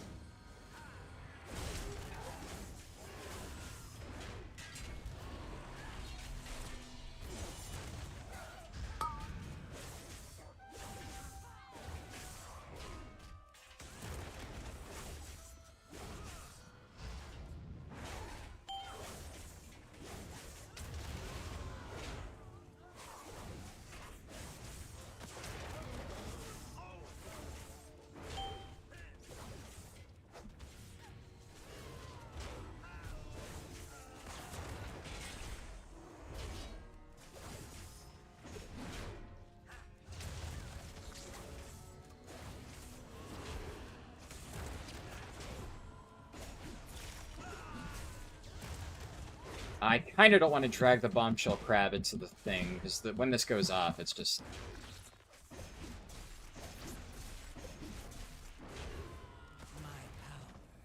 Fuck me. Really? Well, that's annoying.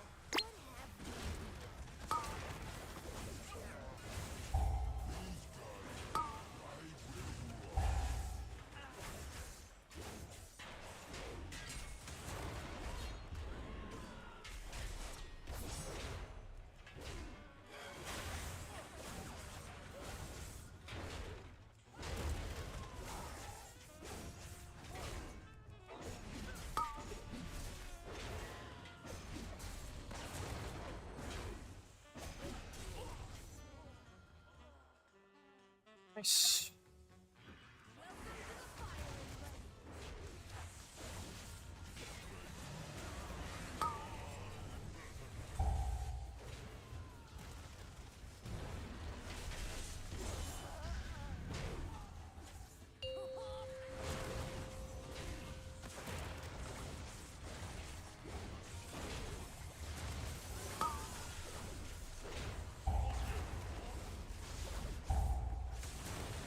Nice, good rock.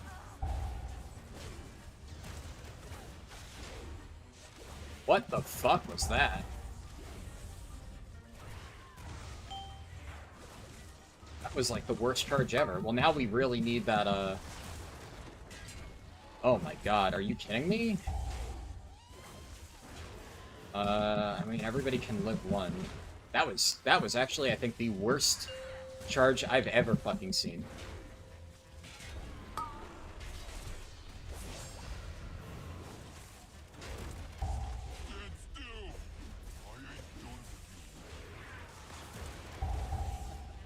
Dude, what's happening, man?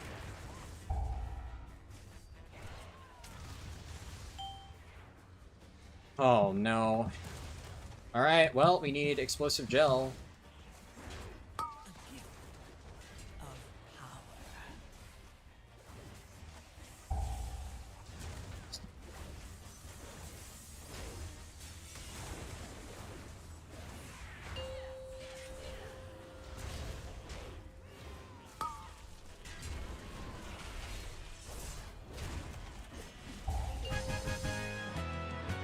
Thankfully, our damage is really good, so it doesn't matter, but...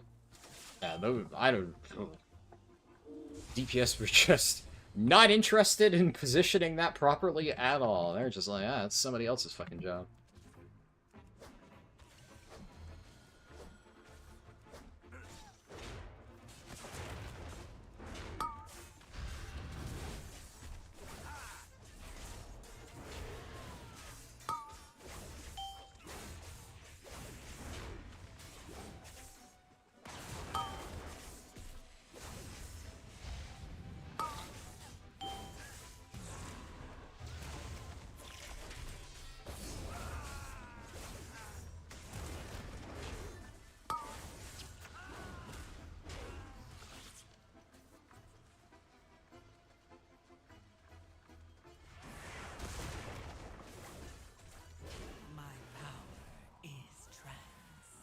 Jesus, oh my god, the Evoker just insta-rip threat.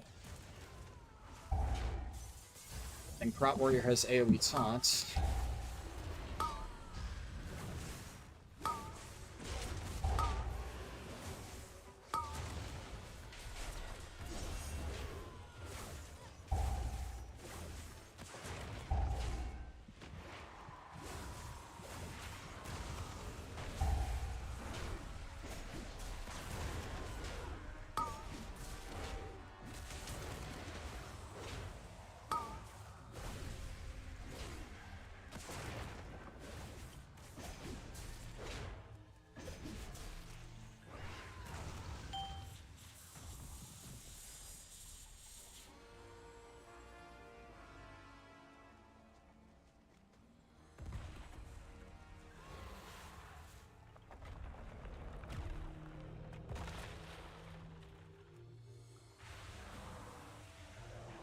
Of all the problems to have, doing so much damage on burst that you insta-rip threat is admittedly a good problem to have.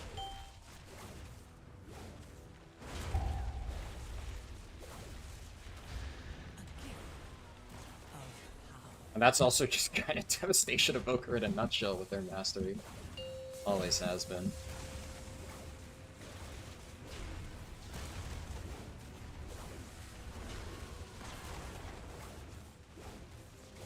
Okay, that's interesting.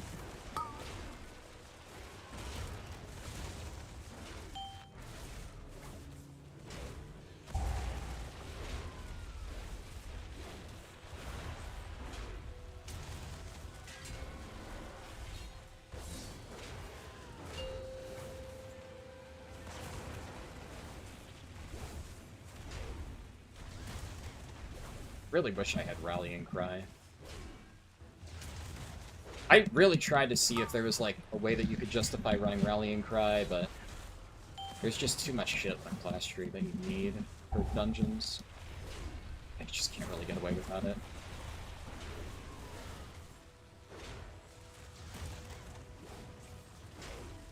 My power is trapped. This is nice. We have so much space over here, come on.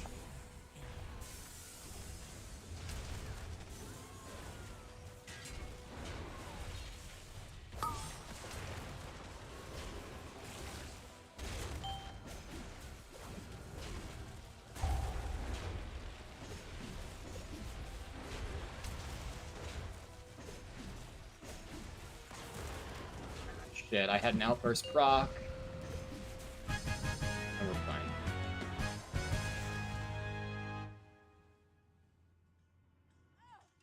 Ah, a hit?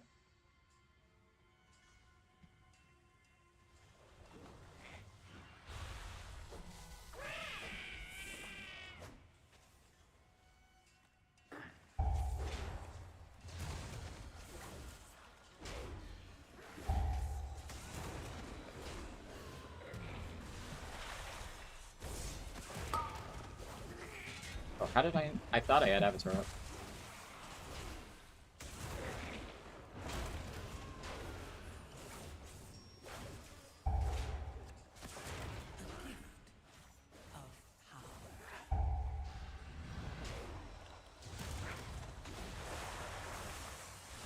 Good rock.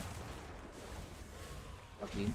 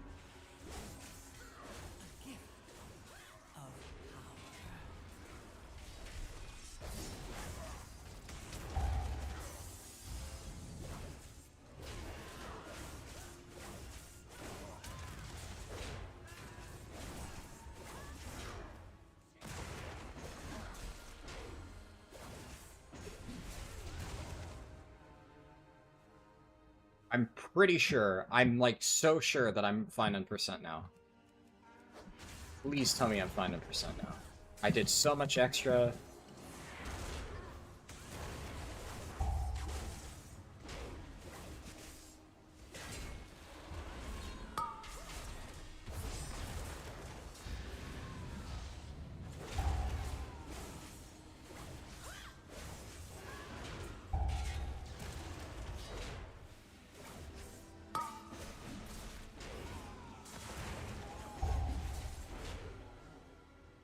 Yeah, Surely. Surely this is enough.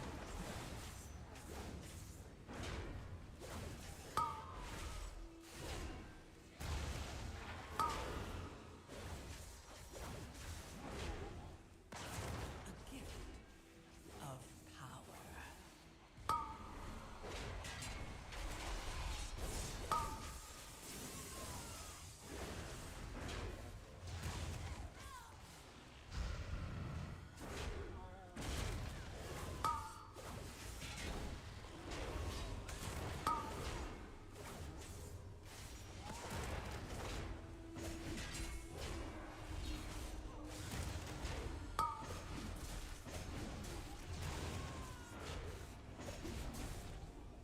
Nice. Just needed that +9 to iron out the kinks in my routing. Soon I shall have the power I require. You dare question me? Like annihilation.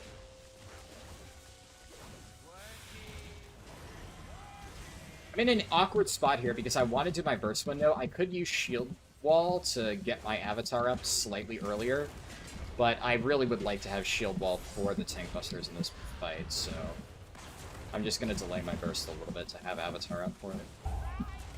I'm honestly unsure if that's correct or not, but I feel like that's just a safer way to play it. A gift of power. You dare pit your wits against mine?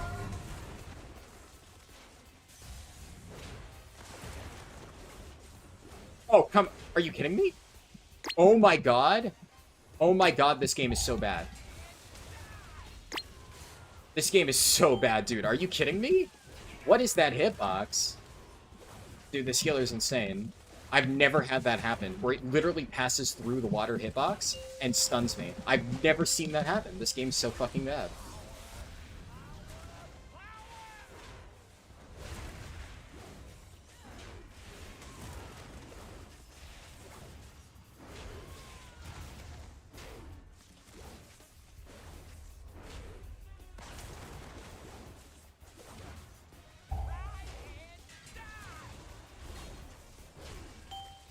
These are some cursed fucking puddle placements.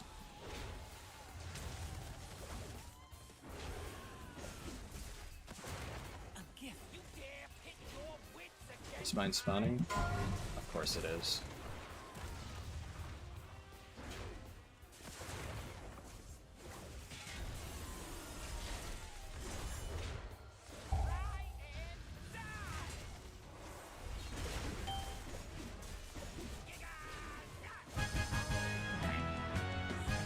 Jesus. The bad healer actually clutched the fuck up there. Damn, he got a pacemaker. Wait, 2 pacemakers? Holy shit.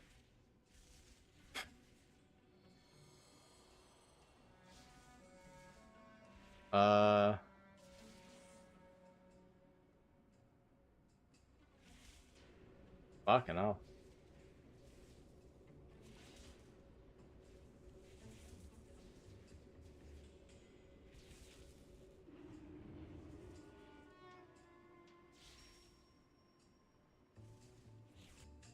Yeah, no problem, Pecco. Well, I got a Cinder Brew, so that's kind of unfortunate because I already have Cinder Brew. So, now we are at the mercy of joining random dungeons. Woo! I can't wait to hear about your adventures. Overall, that was a pretty clean run, though. Try not to slay too many dragons, okay? Hope you find lots of Lower it to a 10 so I can re-roll it later.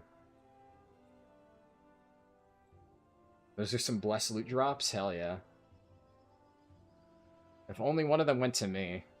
And see, I actually kind of care because I really do want Pacemaker. Like, I really need Pacemaker on this character, so... I'm going to be farming a lot of Floodgate and Priory. It's just... that's life.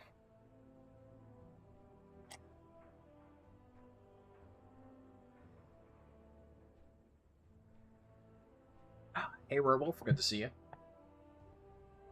Have I tried to spell reflect the jumping ball? I have not, no. I don't know if that works. I know there's a spreadsheet somewhere with a list of what works and what doesn't. I just haven't bothered looking at it yet.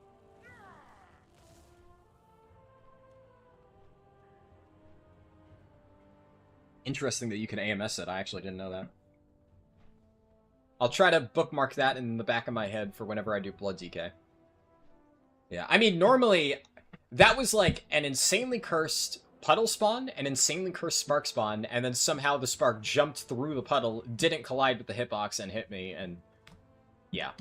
I mean, I've never seen spawns that bad together, and then I've never seen it literally just pass through the fucking puddle and stun me. That fucking sucks. Shit happens. We're fine though. Alright.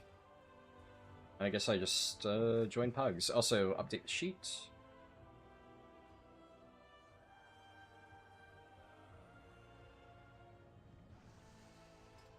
Uh, 331. That was my highest scoring dungeon so far.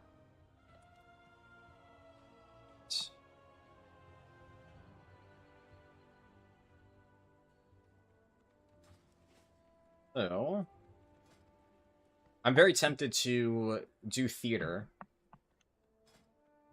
It might be, like, it's gonna be a little bit harder to get invited to theater groups because they might see I've never done one, but you would hope that, like, they see I have 2 chests at a 10 flood, and are like, okay, this is probably some dude's alt.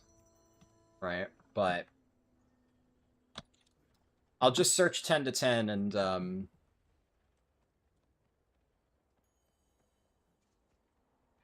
I'll see. Oh, there's a theater.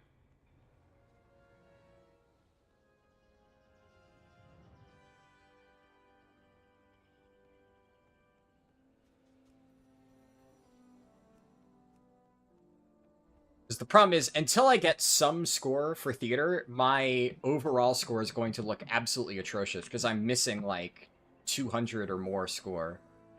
Now, jumping straight into a 10, I know I can handle it, but it's going to be, like, difficult from an application angle. But I think it might be worth it to just keep sending until I get invited, just to make future applications easier.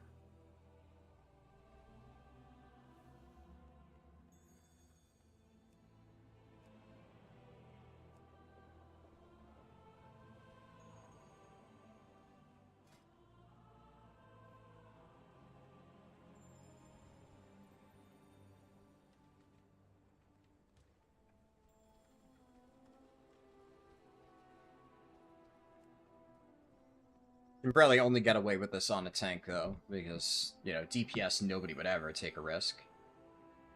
But on a tank, yeah, there's, like, a decent chance that some guy's just like, dude, I don't want to sit here and wait, like, another 30 minutes. You never know. And, I mean, if they look hard enough at, the stuff surrounding my character, they'd be able to see. Like, if somebody were to search my character on Warcraft logs or Raider.io, they would see that it's an alt. But most people aren't going to do that. So, yeah. I'll apply exclusively for theater for a little bit. And if that fails, then I will expand my search to other dungeons, because I could always just do something else, re-roll. All of the keys I see are fucking Floodgate, Cinderbrew, or Motherlode, which is kind of crazy.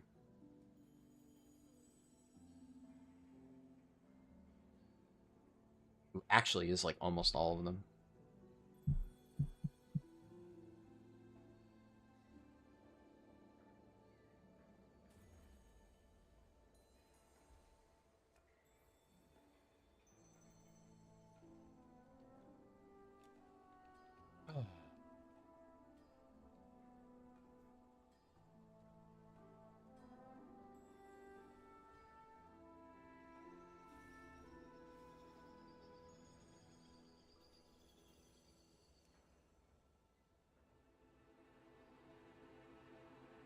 I don't use pre-made groups filter? I have no idea.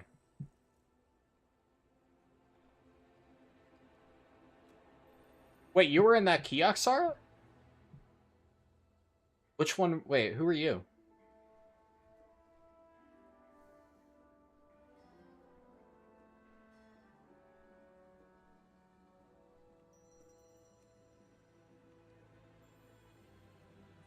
Oh, you were the Evoker. Oh, shit. Wait, you actually didn't know? That's crazy. So you were the one who was impressed by my owl. No, it doesn't break any rules.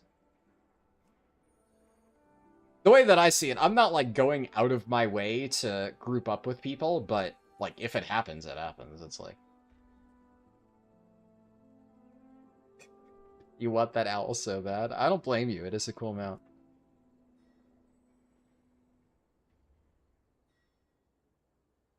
Yeah, I mean, you did good. You ripped thread off me. On the big Brindstorm guy, whatever the fucking elemental pack is. But AoE taunt, so we're Gucci.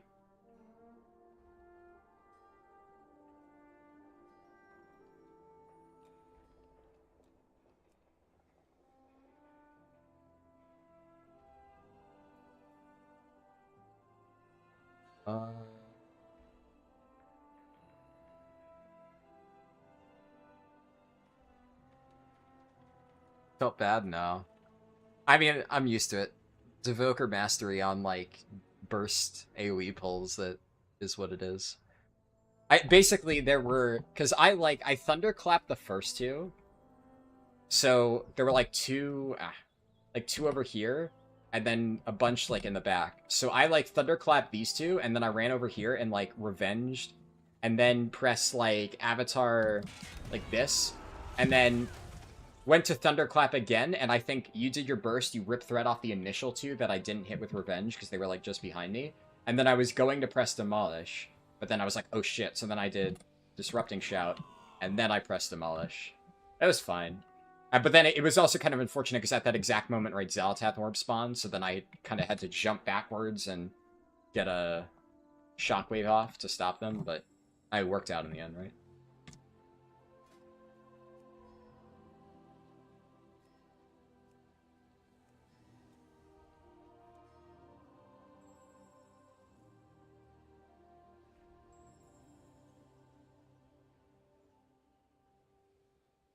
You want the owl for the Druid shapeshift? Yeah, that thing... It actually is very nice as a Druid shapeshift, I'll give you that. Like, I don't want to have to do a low Theater of Pain just to get score, but it just kind of sucks that that's the world that we're in. Especially because Raider IO isn't showing my main score. So it's just going to be annoying. And I would need to do Dark Flame.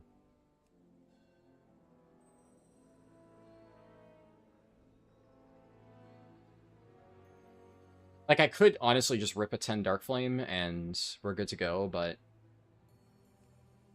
Ugh. It was fun? Yeah, no, that keep went really well. I'm glad that you enjoyed it. No pacemaker for me, though. Bummer.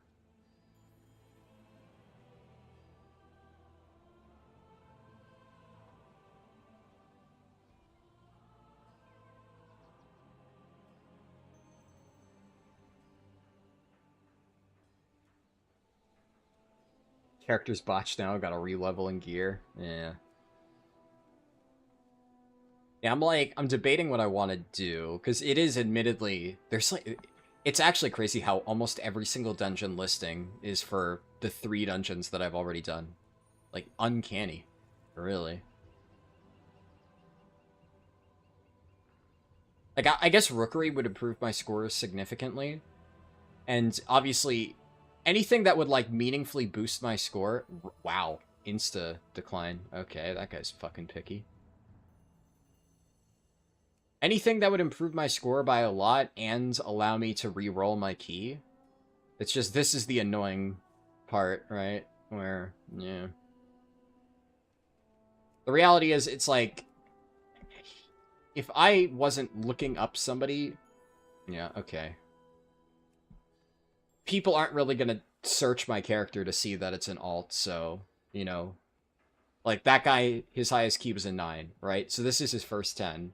He's probably not very experienced with M+, so he's just, like, looking at the fact that I've never done a Theater of Pain on this character, and he's like, oh, yeah, nope, not inviting that.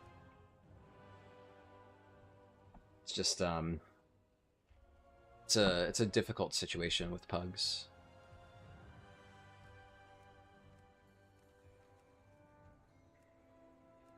Was hoping to ride a few more 10s, but getting a duplicate after 3 is below average luck. We'll see.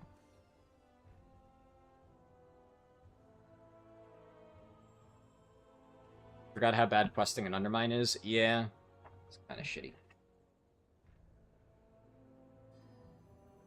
That or they don't want to let the group see that a tank was available. Why would they not want the group to see that a tank was available? I mean, I guess... Unless they were, like, so convinced that it wouldn't pan out. I don't know, we'll see. At this point, I will expand my search beyond just theater, because that might just be impossible to get into with no score, so I think... What I'll do is I'll try to get into another dungeon. We'll see if I can get invited, and then, obviously, we'll time that, reroll my key, and we hope to hit theater. Or at least, like, theater, priory, or rookery, at least then I can improve my score that way. By running my own. But man, I'm getting 0 bites here. I didn't think it would be so hard. I think I might just actually need to blitz, like, a fucking low theater, but I really actually just don't want to do that at all. I would genuinely rather just end stream and do that off stream, and then just do a part 2 tomorrow, instead of just running a fucking low-level theater. That does not sound like my idea of fun.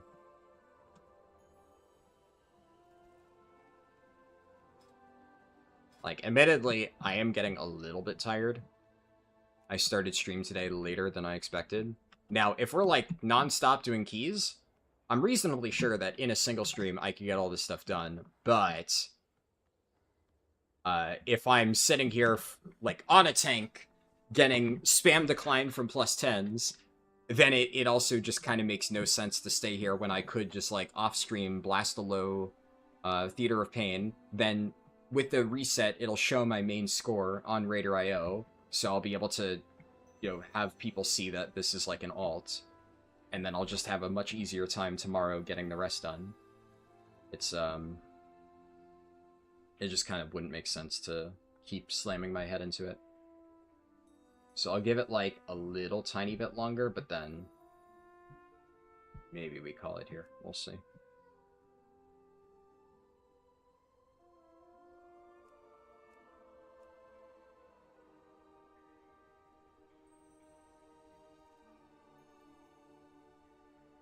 Fuck is WME?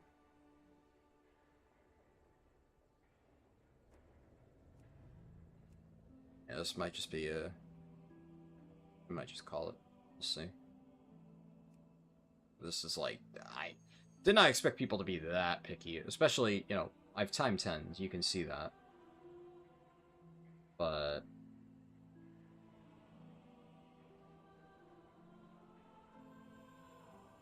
And getting a duplicate key after 3 runs is...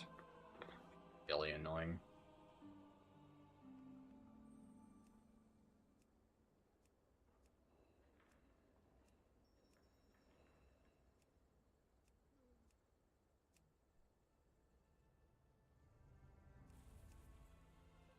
Man.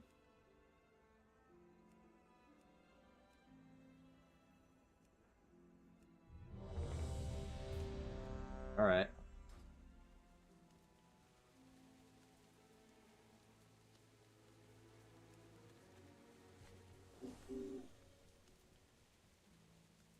We'll see. I will say, so my plan here is...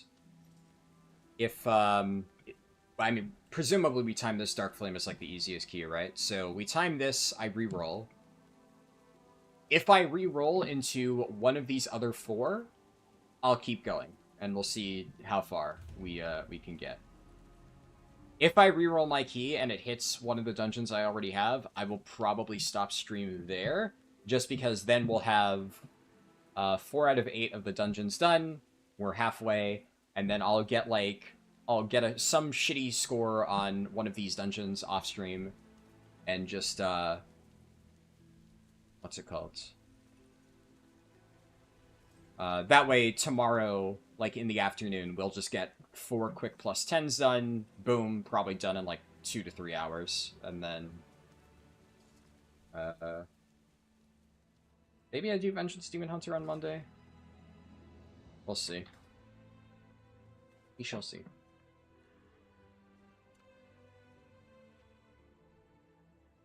Wanted to double check about the free upgrades for the ring. You've heard about it but haven't done it before. You equip Circlet in slot 1. No, it's not relog, not relog.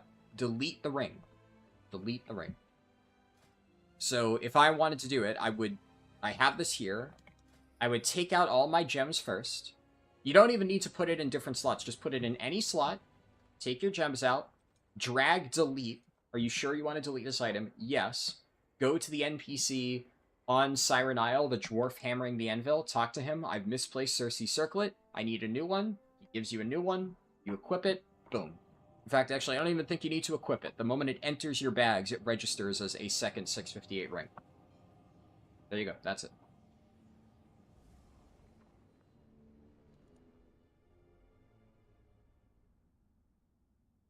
Relogging has nothing to do with it.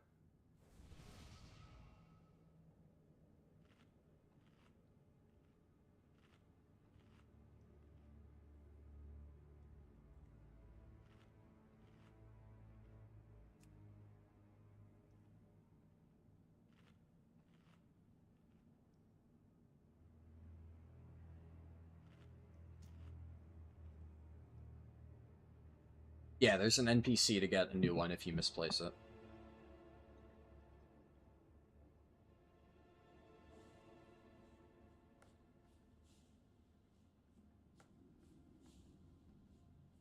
Mode enabled. For summoning purpose, you think it's dumb, but that's the reasoning? What was I...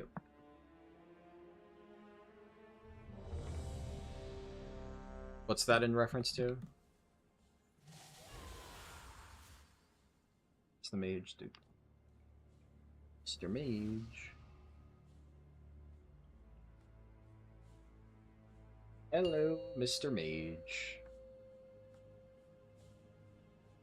5, 4, 3, WNE? 1. Oh, I see. I get you now. Yeah, that makes sense.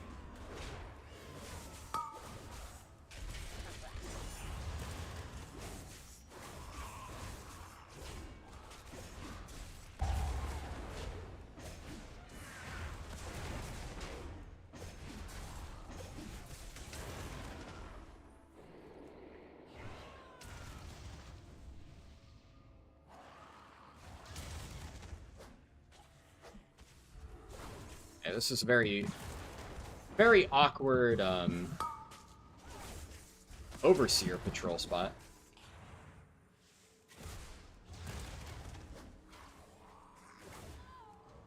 A gift of power.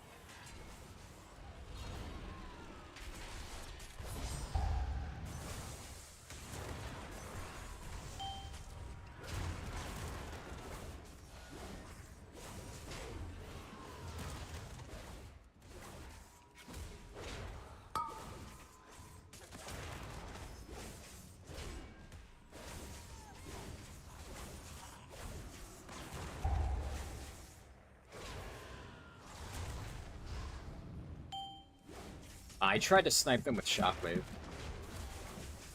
I can't tell, is this an Oceanic group? There was like random delay on my Shockwave.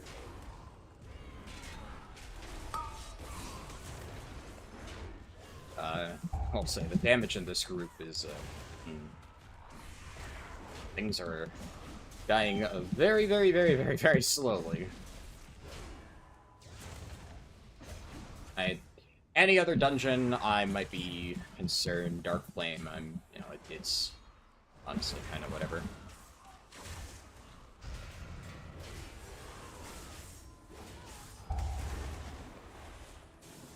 With that.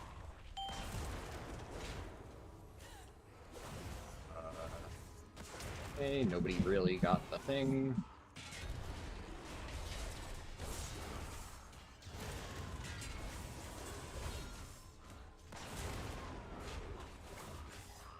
Position the Overseer so we get a nice thing here. Oh, look at that Shockwave. Oh my god, that's what I was trying to do before. Dude, I can't... Why is... Tab targeting is doing everything except hitting the mob in front of me. Everything except the mob, literally, that I'm staring directly at. I actually fucking can't stand tab targeting sometimes. It just absolutely fucks you over. It's so fucked in this game. The one mob that I'm literally staring at, please. Please let me hit it. A gift of power.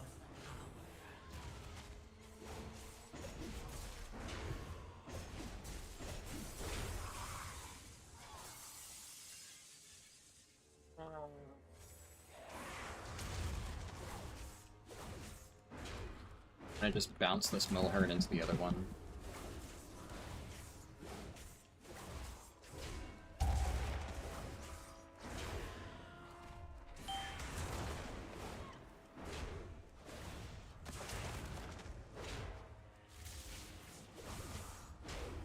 These groups, yeah, they also don't know that you stack in melee for the Milhern. Keystone Hero, we will be doing AUG, yeah, AUG will happen. Now, AUG probably won't be for a while, mind you. But, when I say I'm doing every spec, I mean it. I will do every spec. Probably do AUG last.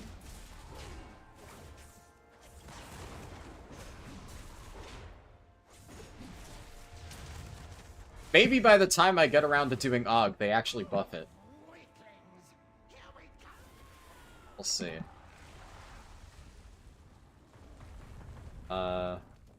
Priest friend is taking a nap.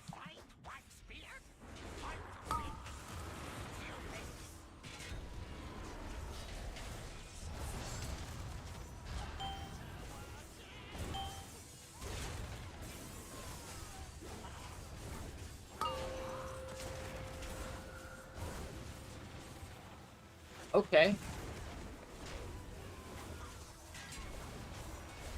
The healer just got run over. We don't have a B-res, so... It's a good thing I have this.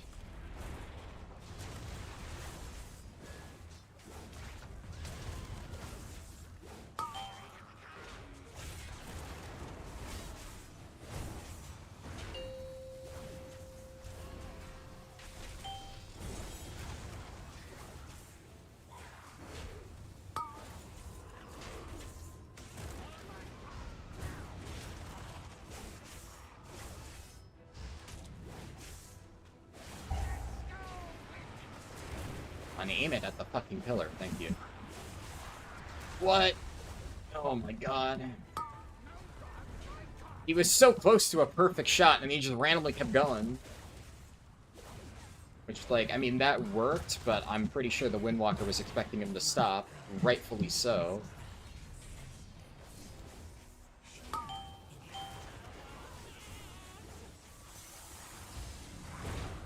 Nice, good RNG on these minecarts.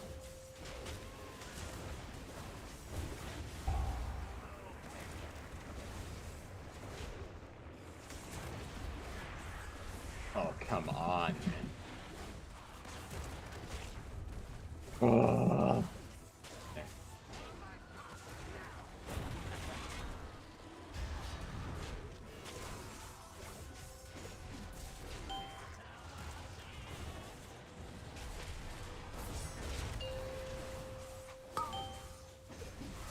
focusing boss.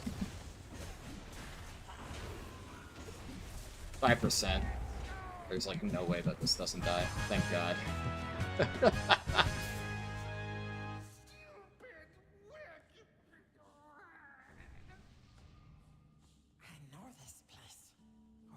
I mean, like, admittedly, Prot Warrior does a lot of damage, but like, this doesn't really seem very good.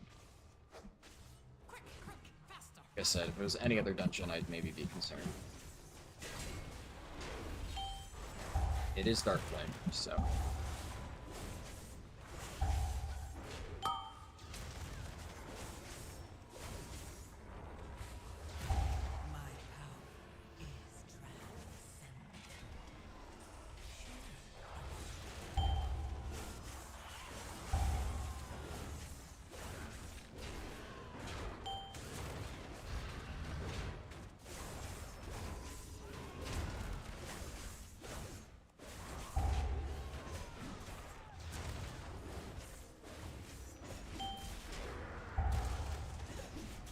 I just took the...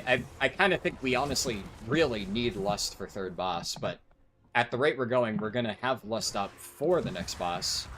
So I just hope they're smart enough to know that we need to hold it. We can't just rip it.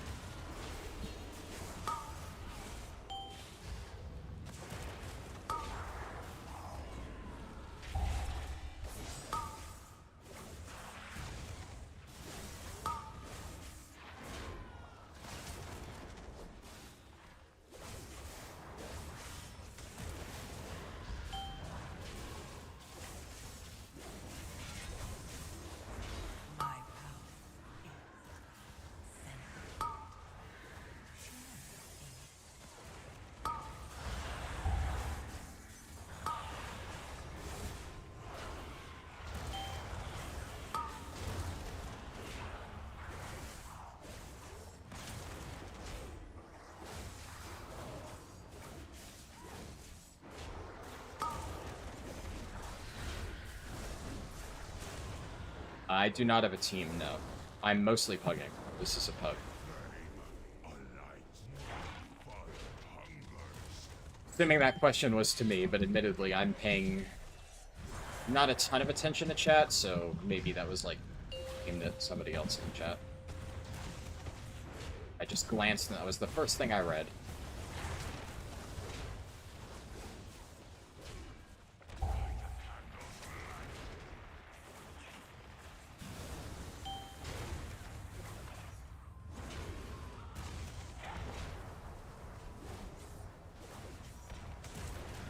Actually kind of playing with fire there a little bit. I'm a bit up his butt. I could have gotten clipped by a bunch of those if they didn't angle it. I'll be honest, I really was not paying attention to the direction they were angled. I was just kind of assuming they're not aiming it directly at my face, but they could have, and if they did, I actually could have just eaten shit there. So I should probably lock the fuck in. God, that cranked us.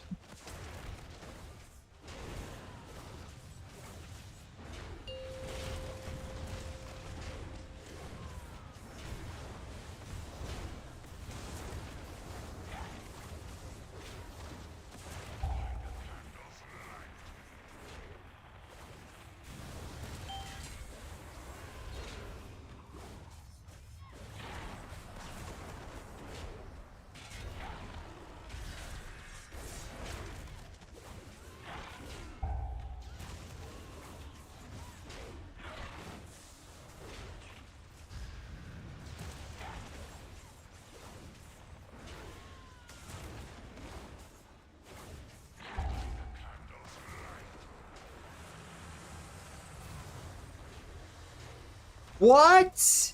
They lusted here? That's like the worst spot.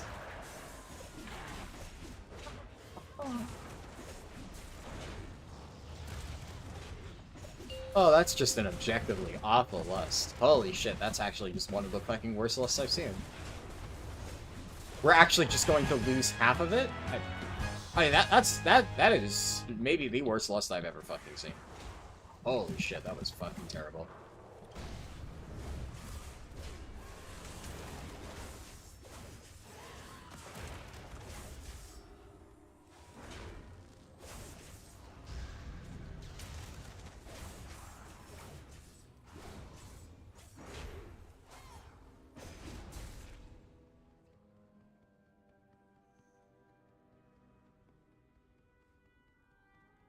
Oh, WME is WoW made easy. Oh, I see.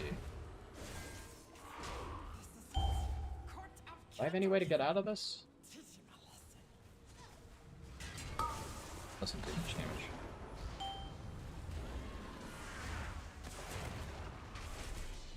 Yeah, I've heard of those guys. A gift of power.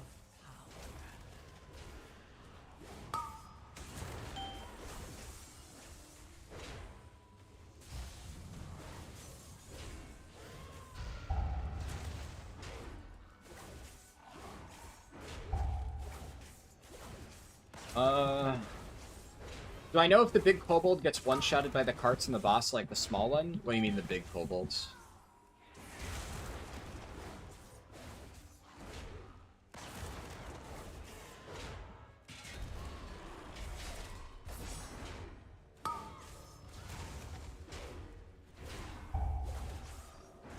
Oh, that was targeted on me? I wonder if I could have spell reflected that. I didn't even realize that was on...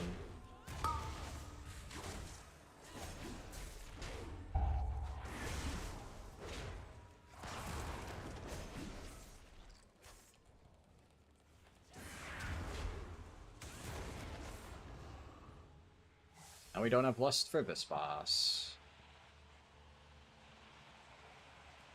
Okay.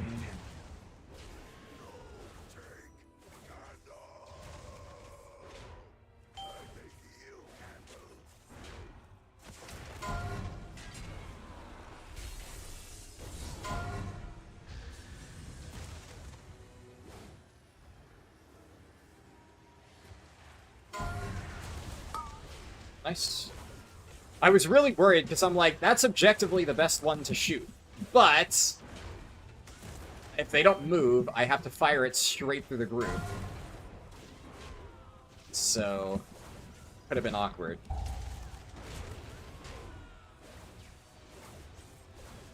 Nice! Nice! Oh, okay! Let's go, Mr. Evoker! Honestly, he could have gone for this one too. But that one was pretty good.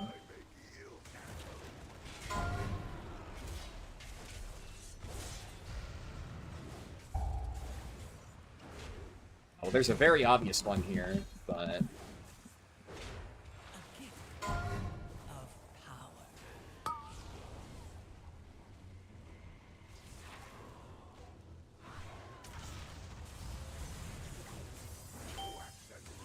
Yeah, and this is why we lost this boss. This healer is fucking struggling hard.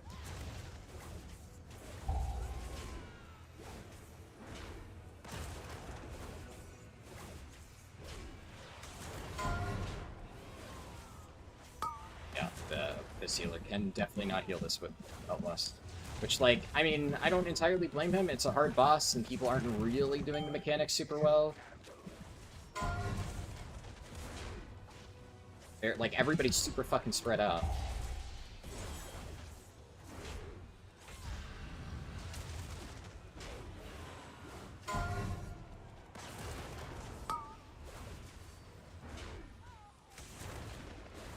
Dude, come on, get there.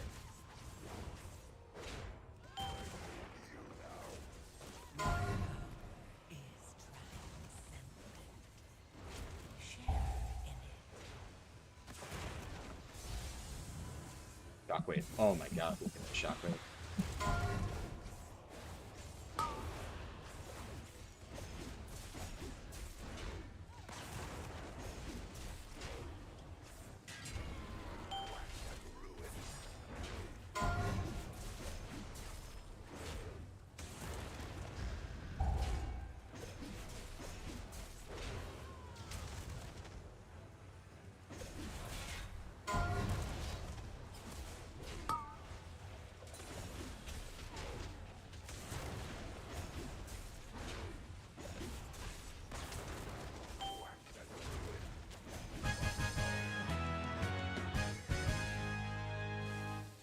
I mean, yeah.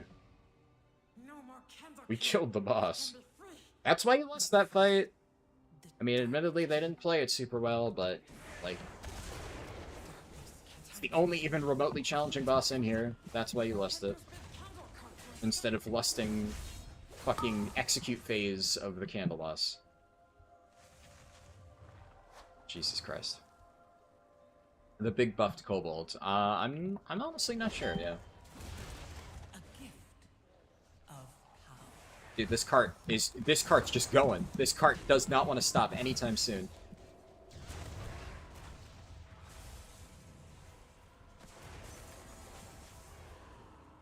Jesus Christ, nobody's gonna get that. Okay.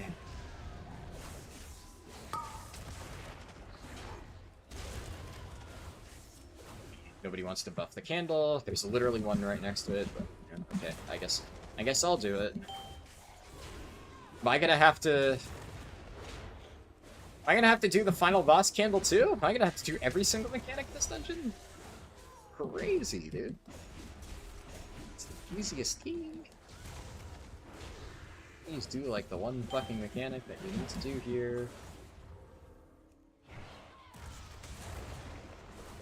Okay, yep, we're stunning the mob, rooting him inside the thing when it's clear that I'm trying to drag it out so the cart can move. The mage keeps rooting the mob in the cart when I'm clearly trying to drag it out. Please! I'm gonna fucking scream, dude. This is like such a fucking cursed run. Absolutely nobody knows what the fuck to do. I would very much like it if the cart would stop moving. Oh my god, the cart's just going. This cart's just fucking going.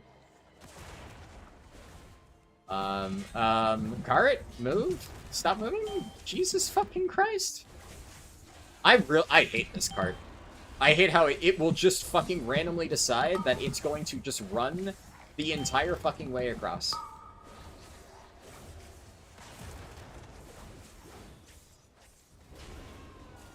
I've seen people try to explain why the cart works one way or the other, but genuinely, like, I don't know, man. I've definitely had times where it just has a mind of its own, and it will just steamroll through groups of enemies and just go. Doesn't matter what's near the thing, it fucking goes. I don't know if it's like server ticks or something. It drives me fucking crazy.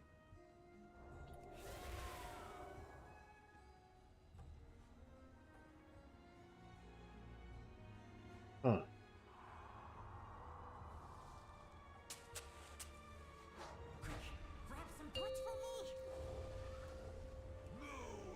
You don't know if Og is good? Well, I can assure you that Og is not good. Now, whether Og is, like, as doom as some people make it out to be, that I don't know. Dude, come on. Mage is actually just fucking AFK? Jesus.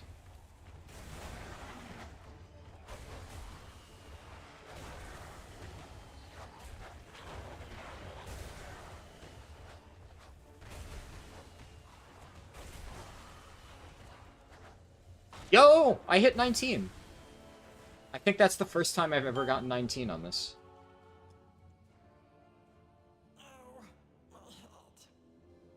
Oh, okay, and game's just freezing. So we're stuck in like 0 seconds on the stun for like 3 whole seconds. Of power.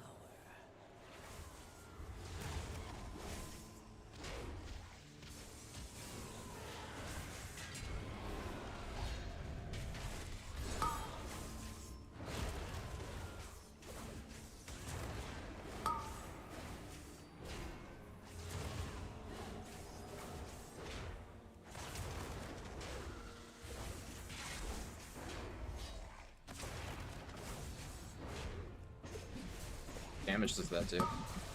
And not that much.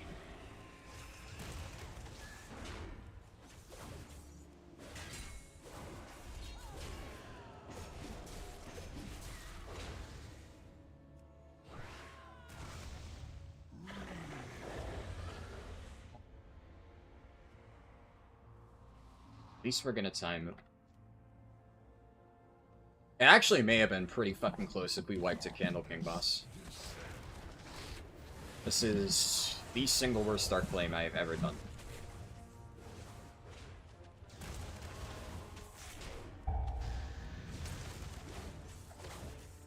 Okay, we're not moving for the mechanic. I mean, he may have moved at the last second, but I didn't even see his feet moving at all. I do not trust.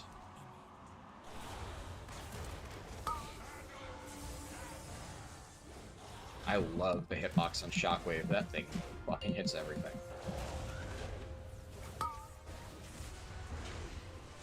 Alright. We're gonna do the mechanic, right? Nope. We're not doing the mechanic.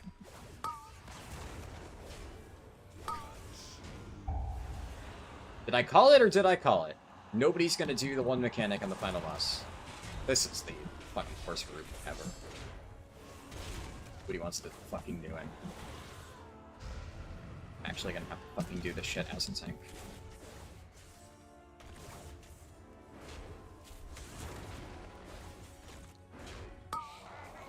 I can't really...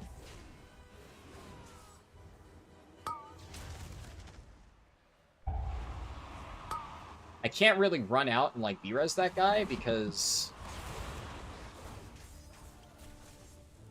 Dude, this is so awkward.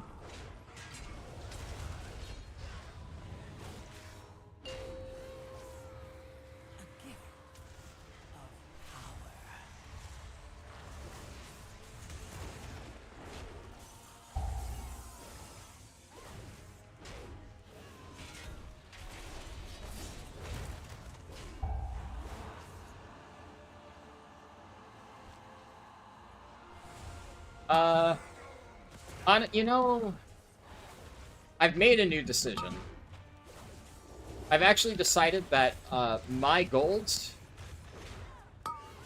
the gold that I would have to spend to buy another convincingly realistic jumper cables, to me, it is more valuable than this monk's life. He has not earned that.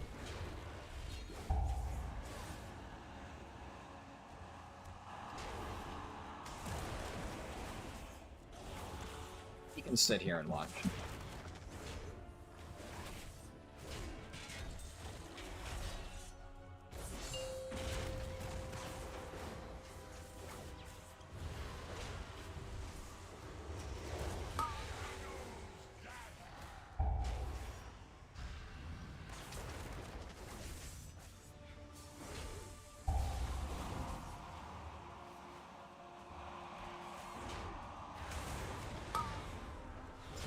Hours later.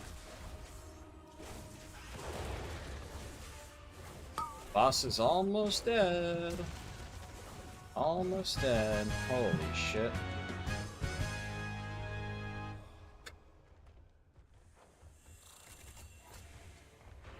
Good reroll, please. I got a... Eater of Pain! Okay. Holy shit. Poor monk. I mean, you know, he made his bed. Trust me, that final boss is not the reason he lost to me in overall. That guy was fucking beans. The rest of the group was kind of shit, too. Like, look at the... I mean, I'm gonna be honest. The mage is already starting to shit-talk the monk. Like... Brother, you do not have a leg to stand on. Holy fuck. But I'm not gonna be toxic. I'll sit here and I'll shit talk on my stream, right? But, you know, not gonna be toxic. Not gonna be toxic. Not gonna say shit. I'm gonna be toxic in the confines of my own stream, where, you know, nobody can be offended. You know, is what it is. Alright.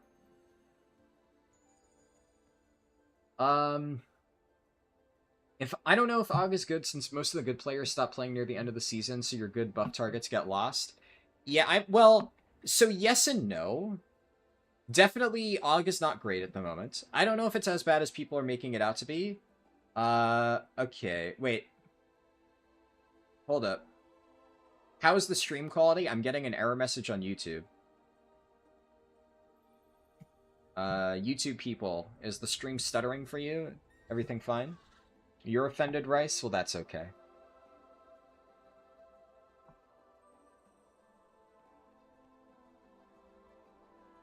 Also good to see you. 10 out of 10 lost, yeah. But yeah, I think one of the other big things about Og now is Og has, like, so much personal damage that it's, like, less impactful now. It's more about, like, you know, you're doing a lot of damage on your own, and you just have to buff people. The thing is, I'm gonna do Og last, because I'm gonna reach a point where, like, I'm already gonna have Score's Devastation by the time that I do Og. And I'm gonna have so much gear in my Evoker by that point that I will just be doing enough damage on Og that, like, nobody will be able to bitch. Like, it may not be meta, but I will just do enough damage for it to not matter. That's why I might do Og as, like, literally one of the last ones. Yeah. Nah, you're absolutely right, Oxara. I definitely wouldn't recommend people playing it, but... YouTube is pretty bad right now. Owner said not for you. Yeah, there definitely was some issue at some point. Because I got something on my, my OBS. But it looks like, I think it was a connection to, like, YouTube, because my internet didn't seem like it had any problems. And I mean, you know, shit happens, right? YouTube sputters out. It was really funny the other day. I think it was the end of part 1 of BM Hunter. Right as I was, like, ending my stream, I was still talking for 5 minutes. But before I was finished yapping, my internet just completely went out for, like, 30 minutes. So I guess it was a good thing that my stream was basically over, because if that had happened 10 minutes earlier, I was in the middle of a key, and that would have really sucked. But it worked out. Alright. We're halfway there, and like I said, if I rerolled to a shit key, I would have ended stream there, but we did not. We rerolled into the exact dungeon that I need, so we keep going.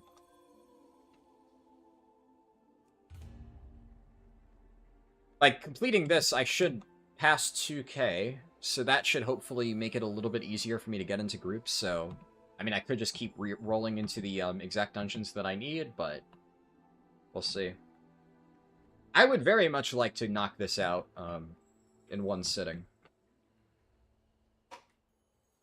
I can't stay up, like, super duper uber late, because my dad wanted to go for breakfast tomorrow, but...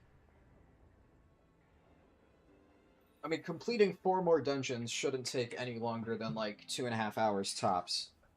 So, worst case scenario, I go to bed at, like, 4 in the morning, I should be able to get enough sleep.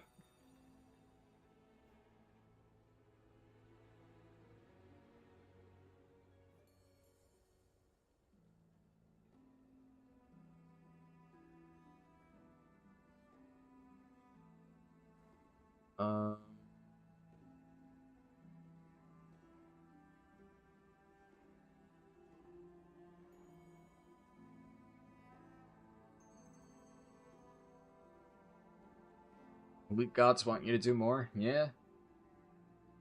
Yeah, I'm down. The only reason I was saying I would have stopped stream, I'm a little bit tired, but I'm not that tired, honestly. Sure, fuck it. Oh, they canceled. Okay. Unlucky.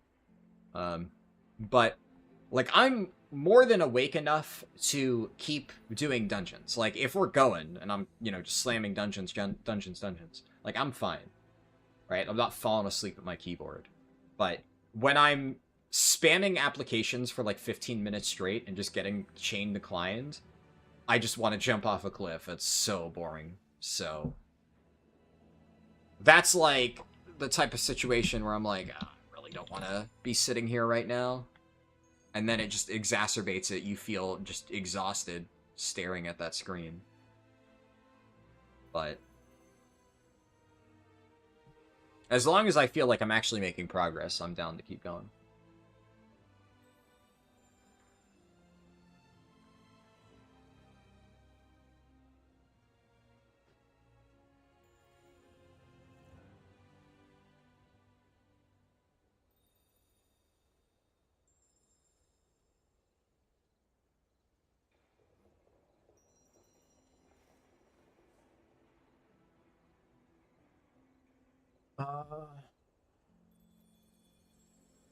You failed your key? Ah, shit.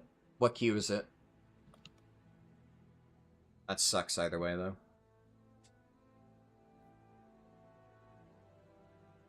Because decent, but I'm just gonna be a little tiny bit picky here.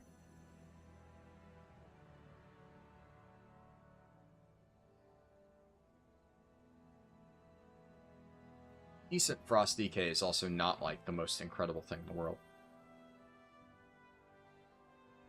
A 12 Motherload? Oh, yeah. Pugging 12s is always a crapshoot.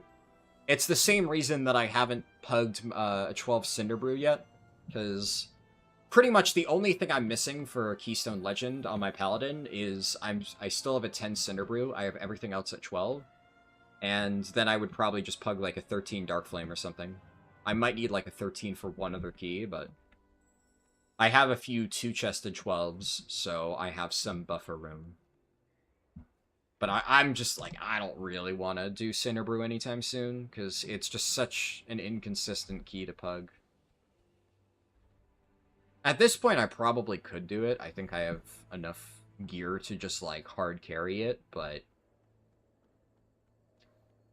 Like, I got all my 12s done, like, 2-3 weeks ago, and I've just been sitting on that one not completed 12, waiting.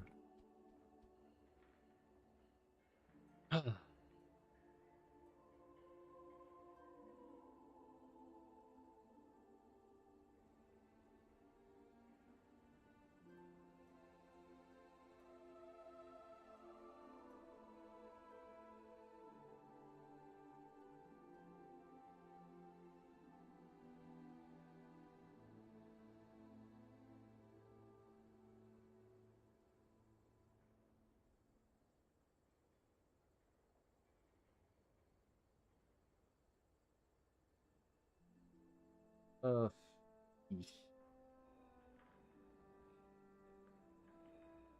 yeah, okay, fine.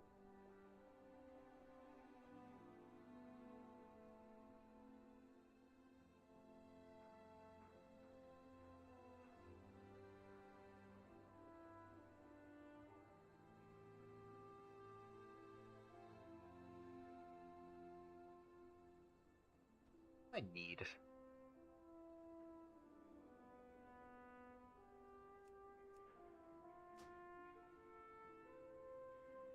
Probably should be fine. I mean, I'm gonna still search this guy, but...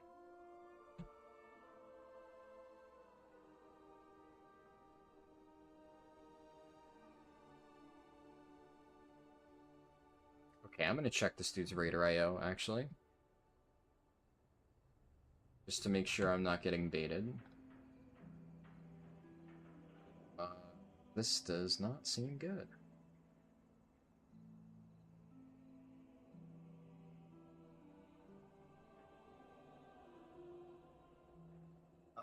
I mean, probably fine.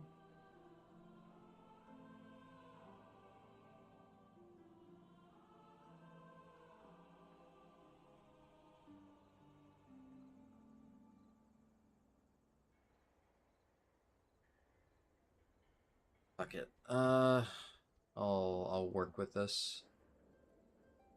I'm not terribly impressed here, but... Actually, I'm gonna be honest, it's my key. Fuck it.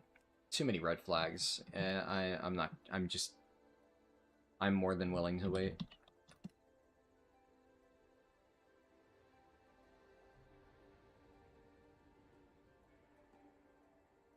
I might grab this mage. Yeah, I will grab this mage. I would like a battle res.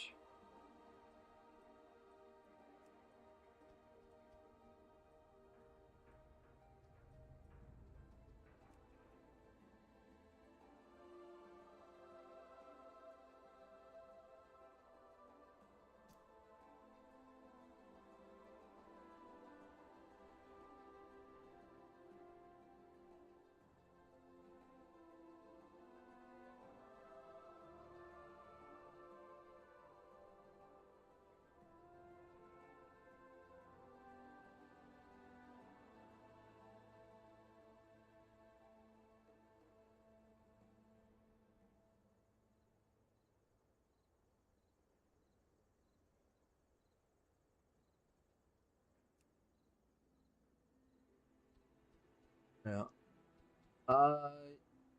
Wiped in the second boss somehow. Lusted third boss. Lusting third boss is interesting. Wiping on the second boss of Motherload, though, yeah, that happens. I mean, I'm guessing for that boss probably just didn't kill the add-in time and it exploded. It's usually what happens. People just don't swap fast enough.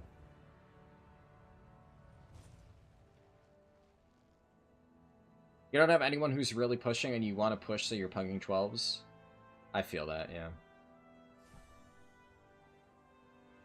It's, like, that's kind of what I did for a bit, but it's definitely tough. The way I see it is, like, if I really want to push keys, the reason why I haven't really bothered pushing on Paladin, like, it's just going to get easier as the season goes on. Like, there's absolutely no reason to try and do 12s right now. That's kind of why I'm doing this, right? You know, later in the season, I've already said I might try to get Keystone Legend on, like, multiple of these characters if I feel like it. I'll probably go for it on Prot Warrior. I'll definitely get it on Paladin because I'm, like, 2 dungeons away. Like, very, very, very doable. But I'd rather just have more gear. Because then I can easily get 12s, and then if I want to push even higher, well, I mean, I'll be able to do that. But it always feels bad, but I'm like, you know, yeah, sure, I could do this right now, but, like, why would I do that when I could just wait? I'm gonna take the Rep Pally. Really good logs, and he's a B-res, so...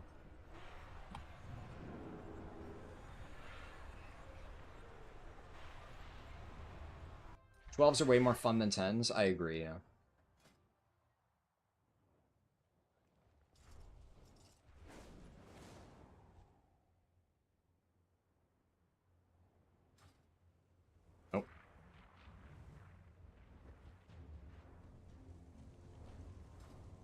What am I looking for? I wouldn't be opposed to a Druid healer if they had, like, reasonable stuff. You can't spell reflect the Leaping Sparks in Floodgate. You tried spell block, but that didn't do anything. Yeah. No, spell block, I don't think it would. Spell reflect definitely works on some weird stuff sometimes that you don't expect it to, so... I definitely, like, it didn't intuitively jump out to me as something that you would be able to spell reflect, but... It's not, like, out of the realm of possibility, but if you're saying it doesn't work, then I believe it. But yeah, if Spell Reflect wouldn't work, then Spell Block wouldn't. I'm pretty sure everything that Spell Block works on, Spell Reflect would work. There's certain things that aren't reflectable at all, but... yeah. I don't know, it's weird.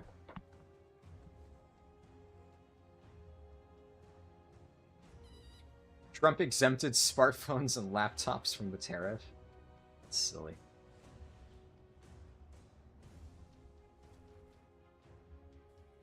The only reason you actually failed that key was the Enhanced Shaman was 1.8 million overall, while you and the other DPS were at 3 million. Yeah.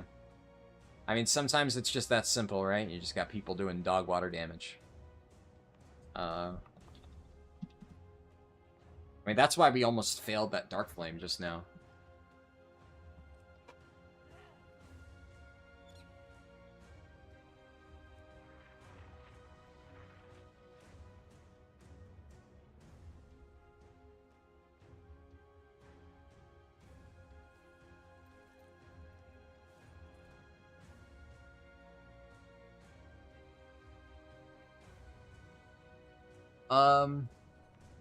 Kitty Raptor said, "Hey Harldan, I'm glad you're unbanned." Thank you.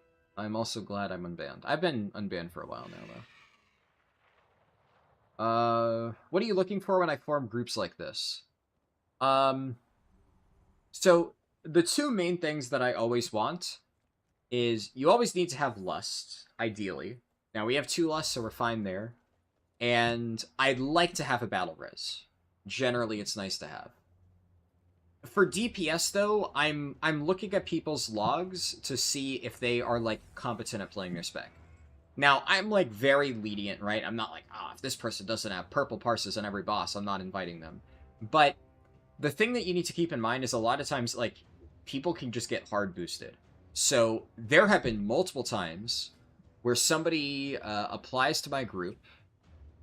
Optics... I'm gonna search this guy. So, like, this dude. I'm not gonna show his logs on stream, but I will look him up. And, okay. Oh, fuck. Unlucky.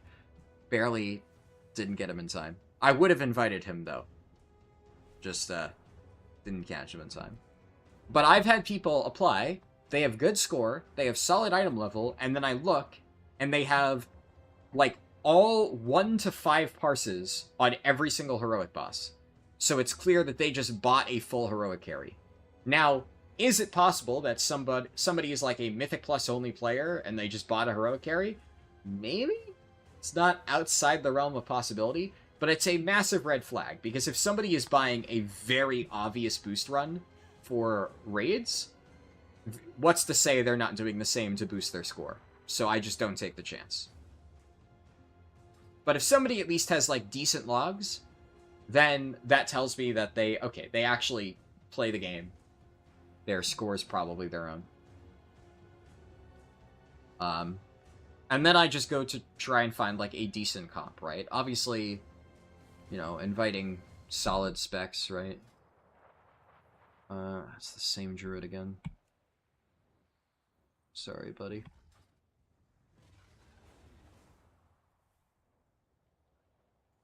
Waiting for a healer is sometimes the worst part.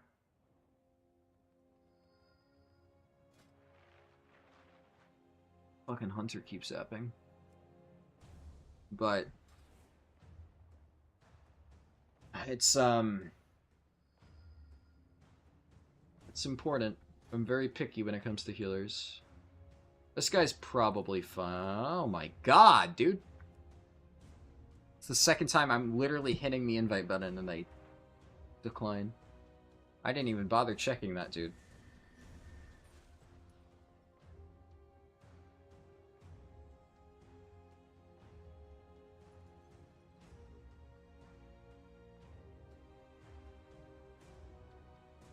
Like, the Druid might be fine. Honestly, fuck it. Probably fine. And Druid has Mark the Wild buff here. There's no, like, red flags for the Druid, but there's also, like, no major indicator. And his item level, like, isn't amazing. It's not bad, but it's not, like, amazing.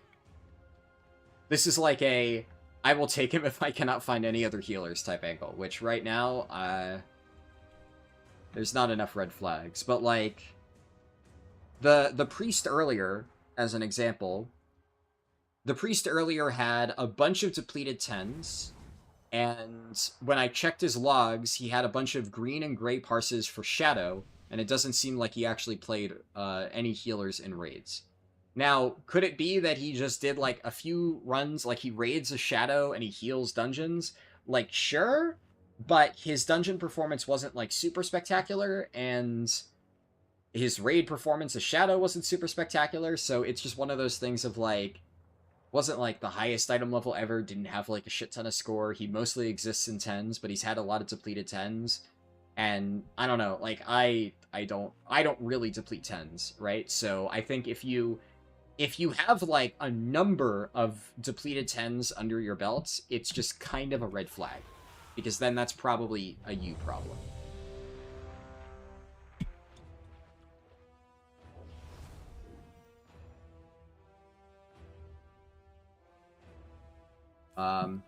And, like, you know, I've had groups, absolutely, where, like, you know, a mole person sneaks into my group and I deplete a 10, like, on my prop Paladin. Everything goes to shit.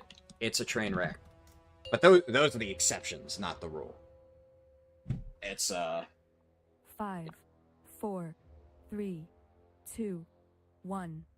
Am I gonna do a different character per spec? No, I'm not doing a different character per spec. The point of this challenge, it's not, like, meant to be a gimmick challenge. I'm not trying to, like, you know, do, like, oh, we're doing, like, 0 to hero, or whatever it is that people usually call it. I'm trying to be able to say that I can play every spec in the game at a competent level. Now, Prot Warrior happens to be a character that, like, or a spec that I'm already comfortable with. I've played it many times in the past. But when I play Fury in Arms, I'm not going to like go out of my way to make a new warrior. I'm just going to play this character. I'm going to equip good Fury in Arms gear. I'm going to build a Fury in Arms using whatever I have, which at that point in time will probably be pretty solid gear. And then I'm just going to make sure that I understand how to play the character. It's already going to be time-consuming enough getting all those dungeons done. Although, admittedly, the secondary specs will probably be a little bit faster because I'll already have score in the character. But I'll still need to actually know what I'm doing. So it won't be, like, completely free.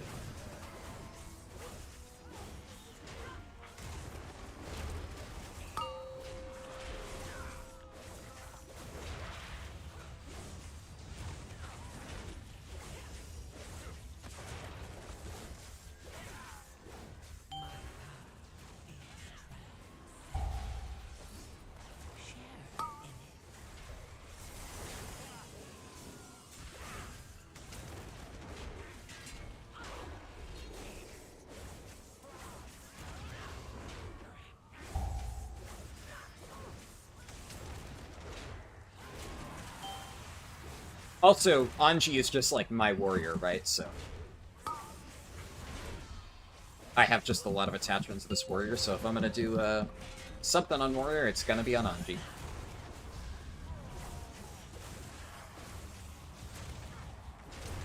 This is kind of awkward.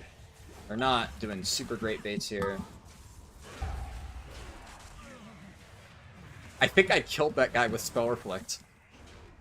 That might have been the killing blow there. I'm not 100% sure.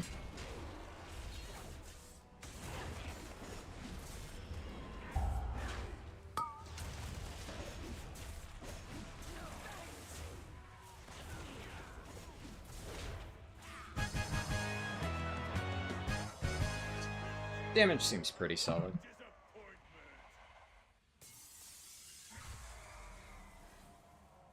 Richard Ross said, "Yo, Harldan, how's the grind going? Pretty good. And how much raid prog have I done? I've done first 4, and I'm about like 30% on Sprocket Monger. But I am most likely going to be skipping to Mugsy, kinda. It's complicated. Huh. Terminally stupid. What way do I want to go? Probably here.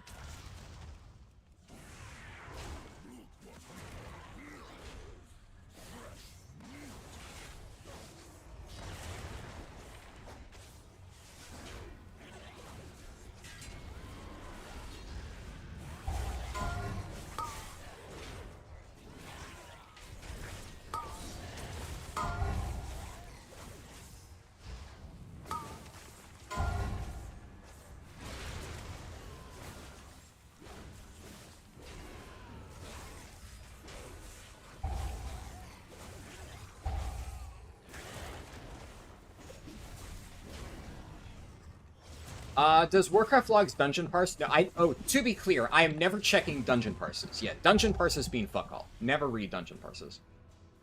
For parses, I only look at raids, right? Because that's the only thing that means anything. And like I said, I do not put tons of stock in, like, raid parses. Yeah, just hitting the wrong key. But it can be a decent metric to understand just whether somebody really understands it. And, like, here's the thing. People may not want to admit it, but the reality is, I don't give a shit, you know, how much M+ you've done. If you actually understand how to play your spec, you're not walking into a raid boss and gray parsing. Like, that's just not happening. Wow, this is, like, actually abysmal RNG. I think we can maybe make this. Mage probably has to invis, but he can get here on his own. Worst case, I mean, at least we can start this without him.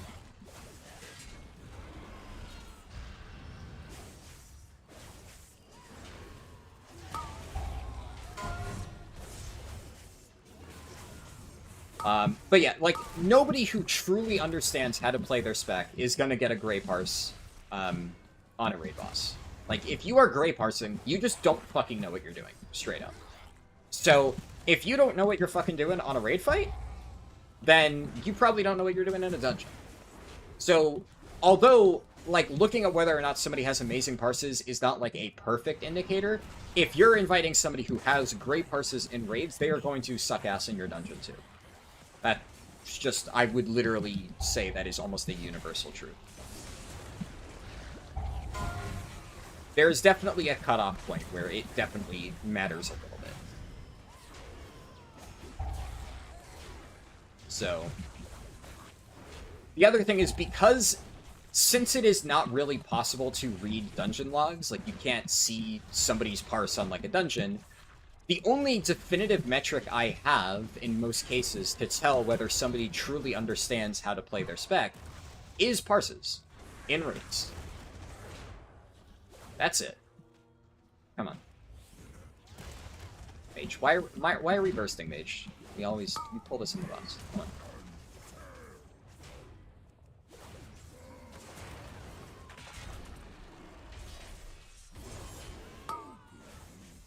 Because you can't really have your parses boosted. Now, I know some smartass is gonna be like, oh, well, technically you could have someone pilot your account. And I'm like, yeah, I mean, at that point, yeah, that is definitely gonna be a difficult one to detect.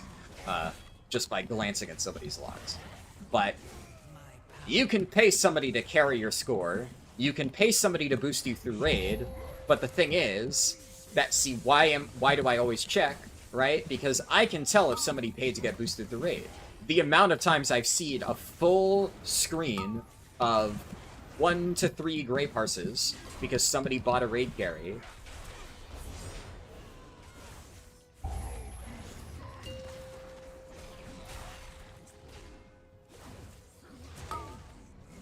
And, like, to be clear, there's nothing wrong with buying raid carries. Like, they exist for a reason. Hell, I used to sell them, right?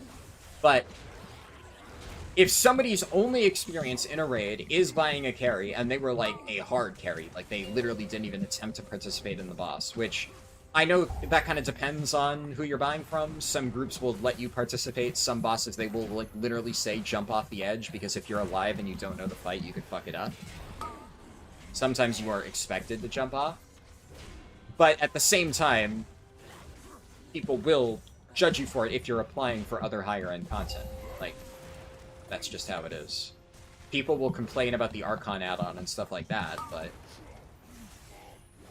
I think a lot of people expect that if things like the Archon add-on didn't exist, they would just have a much easier time getting into groups, and they blame the existence of things like that add-on for their inability to get, like, invited. And it's like never that. It's never that, because people like me, who are extremely cautious and check and double check every single person they invite, I will know. 99% of the time, I will know. I don't fucking need that add-on to check to see whether somebody's going to brick my key or not. I'll find out. They might sneak into some groups that, you know, maybe the person isn't using the add-on, but and wouldn't think to check otherwise, but a lot of groups, you know, they will just check anyway, so. Man, I am so slow. Oh my god. I'm fucking waddling here. This is painful. Ugh.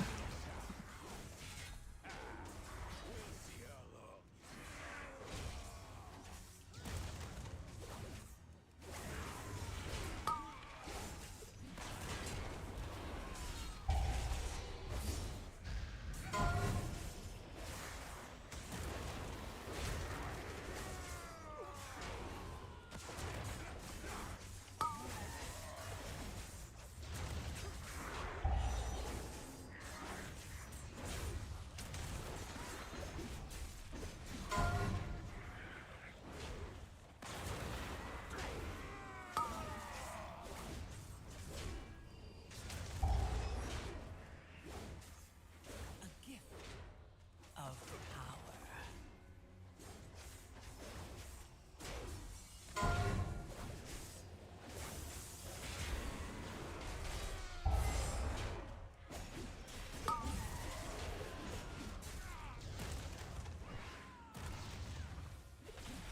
Nice. Rugia.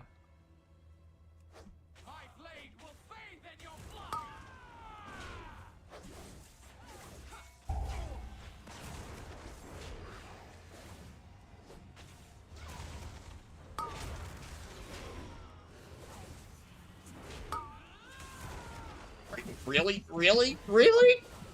Freaking dropping it on my face? Come on, man. Come on, man. Oh, he didn't move fast enough.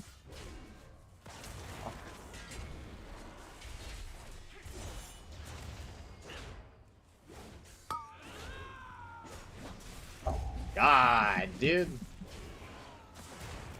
None of them LOS properly.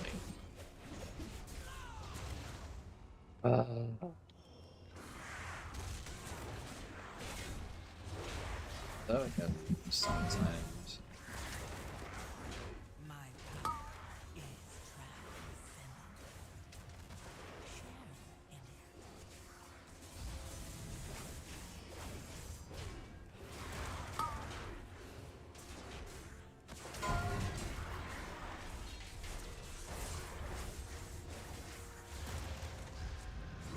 You still dislike top? Yeah, I don't hate top, and honestly, it's like not very hard if people have like a vague understanding of what they're doing. Like, obviously, the fact that they didn't LOS the blade, like, it didn't...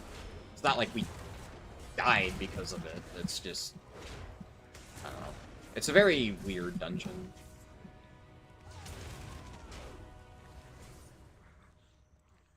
I really don't like Zav. I never realized how much I hated Zav. Not skipping. I never realized how much I hated Zav until I did it on my BM Hunter.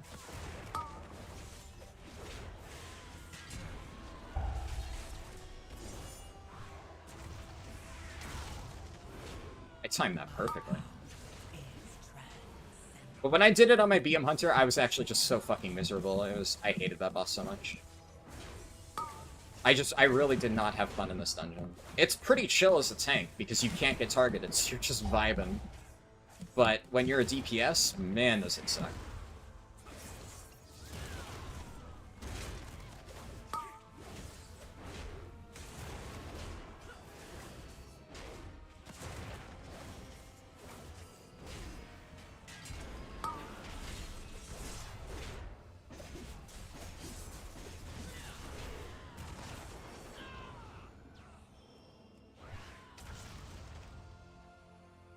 You don't like straightforward dungeons with 0 different pulls possible? I slightly disagree. Because I think, like, the reality with large dungeons like that is it's kind of like the illusion of choice, you know? You think that you have a choice as to what dungeon you're doing, but there's always, like, a meta route. Now, some dungeons do have some diversity, but, like, Priory, right? Nobody is doing right-side Priory. It's illusion of choice. Now, there are slight variations to every Priory route. I've seen a lot of different, you know, little how people pull it. I tend to pull Priory very safely. Some people do, like, these super aggressive skips and whatnot, and I do very, very, very straightforward Priory pulls, right? But, illusion of choice, right? Another example of a dungeon that so many people glazed the fuck out of that I never liked is Halls of Atonement. I heard so many people say they loved how open Halls was. And admittedly, I did have one friend who was, like, super duper duper duper good at M+. I mean, actually, you guys, some people might know him, Deswind. Deswind is, like, super duper good warrior player. And he would always talk about how much he loved Halls of Atonement, but he was also, like, one of the best warriors in the world, and he was doing all the fucking routing for those top-end dungeons, so it makes sense why he liked it. But, you know, every single time I would run with Deswind, he would just say, hey, we're going this way. I'm like, okay, you know, illusion of choice, right?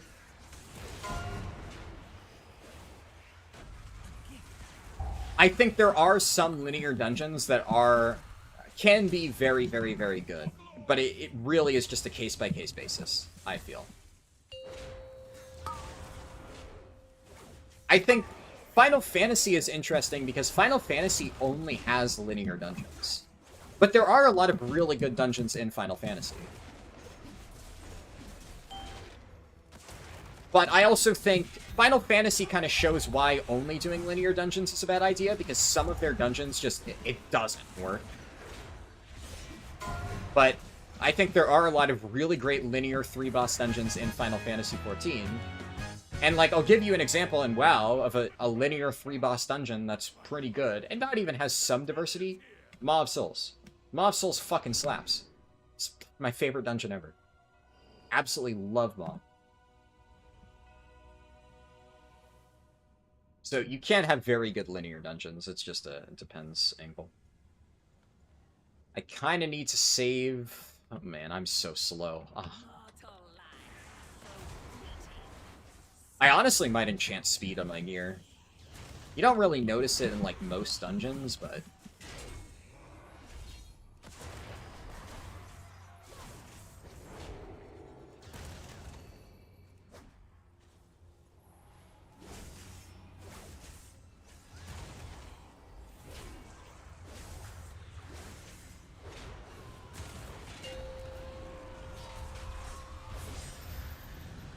I will say an example of an open dungeon that I actually do quite like, though, is Floodgate. I think Floodgate is the type of open dungeon that does have enough flexibility where, like, there are slightly different variations. I do think that it is somewhat a little bit linear, but Floodgate and Priory, honestly, are both good examples of the kind of open dungeons I like. It is kind of the illusion of choice, but it's, like, just enough flexibility that you're, like, kind of fine with it. I know I kind of said that as a bad thing with Priory, but I don't know. I feel like the reality is you're never going to have a perfect build your own dungeon type of situation where every single person does something different and it works. Like, that's just never going to be the case. There's always going to be a meta route. So I kind of like the way that Floodgate and Priory are designed because, yeah, everybody kind of does, like, generally the same thing. But there's, like, some slight variations. You'll be like, oh, they're doing this pull with this pull. That kind of thing, you know? Oh my god, Well, rip my demo shout, man. I meant to do Battle Shout to refresh it for, the Shaman, and then, like, my brain was like, I need to shout, and for some reason, I pressed Demo Shout. I'm cooked AF. Violet Holds, Pog. Well, Violet Hold is the third type of dungeon, that being a wave-based dungeon. That's neither linear nor open. That is a special kind of hell. And, yeah, that one fucking sucks. Maw of Souls is really good. It's not that it can't be done, just as a general statement. Yeah, Maw of Souls is definitely a good example of a linear dungeon where there is, like, ever so slight variation. Also, this is going to be an extreme hot take. I really liked, what's it called? I really liked Grimrail Depot. I really liked Grimrail Depot. I'm gonna get so much hate for saying that, but Grimrail Depot, banger dungeon, I will fucking die in that.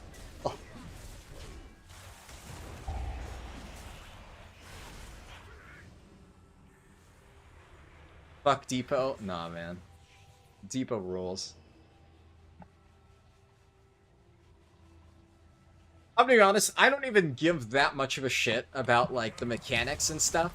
You're on a fucking train. It's just cool. Like, fuck off, it's just a cool dungeon. I don't care. I don't care if it's, like, tight corridors. You're on a fucking train. That's enough for me. I love it. You also enjoyed it? I had some fellow Grimrail enjoyers. Grimrail's Peak love that place. Hell yeah. I usually get so much hate whenever I say that.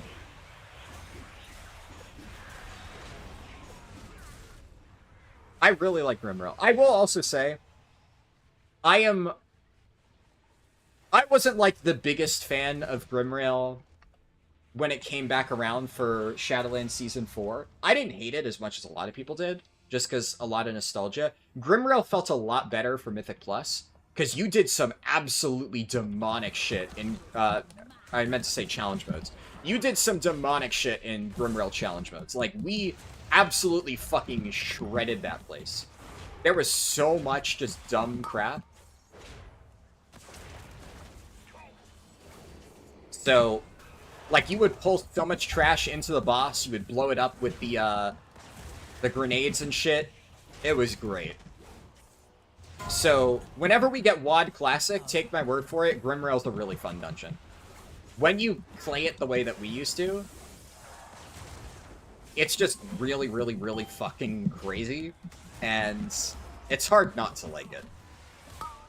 But for Mythic Plus, it was kind of like watered down. I don't necessarily think watered down is maybe the right way to put it, but Iron Docks is another example of the way that you do Iron Docks in challenge modes is you chain pull the entire first room. Like, you wrap all the way around, you Gorfine's Grasp everything, and then you just chain CC everything until it's dead. That's how you did a lot of challenge modes. You just, like, chain CC these gigantic pulls that you should just not be able to get away with chain CCing. And, you know, if it can't actually do anything to hit you, well, then it can't kill you. So you just kill it before it kills you. That's, like, how you approach half of challenge modes. And, honestly, it was really fun. And Grimrail was, like, the peak of that. So...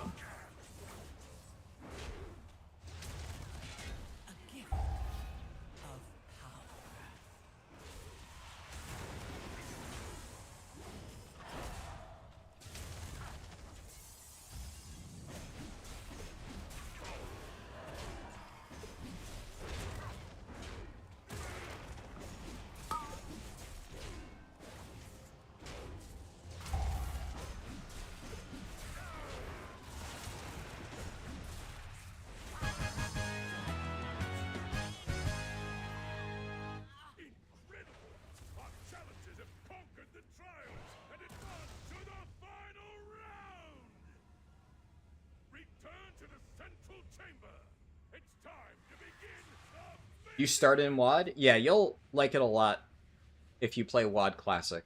Because I'm guessing if you started in WoD, statistically speaking, you probably didn't do challenge modes, because most people didn't do challenge modes, even veteran players. I'm really excited to see how people play challenge modes, because the thing that you have to understand about CMs is when they first came out, challenging dungeon content was just not normal in WoW. People were not used to it. There had really been nothing even remotely close to challenge modes when they were introduced. And when they were added to the game, there was no real reward for doing them. There were, like, cosmetic rewards. But vast majority of people were not going to go and do challenge modes for cosmetic rewards if they didn't understand the dungeons. It was like an end-of-season thing that some people did when they felt like they were super geared from raids, but it wasn't meant to be, like, an approachable thing for the average player. Now, the irony of challenge modes, though, is your gear got scaled down to a fixed level, right? So in terms of gearing, it was actually even more approachable than raids. Anybody could do it. But again, nobody really tried because it wasn't something that you did for gear. But it was really fun. And nowadays, we have the advantage of, you know, Mythic Plus. It has been a staple of World of Warcraft for so long that I think a lot of people who play MoP and WoD Classic are going to go back and be like, gee, I wonder what these challenge modes are all about. And then they're going to realize, like, wait, this is actually, like, better than Mythic Plus. I'll die on that hill. Challenge modes were just a better format. At the very least, I think they both should have been kept in the game. But I think they'll be a lot more popular this time around. I think people will realize that they missed out.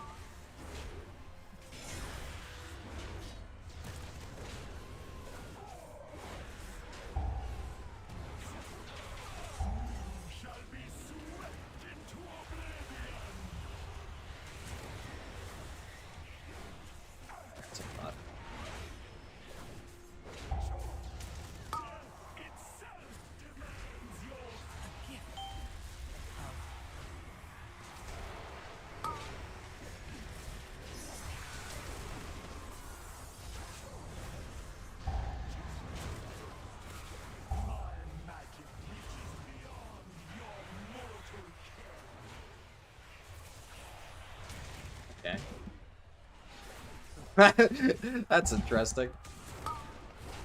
Good thing it didn't matter. Woo! The mob's cast consumed my spell reflex, so I took that Reaping Scythe to the dome. But we're chill. Alright. Hey, +2. I got so much score off that one key.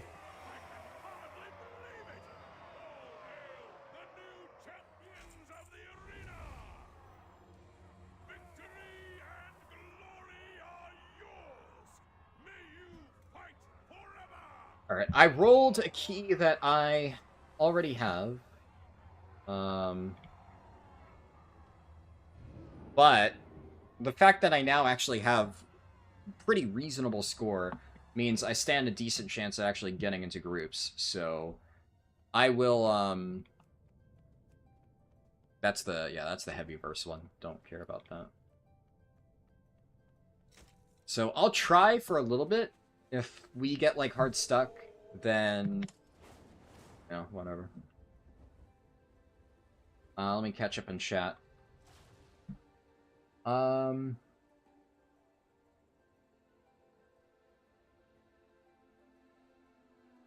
back and saw the Windwalker below me and was definitely curious what happened. Yeah, that Dark Flame just didn't go super well. Not a great group overall. Upgrading crests are part of the crest limit? Yeah. If you can manage after the awful second boss in Flood, some iffy baits or nothing. It wasn't that bad, I don't think. We fucked up the charges a little bit, but it wasn't the worst thing ever. You're not that far behind me this tier. Either means you've gotten into a better guild or Sprocket is really bad. Well, I'm not saying... It is entirely possible that you have. The reason that you are most likely very close behind me is because, keep in mind, I switched guilds. I've switched guilds midway through the tier, which is why I am still on Sprocket. Did my extra... No, it didn't bug. I forgot you can't loot items in a Mythic Plus dungeon, so you can't actually use your bonus catalyst thingy inside the dungeon. You have to go outside first. Yeah, I switched guilds. Tell me another story sometime.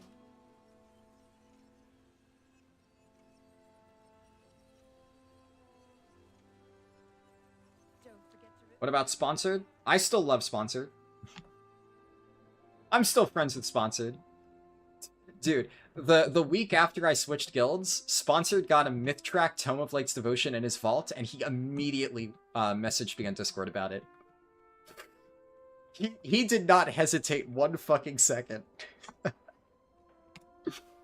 Love that man.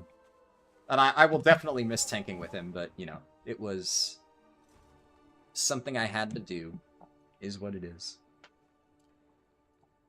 Who will carry him now? Look, Sponsored is a big fucking goofball, but he's also a very good player. He gives off the impression that he has no fucking clue what he's doing, but he's really fucking good at Blood DK. Now, put him on any other spec in the game. Yeah, I don't know.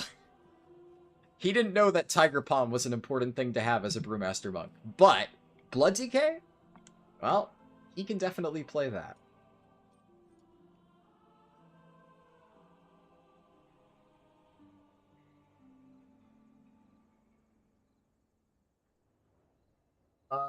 Let's see. You're a big fan of Grimbatol in the postseason with neutered tank busters?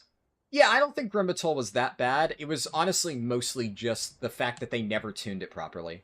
The dungeon itself was fine. It's just the numbers on it were completely fucked. Blizzard better do WoD Classic, and it better have all the scrapped content. They're not going to do all the scrapped content. So people have way too high expectations for WoD Classic. They're not going to do that. And I don't expect them to. I don't even think that they should. I think that they should just do WoD Classic in a very, like, expedited fashion. Just 2 quick tiers. The launch tier. Don't even stagger the release. Like, maybe do a very light stagger between Highmaul and BRF. But honestly, kind of mostly release them close together. And then do, like, HFC. And then we get Legion Classic. But I think if you have an expedited WoD Classic with, like, a lot of the bullshit taken out for, like, the Legendary Quest line, you know, don't timegate the Legendary Quest line, don't heavily timegate garrisons and stuff, and you let people breeze through it and see the content, I think it would actually be well received. The content itself, for the most part, like, especially the dungeon and raid content, was very good in WoD. Highmaul was a solid raid. Blackrock Foundry was a very good raid. Hellfire Citadel, also a solid raid. The dungeons, I think, were pretty good across the board in WoD.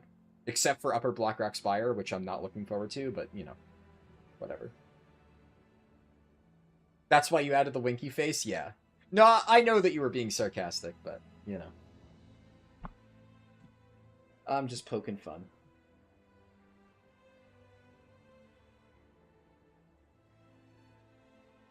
Let's see. You've seen my stuff for ages. You used to speedrun using my stuff, but it's been so long. Glad to see you got your account back. Yeah. I mean, like, obviously I only lost my main account for 6 months. I say only. It obviously was, it was a long 6 months. It fucking sucked. But, like, I didn't stop making videos during that time. I made less videos, and I focused on other stuff, but I think some people maybe think that I, you know, dropped off the map because I uploaded a lot less, and then the uploads I actually did were about, like, mostly non-leveling stuff. But, you know, I've still been going strong. I do not only see Twitch chat. It's just, I wasn't responding to chat at all mid-dungeon, and then the way that I usually do it is I just read all the way through one chat, reach the bottom, swap chats, read all the way, and catch up on everything. They never gave me a real reason, no. I mean, obviously, I got the bullshit reason of, like, unauthorized cheat programs, which I still know for a fact I never used. I was actively playing all 4 of my accounts during Mop Remix, in a group, multi-boxing them, and the other accounts were completely untouched. Only my main account, you know. Blizzard customer support's just fucking shit, is what it is. I don't know, they don't really plan on changing anything, as far as I can tell. You can still find regularly people running into the exact same issue of just wrongful bans. It's just life with this company. That's how it fucking is. At least I don't need to worry about that. Legion Remix for the win? Yeah, that should be fun. I can tell you for a fact, any special videos that I make for Legion Remix, though, they will be done on an alt account. I'm not risking anything. Alright, let's update this real quick. Theater of Pain, 329. A big jump in score. Only 3 left. So the other question somebody asked is... Well, hold on, Alchenda. I'm literally in the process of answering it. It's just... I was answering Viking Dork's question, and then he followed up when I answered his question, so I read that, and then I was getting back to yours. Especially because I was going to answer your question as I updated the score on my spreadsheet. There you go. What is my score? This. How long have I been playing this tune? Depends on what you mean on how long have I been playing it. You know, this stream is the only time that I've started pushing keys. So, I mean, you could go back to the start of the stream. You're watching on YouTube, right? Which has playback. So you can just go back to the start of the stream and see. We started off with absolutely nothing. I had a +7 key. I pushed my +7 key up to a 10, and then I've just been slamming 10s back to back. So, in terms of running M+, I'm getting all my 10s done in one sitting. Now, as for how long I've been playing this character, it's 660, and I haven't replaced a single piece of gear since I've started the stream. So, but that's the magic of delves, right? Because you can get just crazy gear just by running delves. So I've been, ever since the start of the patch, doing my delves every single week on this character, farming gilded crests, farming hero track pieces, getting vaults, and I got all the way up to 660 without actually having to farm M+ at all. I also have yet to set foot in raid with my Prot Warrior. Well, unless you count LFR, but I haven't actually done raid. I've literally just been doing delves, and I got all the way up to this item level, and then already good enough to just walk in and blast dungeons. Delves are a magical place. If you don't read this sentence out loud, you will rage. Taylor Swift is amazing.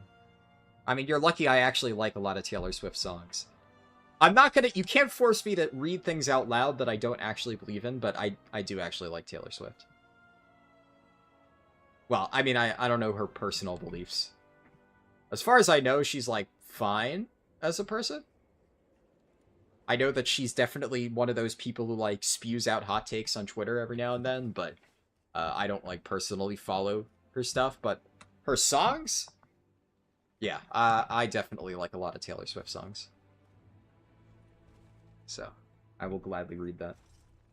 That's kind of cracked, yeah. I mean, delves are crazy.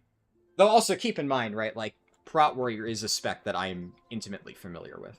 So, it's, pretty all tank specs I've actively played for many, many, many years. So it's not like... Like, BM Hunter... There was definitely a point where I probably could have just, like, joined a bunch of 10s on BM Hunter early on, but I spent time working my way up because BM Hunter was not a spec that I was super confident in. So I took my time to learn it and understand how to play it properly. And another thing is I tried multiple different builds on BM Hunter. Technically, there are multiple viable builds for Prot Warrior. Like, obviously, you can run Champion Spear. I've already played around with this before. You can run Ravager. I played around with this before. There's also people running Mountain Thane. I played this back in Season 1. So, although I technically could experiment with all the different Prot Warrior builds just to, you know, demonstrate that I know how to play all of them, the stated goal of the challenge is Keystone Hero on every single spec, or rather, plus 10 in every dungeon on every spec. And a secondary goal is for me to feel like I understand the spec. And I've already played, like, many, many different variations of War Within Prot Warrior, so, like, you know, I don't really need to prove to myself that I know how to play Mountain Thane when I did a shit ton of plus 10s with it last season.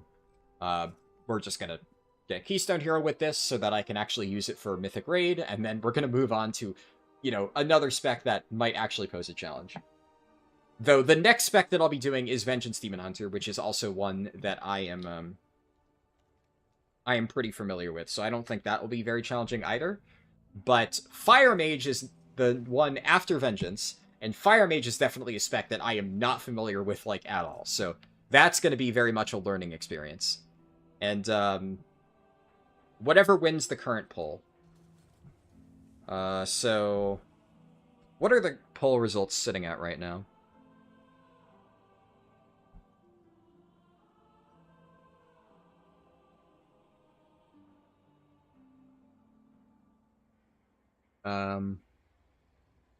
It's still pretty close. Resto Shaman and Devastation Evoke are kind of neck and neck at the moment. So we'll see. Resto Shaman currently winning. Honestly, either one of those I am actually reasonably comfortable playing, so should be fine. Harldan, read this. Oxara Luna is the best viewer. There you go.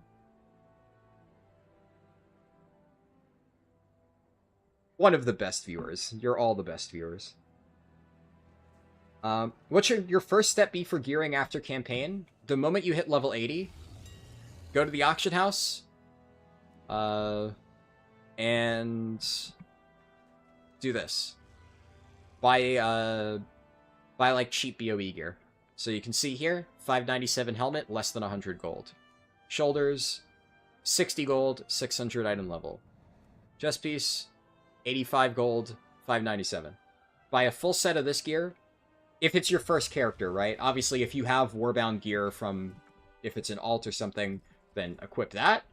But if it is, like, literally your first character ever, buy all that stuff. You can get pretty much full 597 at the lowest in every single slot. 603 if you want to spend a little tiny bit more.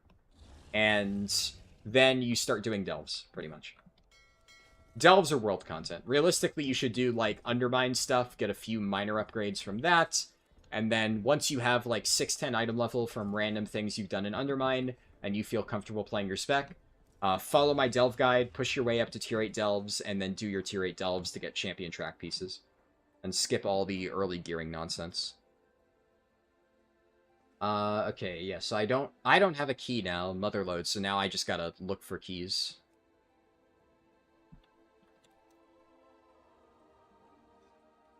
Still got Priory left.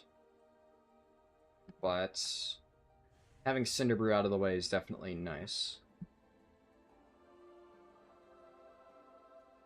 I do need Workshop still.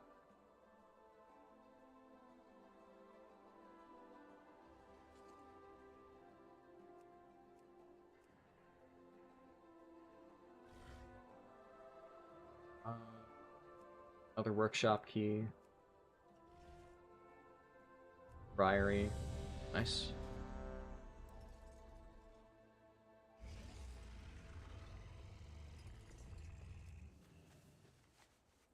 One of these days it'll update so that it says that my main score is correct.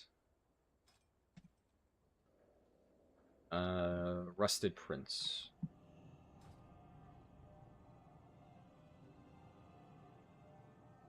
Fingers crossed that I can re-roll this into a good key. The Rust Bolt resistance needs you. Repel Mechagon's forces and help put an end to his machinations. One side, yeah.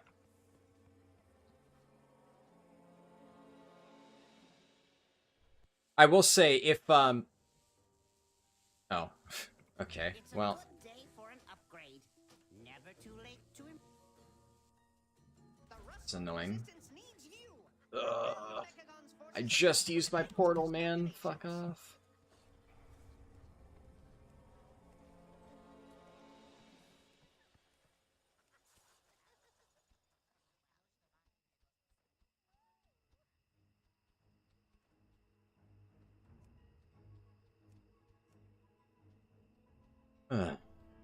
Yeah, if I finish Prot Warrior today, which, I mean, it looks like I will, the only way that I don't finish Prot Warrior today is if, like, somehow I join a key that gets, like, bricked at the last second, and then I end up, like, losing 30 minutes and I don't get to reroll my key.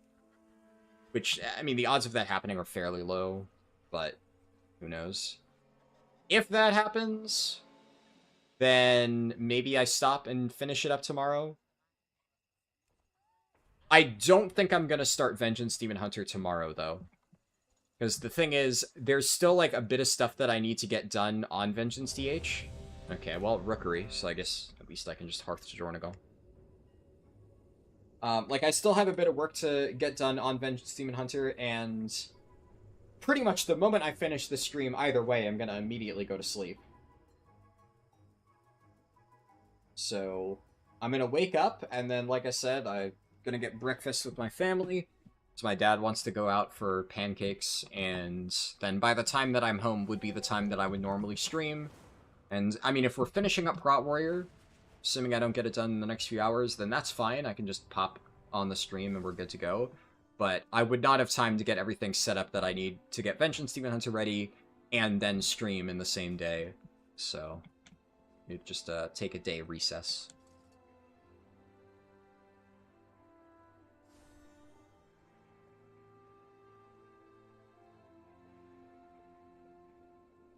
What I could also do is, I need to get my Prop Paladin's weekly keys done. So I might do that. Maybe I'll stream that. We'll see how I'm feeling.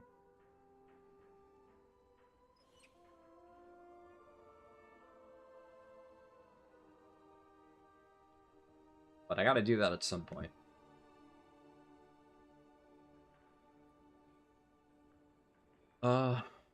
Are they inside? Yeah, okay, they're inside. Rookery's pretty chill. This is like... Nice thing about Rookery is, obviously the tank can fuck it up if the tank doesn't know what they're doing, but obviously I know how to pull this dungeon, so I will know if this is bricked or not before the first boss. Technically, people could throw hard on the last boss, but, I mean, if it's clean up until then, it's rare that people, like, have no idea what to do in a plus 10. Usually, they have some idea.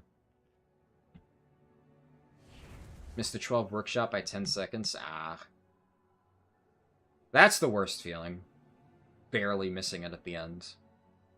Because you invested all that time. Unlucky.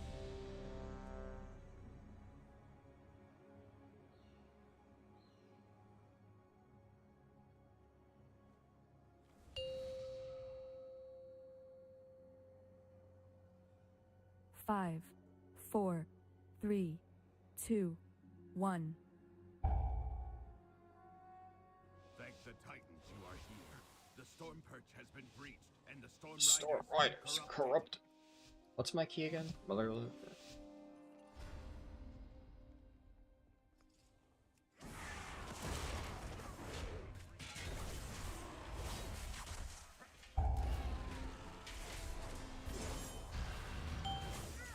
Oh my god, the healer almost fucking ate that to the dome. Oh, are you kidding me? He actually died to that? Brother. Okay, I mean, no. Like I said, you'll know by the first boss. The Mistweaver getting hit by the orbs and almost dying when they come out, and then standing still and dying to the return, like the rebound? That's crazy. But, I mean, You go to the roost. it's whatever. I will distract them here. We can link up. Cooked, yeah, that's fucking. Ooh.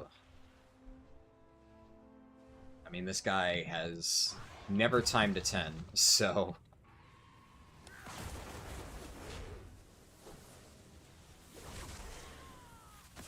The group is not here.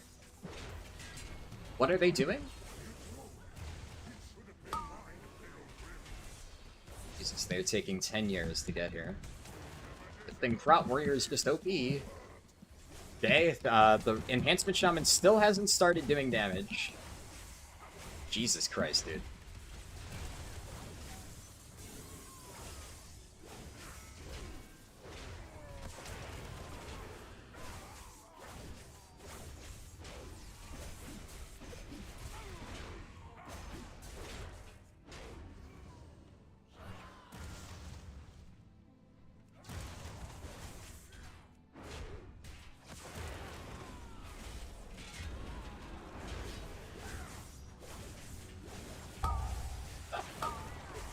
I mean, I guess that's probably why he didn't start doing damage, but also, like, Jesus. Good old Enhancement Shaman. I'm guessing he's playing whatever that build is that... Yeah, okay. Yeah, no, this is just a leave. Only the strongest survive. I'm out. Like I said, you know, before the first boss.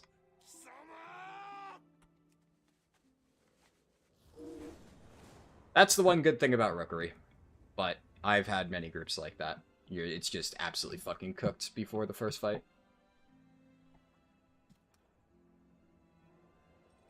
So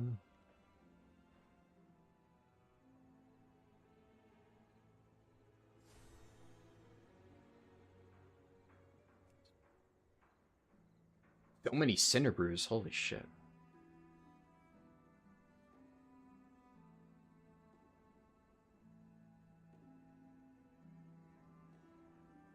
What you were going to say is top, each path is super annoying. Portal, there's only one portal. PvPing, you're not double playing mini bosses. Yeah.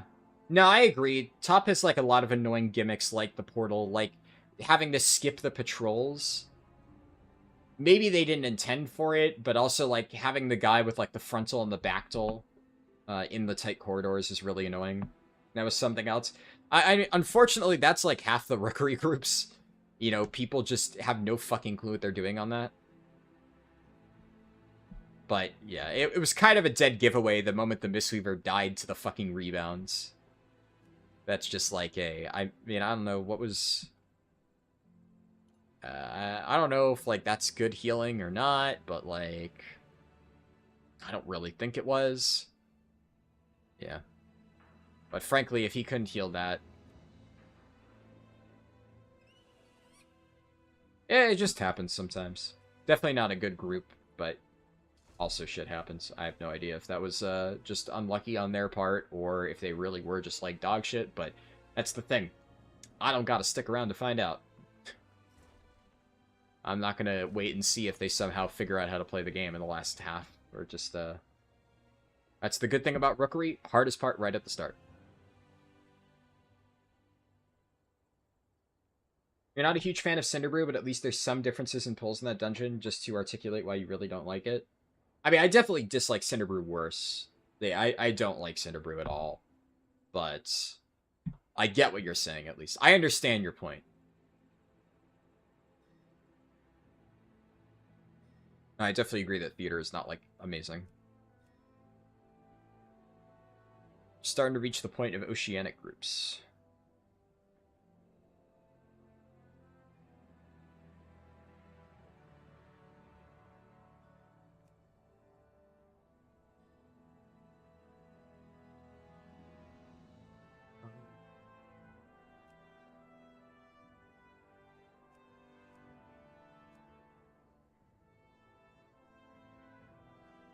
Surprises you why?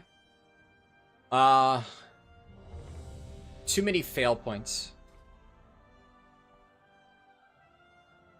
So one thing that I absolutely despise in dungeons is rooms that are designed with multiple trash packs very close together, where it's very easy for somebody to butt pull. Because there's absolutely nothing worse than doing like a perfectly calculated pull, and then somebody just face checks 2 extra packs, and now you're dealing with like way more than you bargained for. And basically every single room in Cinderbrew is designed like that. It's a shit ton of packs squished together in a confined space. It is so easy for people to face check a pack. So that part I really don't like. I don't really mind the first boss a lot. I think it's a little bit annoying, but it's not the worst thing ever. I really dislike the brew boss. There's so many ways that people can fuck up the brew boss. If people don't help you CC, you're just fucked. B-boss is fine overall. Obviously, you need people to do the mechanic, but I think at this point, most people know how to do it. I used to really hate the B-boss before they nerfed the rate at which the like, honey came out. I was losing my mind at how fast the tank thing was applied, but they nerfed the application, the rate. So it feels fine now. A lot of the trash is just very annoying. I despise the hobgoblins. The hobgoblins have way too much health. They just take forever to die. Their charge is really annoying. Somebody can send the charge halfway across the room, and then the hobgoblin just doesn't die. What the fuck? Thank the Titans you are here. Oh, The storm okay. has been breached, and the storm riders corrupted. That's the fastest I've ever seen somebody rip a Keystone. I mean, okay. I didn't even get time to food buff.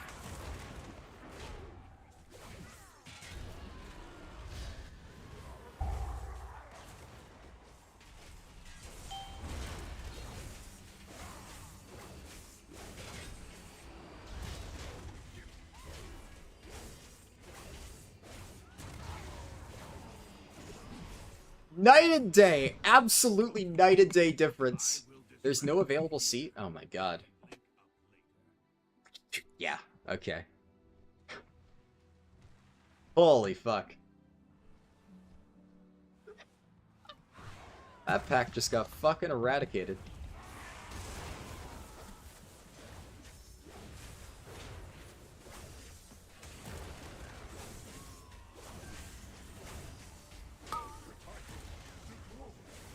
Should have been mine, Belgrim. You never deserved to be Stormward. That boss is such a goofy ass voice, and I love it.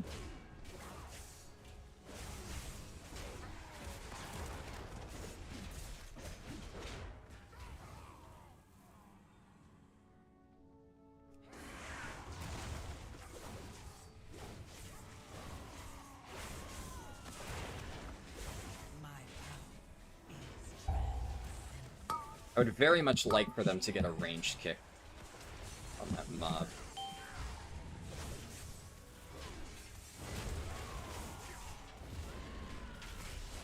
Yeah, like, this pull hits hard, for sure, but it's very healable. You know, the healer just kept everybody alive.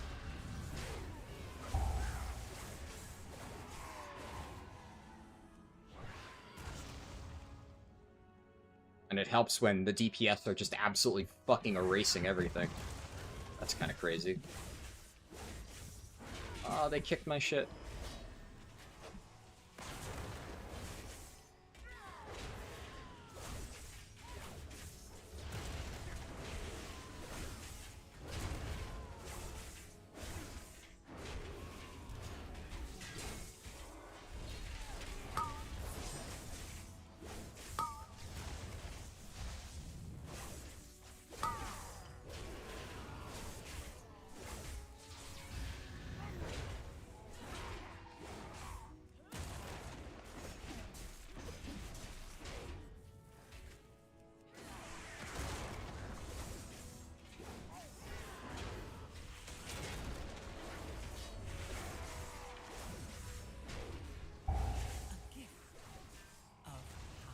This actually might line up super well. Nice. I managed to silence the mobs and break a bunch of Xalatath orbs.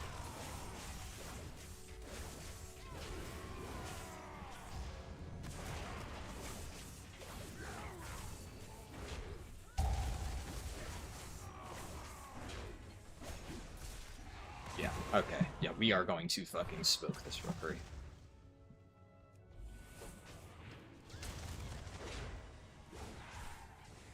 Like I said, you know by the first boss how the key's gonna go. One way or the other.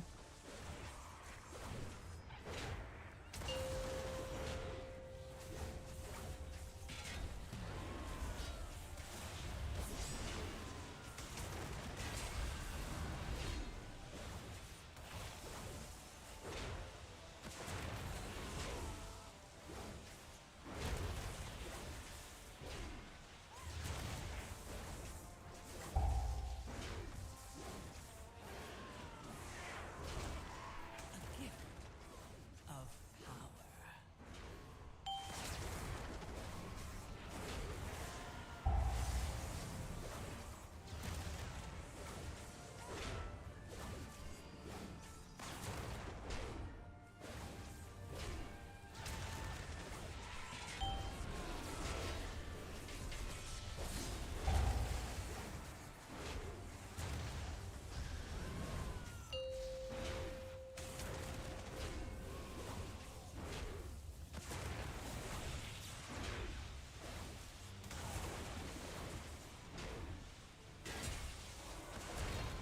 Ah, shit, outburst.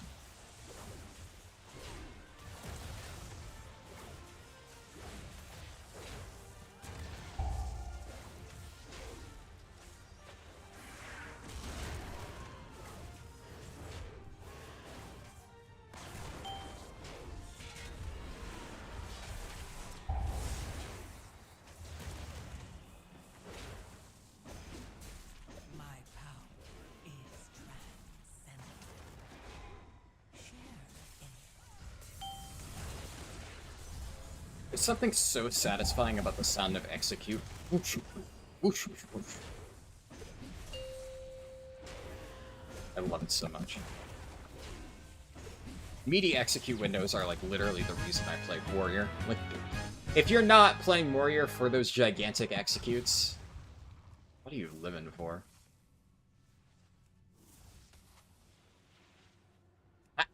I didn't hit the Stormbook? Okay.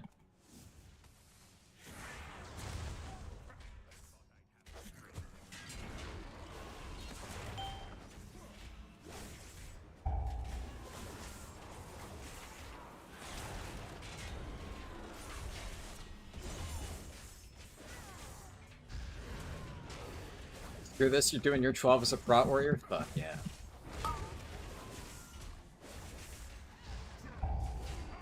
Going the dark side. Press execute. Ignore all the pain.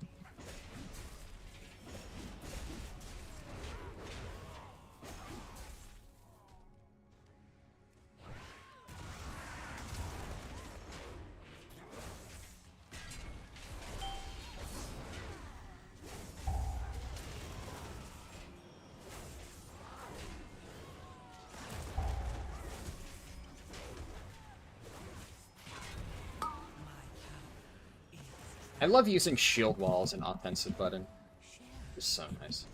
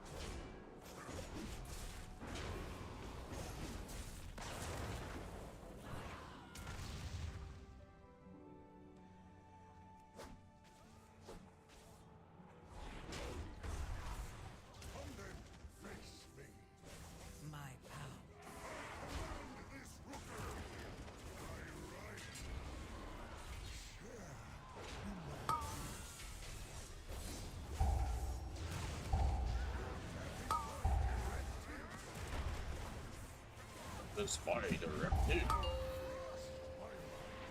Okay, I got this ability twice. Okay, this rogue, brother. He's cranking, but he is tunneling hard.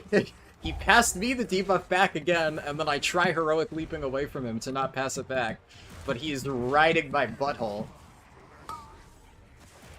Like, I tried, man. I tried not to pass it to you.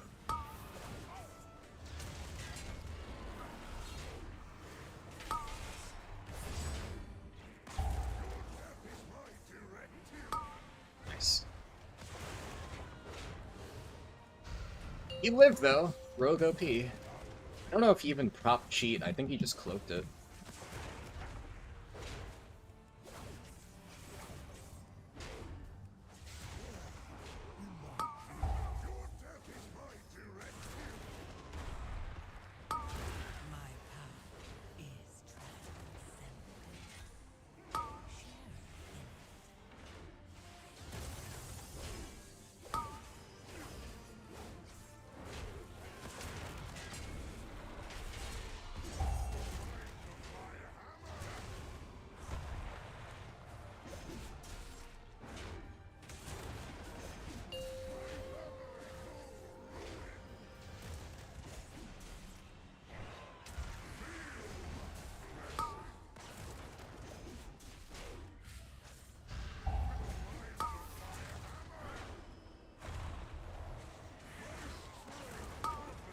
Oh my god, no way he was the closest. I mean, that's unlucky, but like, yeah. Yeah. He kind of greeted a little bit.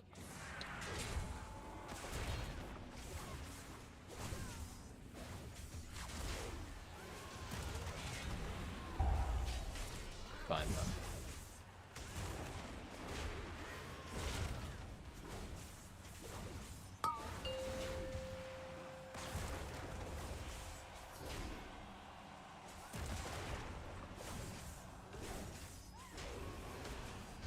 It's weird because you love all the sound effects, but you honestly, the amount of screams and the fact that they all sound so extreme is your biggest complaint.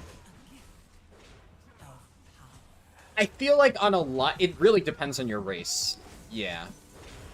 On some of them, it probably would feel really annoying, because some of the yell animation, or this yell, like, sound effects are really dumb and feel really silly. I really like the panda sound effects. The panda screams feel pretty good, so...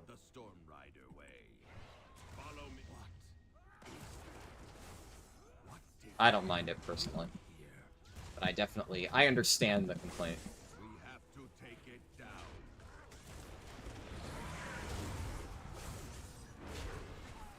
Oh my god. How did the healer get threat on all of those immediately, dude?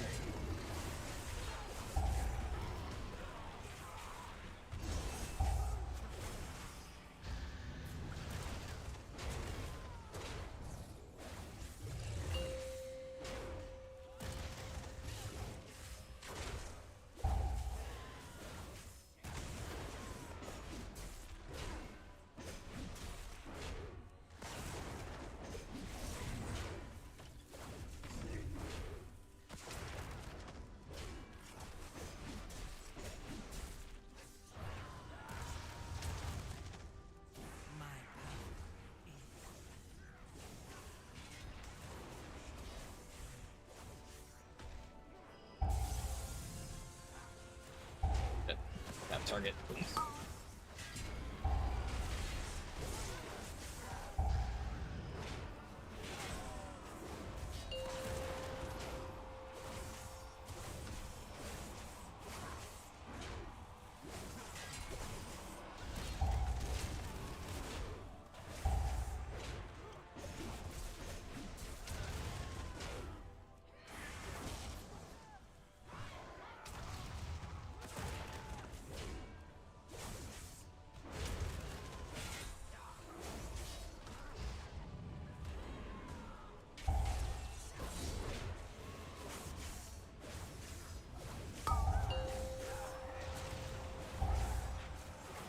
Holy shit.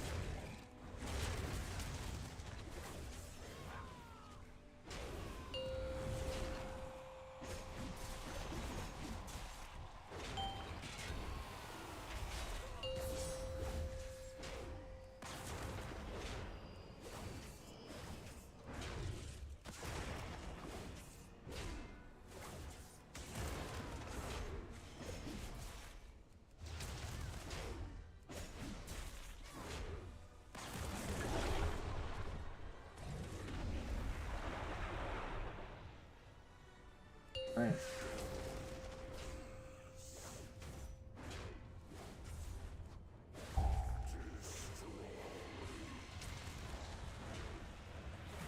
Okay, you can't spell reflect that.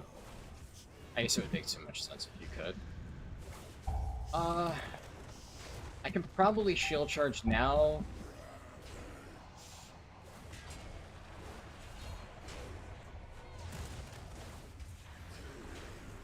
I really want to save my burst for the shield break phase, though. Just the shame that it's up on pull. The shield is breaking very slowly.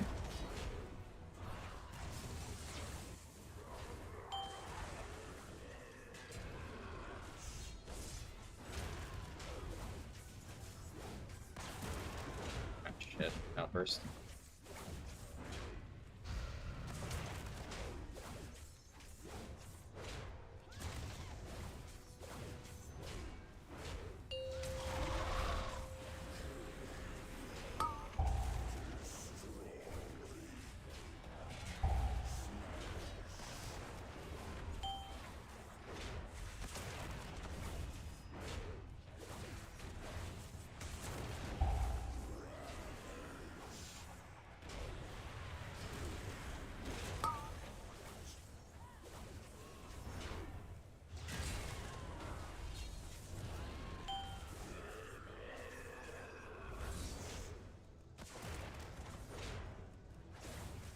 A gift of power.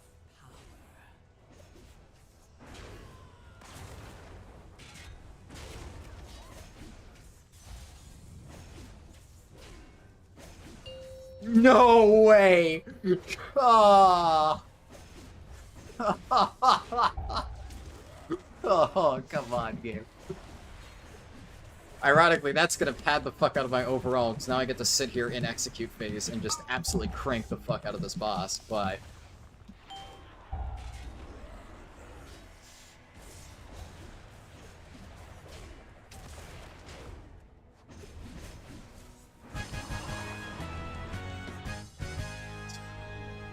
That's crazy.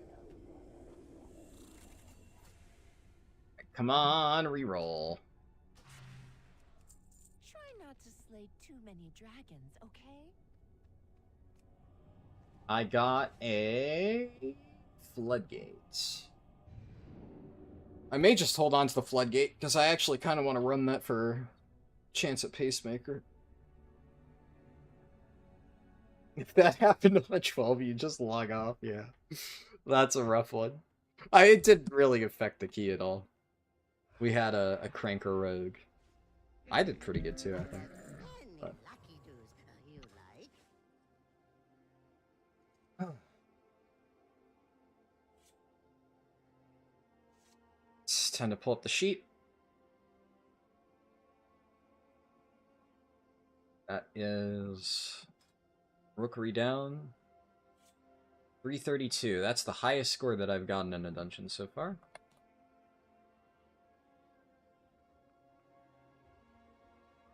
Alright.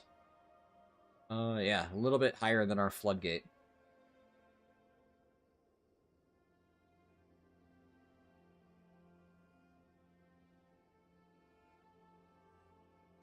Now just workshop and priory.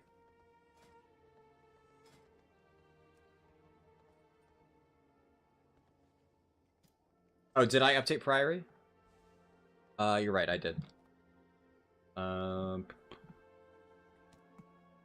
Thank you.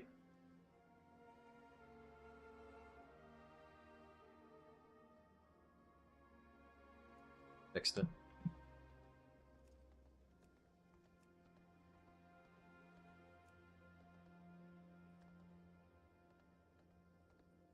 This Rookery is that much easier, though? Yeah. I mean, I would say definitely Rookery is easier, but we also, like, that... Look at the rogue's damage. That guy absolutely fucking annihilated the dungeon. He kind of blasted.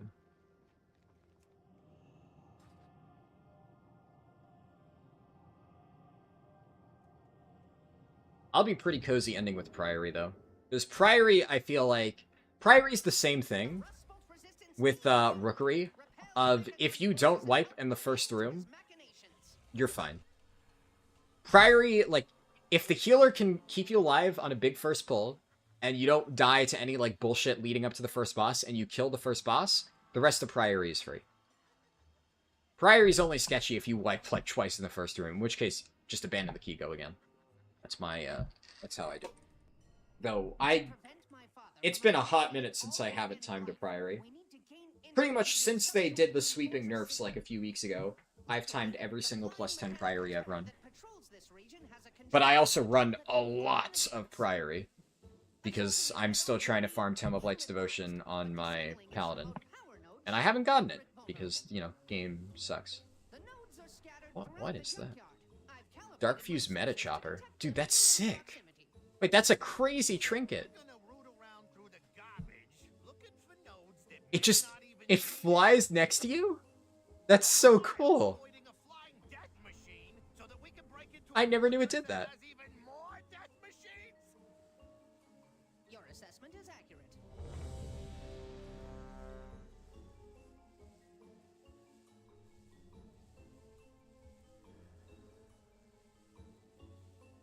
There's a nice weak aura called Acorn's Dungeon Teleport Buttons. You click the square pictures on M plus pane to portal. Yeah, I mean, I'm aware of a bunch of different add-ons that do the portals, like, all-in-one thing. 5, 4, 3. I used to have one. I think after I switched computers, like, a few years ago, I lost it, but, yeah, it's fine. I'll respond to your question in a little bit, Eddie Dean. I can't answer, like, right now. But...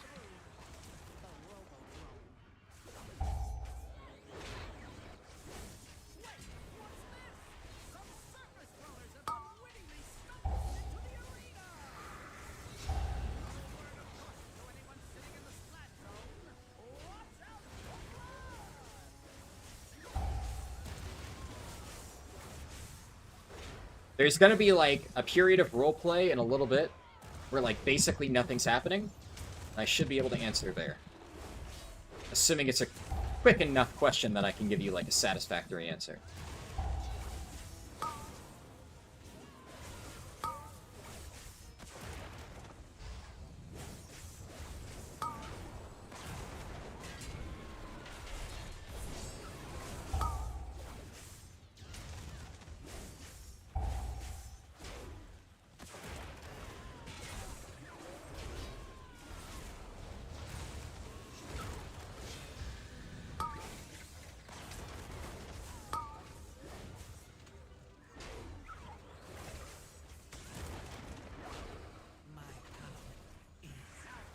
Nice.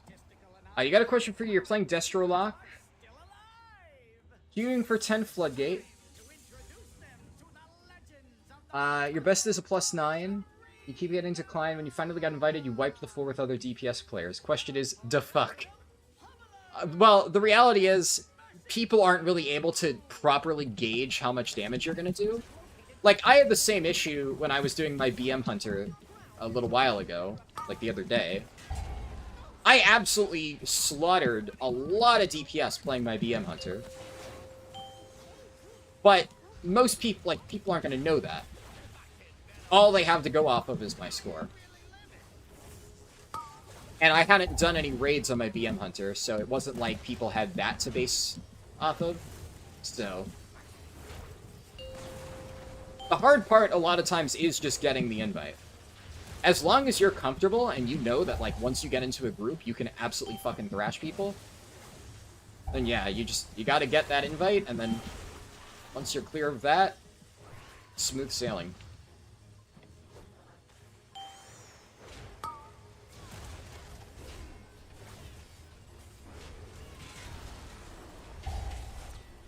My power is transcendent. Share in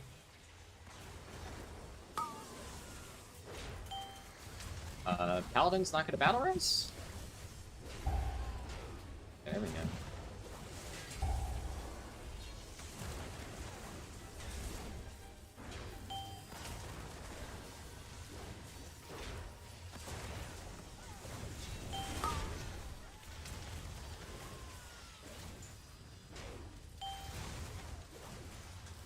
Yeah. Nah, trust me, I get it. It's rough out there. I went through the same thing on my BM Hunter. I mean, the reality is, it's what everybody's gonna tell you, it's you gotta push your own key. And having just gone through the same deal, and having a miserable experience pushing my own key, it sucks when people tell you, just push your own key. Because, like, it feels bad, and I hated having to push my own key because, you know, I'll push my key up, and then somebody will just fucking brick it immediately. And, like, yeah, that feels really bad. Also, that really sucks that the boss is just fucking animation locked.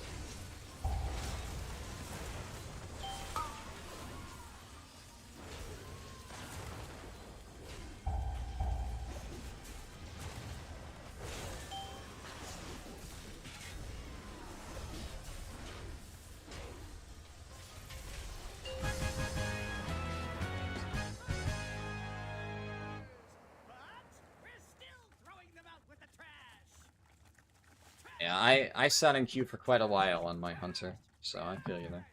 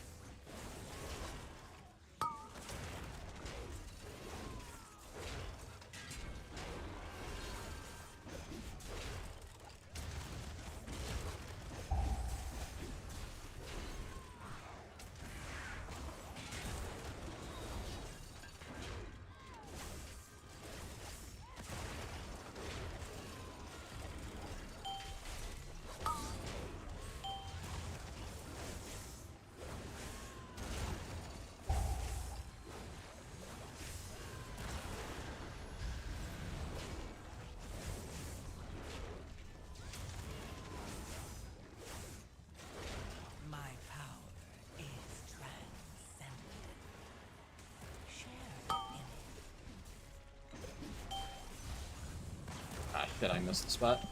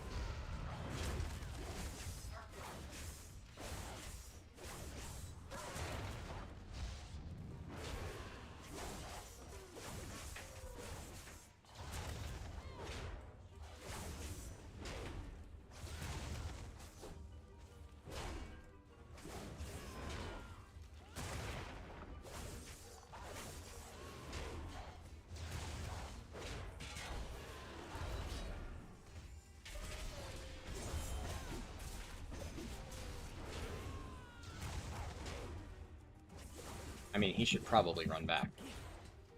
Of power.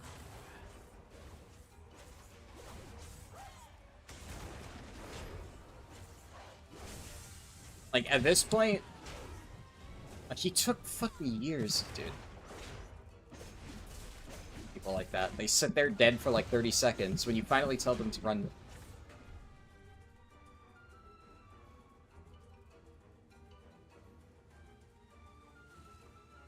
Like, if he released immediately, he would have gone back in time. But he waited, like, 30 seconds. Okay. Okay, dude. Shouldn't have done that part either. Yeah, okay, one person died. Shut the fuck up.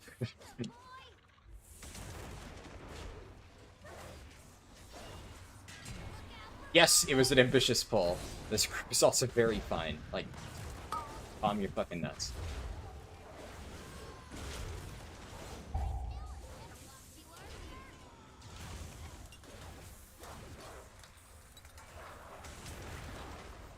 Yeah, I'm out of range, but...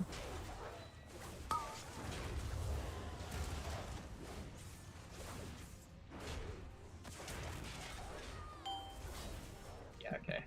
This dude's highest workshop is a fucking +8. And he's good. Like, he just kept us alive. But he can't just take the W. He can't be like, wow, I just did a really good job and, you know, kept the group alive through, objectively, yes, a hard pull. He's like, ah, you shouldn't have done that. Yeah, shut the fuck up. Shut the fuck up. This...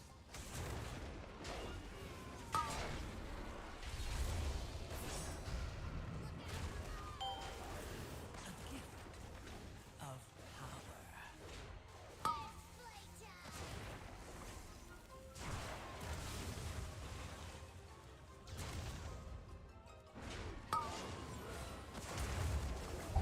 Yeah, I'm not gonna get a good angle on this.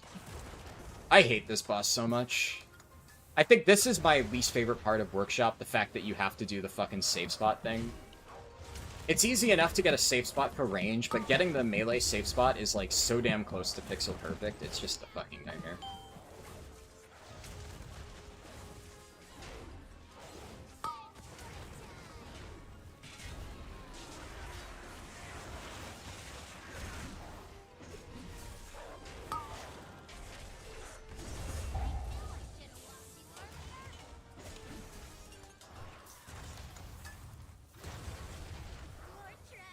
Oh, come on, dude.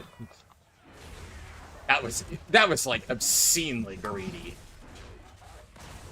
At least he admitted. I mean, it's not too late to brick it, but like 1 or 2 slip-ups. Ollie long stream, yeah. Hey, Analana. Yeah, it's like... I'm pretty sure that I can... Well, I mean, at this point, we are going to finish Prot Warrior Keystone Hero in a single stream, so... I kind of reached a point like 2 hours ago where I'm like, I could end stream here and finish it up another day, but then it just kept working out, so, you know, we keep going. I have 3 hours to finish this key and do 1 more, and then we'll be done. Attention, citizens.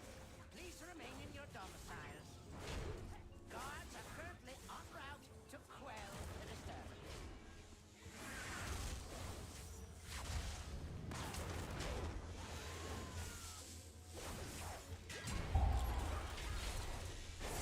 My power is transcendent.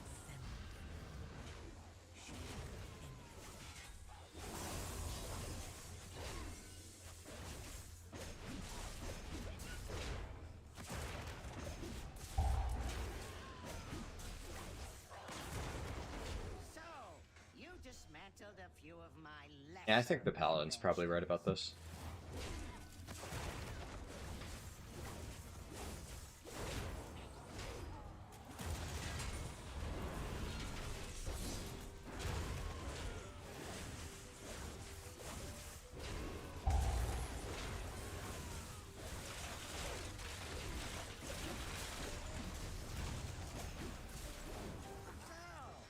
You possess a modicum of skill. It will prove insufficient against my newest prototype.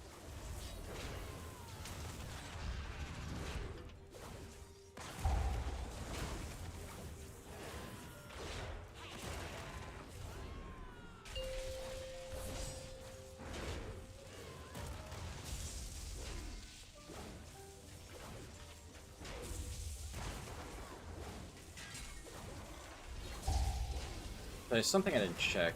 My power They're not even the same server. transcendent. Share in it. Weird.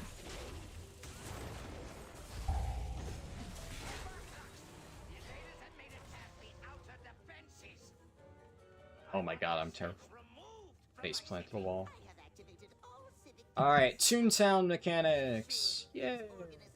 One of these days I gotta go back to Toontown and see if I can like do all the endgame shit. Now that I'm not like 5. Are you kidding me? Really?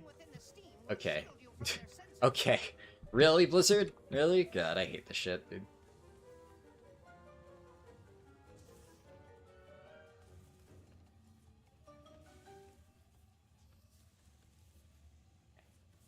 This is easily the worst pattern I've seen ever. This is like some crazy bullshit.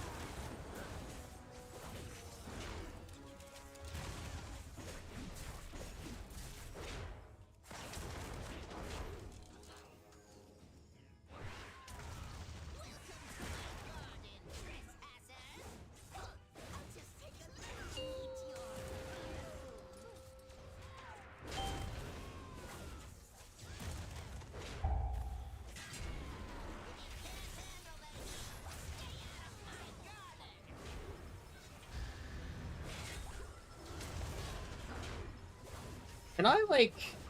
I don't think Spell Reflect would work in the laser beams, because I don't think the boss is using the ability. There's a chance that abilities like that would sometimes be reflectable, but... not if it doesn't originate from the boss himself.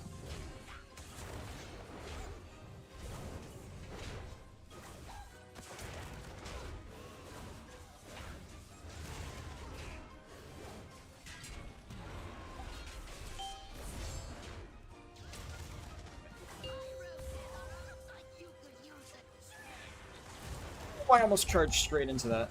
That would have been bad.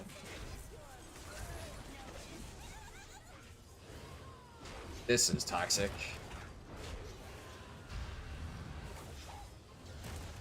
The only thing I just strongly dislike about this boss is the insane variance on flame cannon spawns. Or, the flower spawns. There are times where they spawn, like, nice and spread out, so you don't need to get, like, the overlaps, and then there's times where they, like, immediately spawn stacked on top of each other. And it's just a fucking nightmare. Oh my god!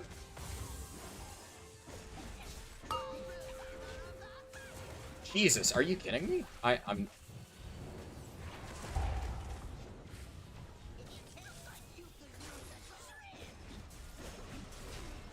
You should not even go for that. I'm gonna finish it off, but this 100% was just a focus boss angle. This is the most cursed... I love how I say that, right? And then look what happens. Look what happens. We get a third one in the exact same spot. Literally all of them pixel stacked.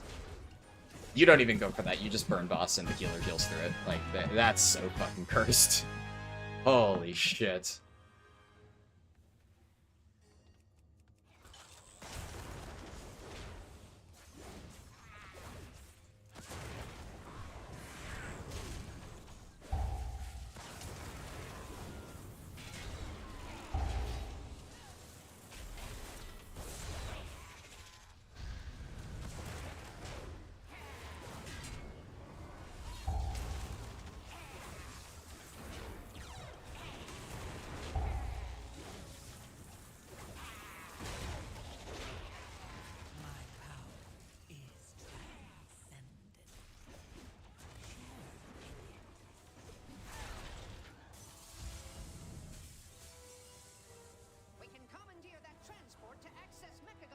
So,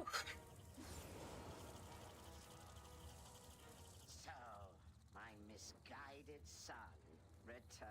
You love Colossus, but man, you wish Mountain Thane wasn't pure passives? Yeah. Are no longer my fault. Mountain Thane is just kind of... Mountain Thane's like BFA Prot Warrior, kind of. Down, poor child. Very similar. If only you I think that's kind of why it exists. the curse of flesh had run rampant across Azeroth, and I But I do agree that because of how good it feels to play Colossus, it just... Although I don't hate Mountain Thane, it is just very, very, very passive. Because of that.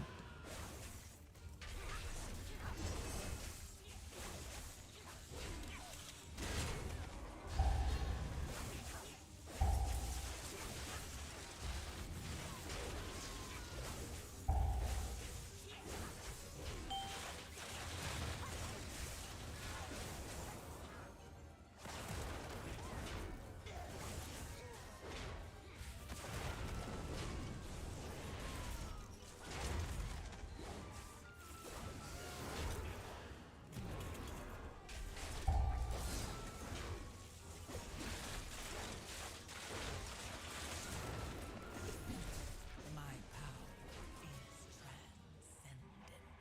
These orbs. Share in it.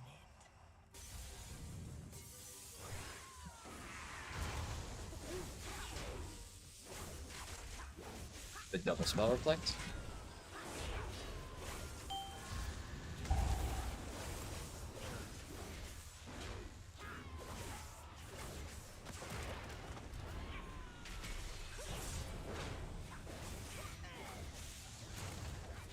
Nobody wants to kick that guy?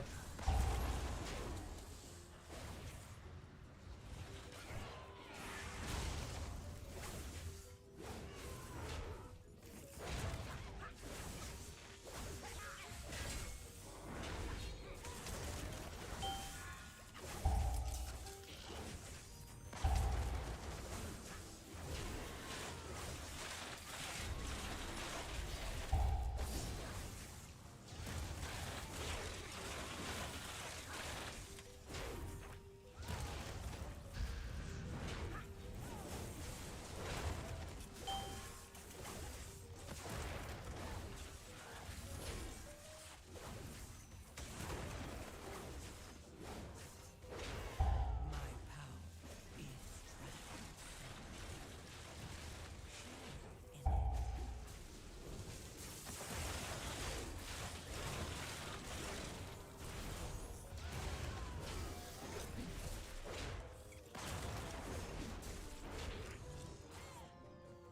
You don't hate Mountain Thane, but it does not feel like you're playing a hero tree? Yeah.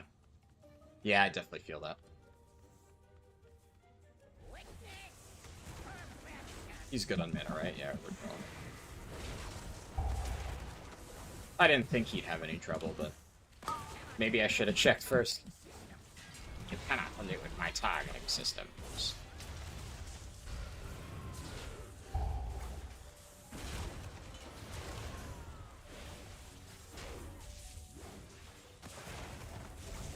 cannot elude my targeting system.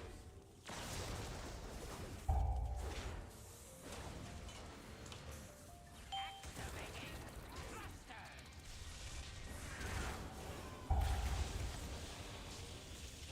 Man, I'm getting no resets right now. Pain. Cannot elude my targeting. Oh my god. Where are my shield swing resets? Game, please. There we go. This is awkward.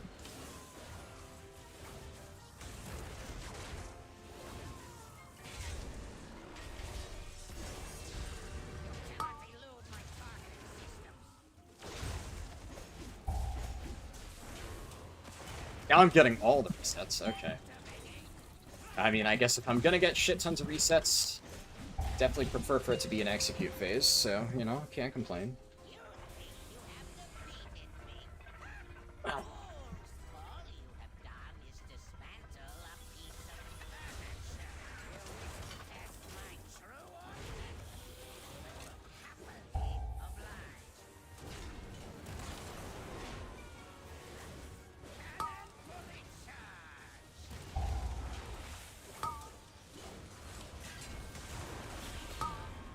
A gift of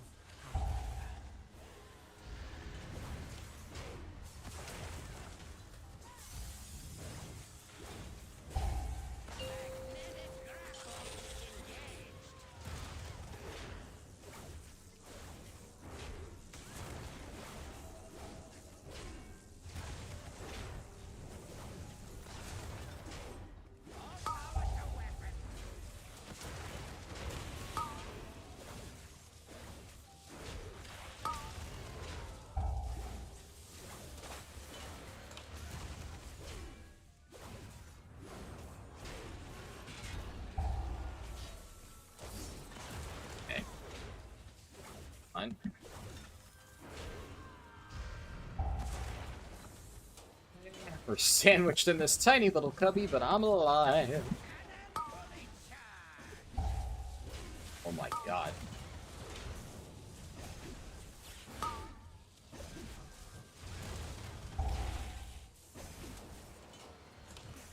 Oh, this is pain. Okay, there we go. Shield slot reset.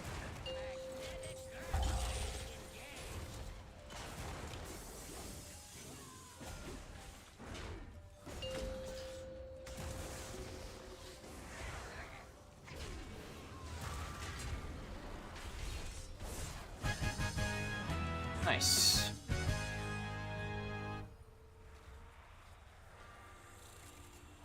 Alright. Do I reroll? Fuck it, yeah, I reroll. YOLO! What do we get? What do we get? Workshop, okay. Unlucky. I got Trashmaster's Mantle. I figure, honestly, even if I had that 10 Floodgate, although I do still need to farm Pacemaker, there's no way that I care enough to do that, like, literally right this week. I'm already doing 8 keys for a full vault.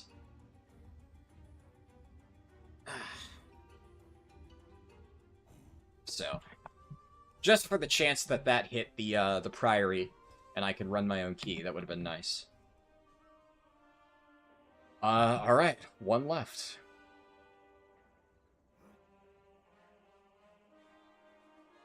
How much score is that? That is 328. Now just Priory.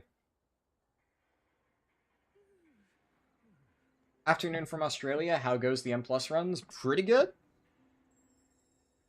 Today has been an extremely productive day. We've gotten a lot of shit done. I can't believe, I mean, unless I get, like, the most catastrophic Priories in the planet, we're one dungeon away from one banging, Prot Warrior Keystone hero in a single stream. I'm very happy with that. I figured there was a reasonable chance that I could do it, but definitely glad that I managed to pull it off. This is big progress. If you push your own key, can you de-level it? You don't want to go higher than 10? Yes. If you want to de-level your key, you go over here, and you talk to Panda Lady, Lindormy, and you just lower your key by 1. I'm not going to do it because I don't want to accidentally lower my key, but you get the idea. Is there a reason I'm not filtering out the dungeons you've already done when searching for 10 keys? Is that a thing I can do?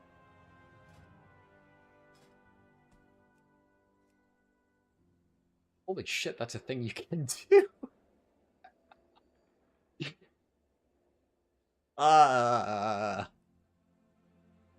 The answer to your question is that I'm fucking stupid.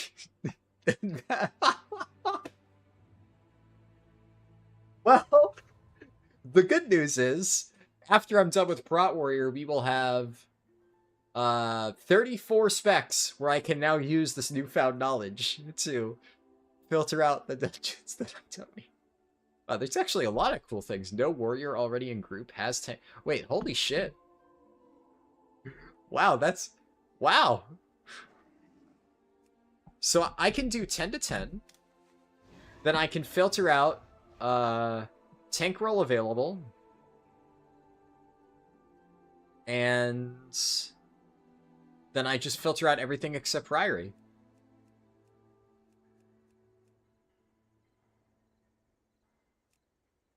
Holy shit. Yeah, I'm not doing that.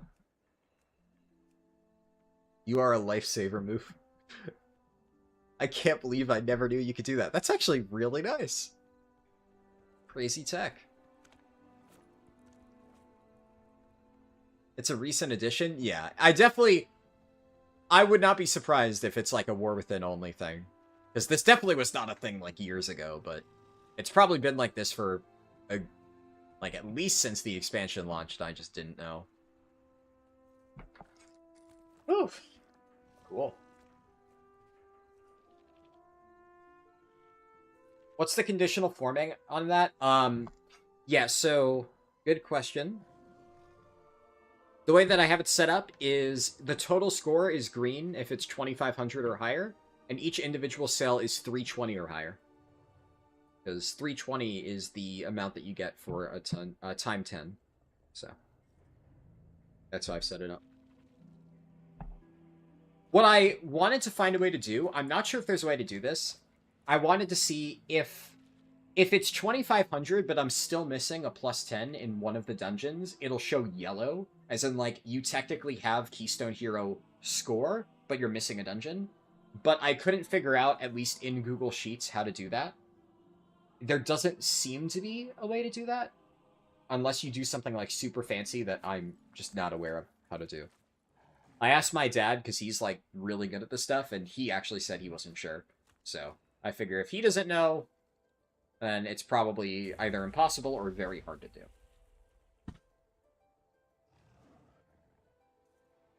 And no problem, Eddie Dean. I'm glad I was able to help you.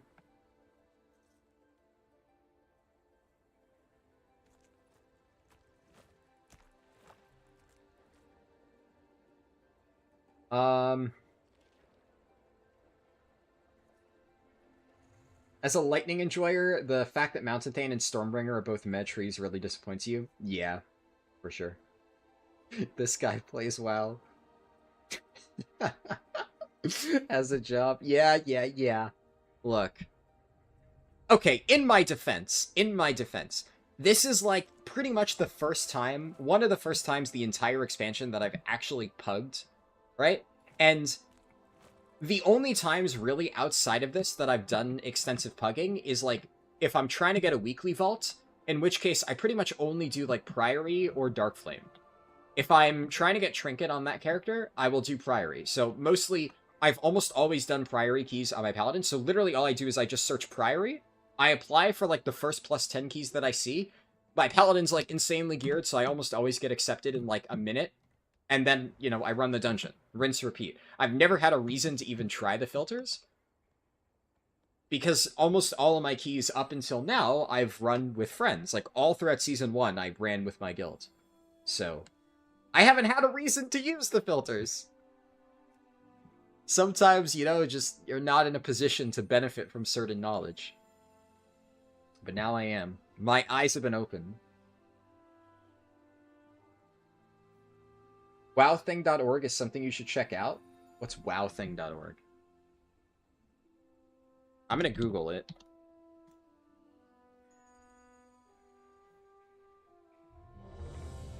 Nice. Wowthing.org.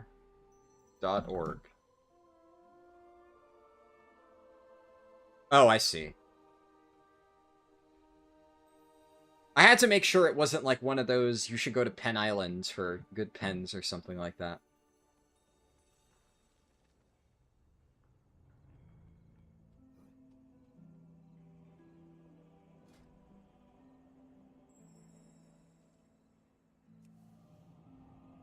Yeah, I see what you mean, though. Like, that is kind of what I'm doing my spreadsheet for. And, like, look, my spreadsheet is not revolutionary.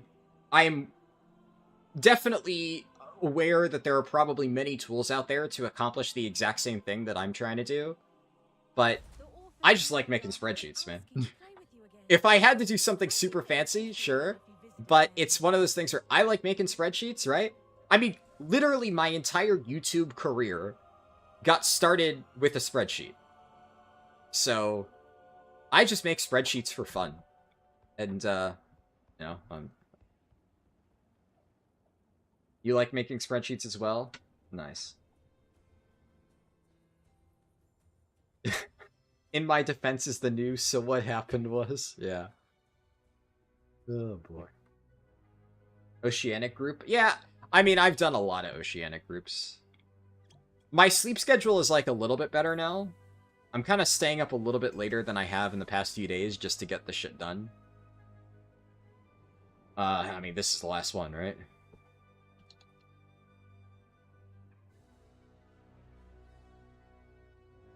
But, prior to that, my schedule was completely fucked, and I ran a lot of Oceanic groups, so I'm kind of used to it. You troll me often, but you wouldn't troll me with a stupid link? You never know. I appreciate it either way, though.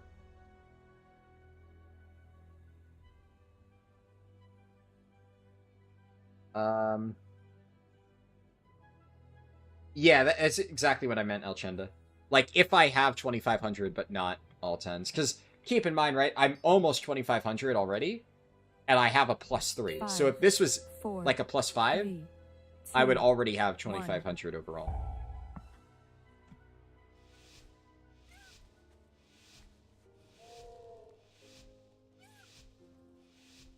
And then also, yeah, if you have +11s done. Alright, I'm gonna lock in for this. So I'm closing chat for now. But of late, the devotees have become secretive, hostile. The gods sought to kill you. And Captain Dale cries protecting something. Each of his lieutenants bolsters his tactics. Draw them away and defeat them.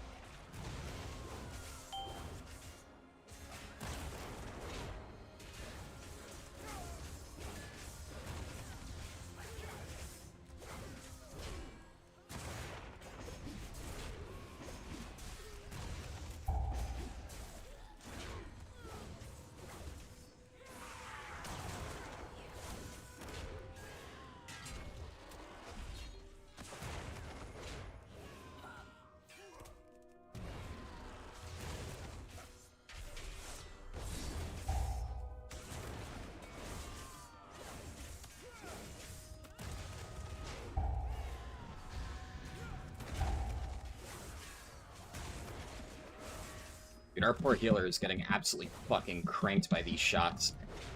A gift of power. I'm trying to help him where I can, but the game is just not being kind to him right now.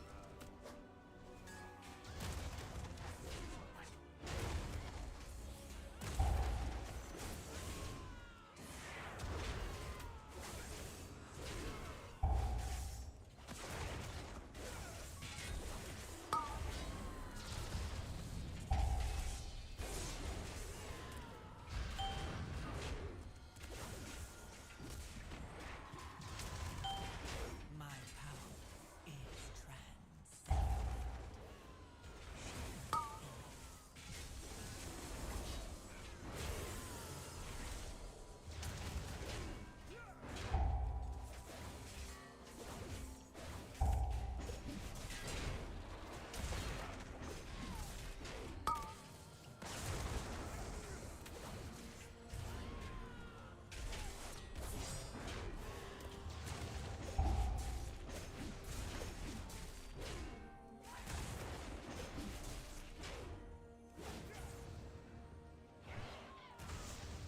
Shame, ma'am.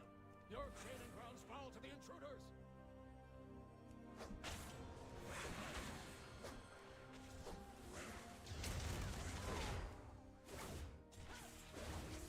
Oh, that guy got fucking double linksed.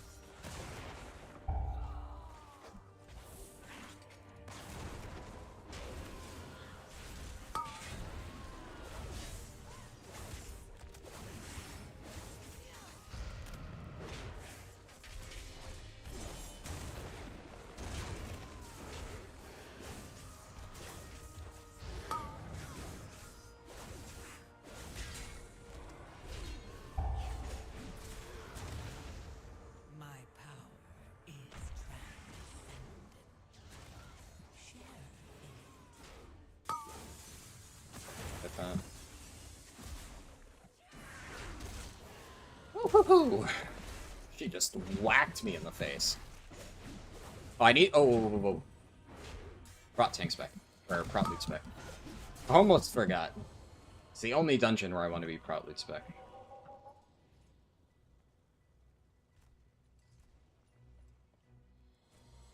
It's funny, I've done Priory a lot. I have yet to see a single person do my Priory route. Every pug I've been in, they do some special route. My Priory route is like a mostly hold W route. Pretty simple, but nobody really does it. Everybody does like fancy shit.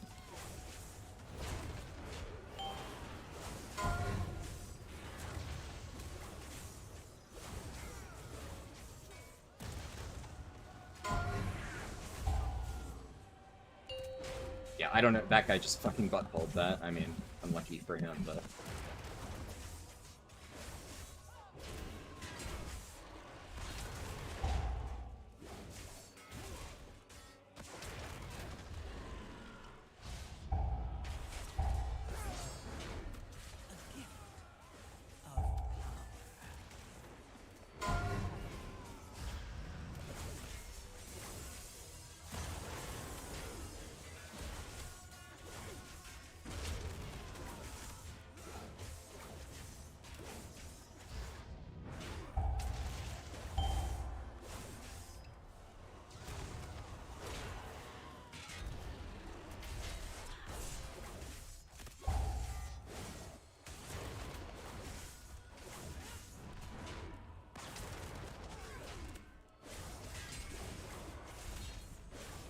I will say, normally I like to do that patrol before,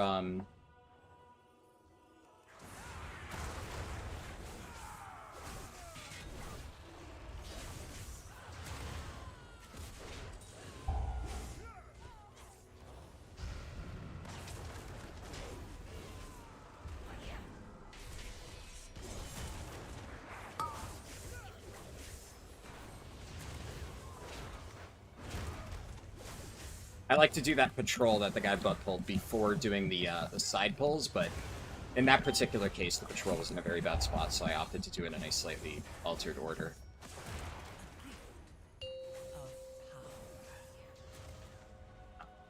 Me. Yeah. Really unlucky timing of that smite.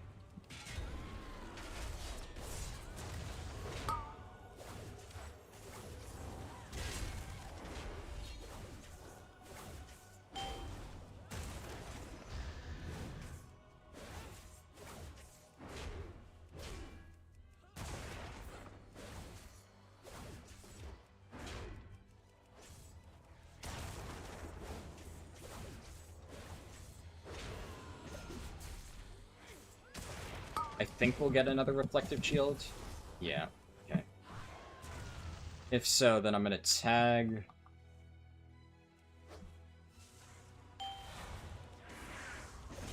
Tag that so that it's running. You won't hear off anymore. You must defeat Dale Pride. The intruders defile the altar of the sacred blade. My power is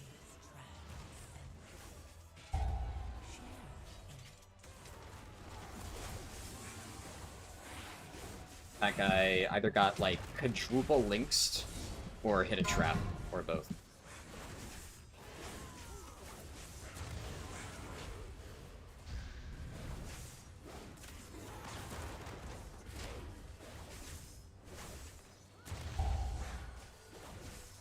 He really doesn't want to run back. It's the easiest run back in the entire game. Did he DC or something? Maybe he DC'd. Would make sense.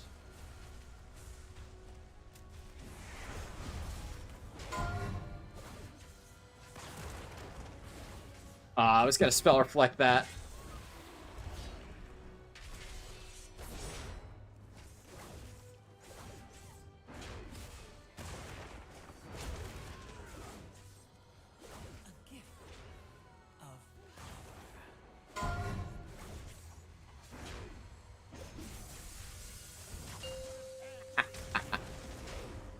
Spell reflect!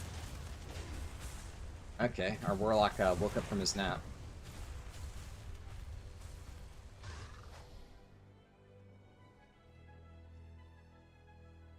Can I spell reflect the Divine Judgment? I feel like that's probably possible.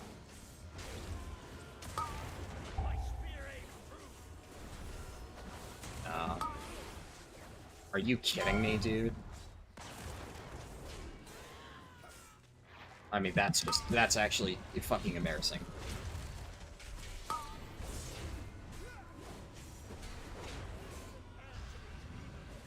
On a +10? Really?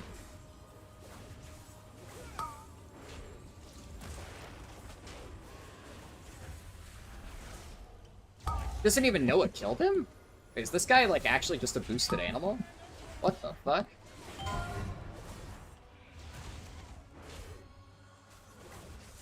Yikes.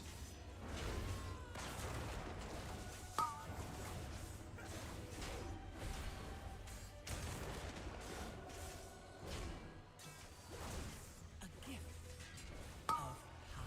Show them the power of the flame. My spear ain't through. Remember's wrath.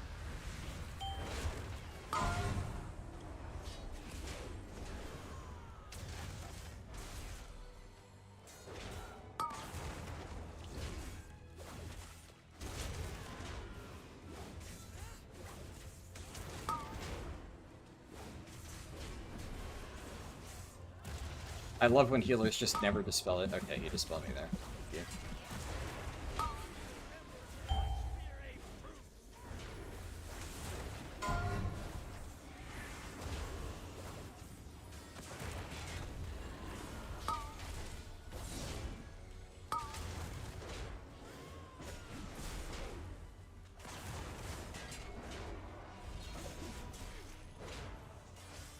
My power is transcendent.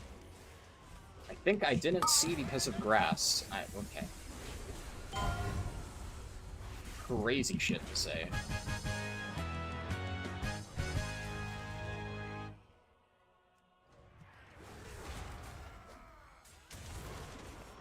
Dale cry was a Why is my health stone lit up and it's not fucking working, dude? force to turn against Hamilton. Okay, that almost fucked me. Thought I had health stone and I did not.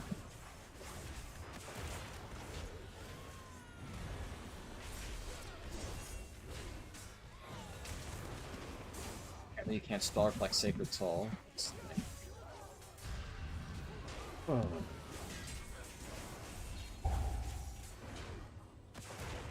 I do not trust these guys to do the double pull here. And we're also, like, we're so fine on time that I don't think we need to.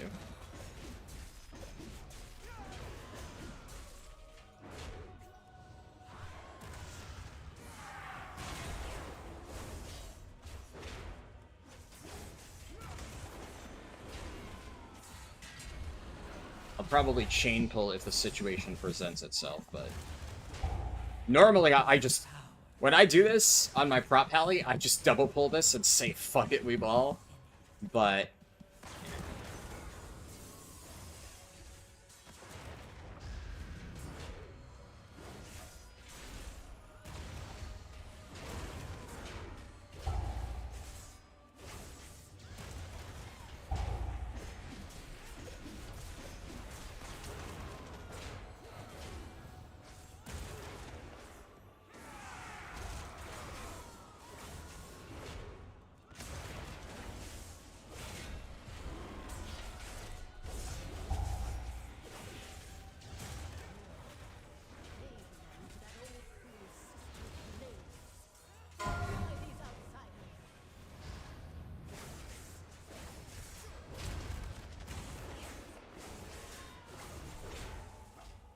The usefulness of the Empire has passed.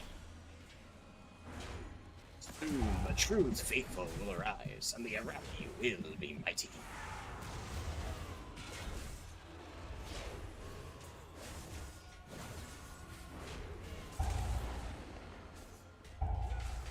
A gift of youth to the Empire has passed. Soon the true faithful will arise. The Arathi will be mighty.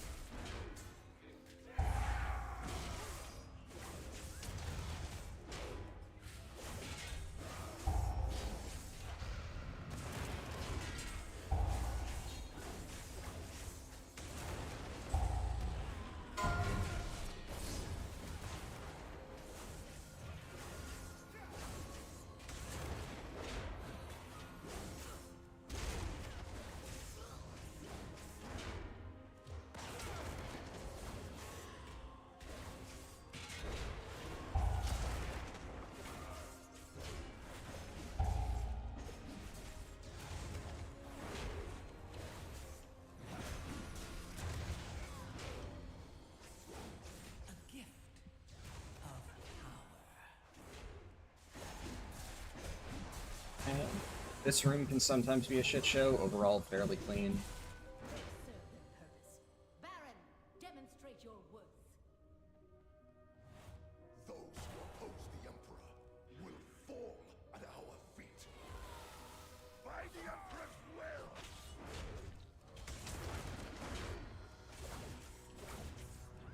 By my holy hammer!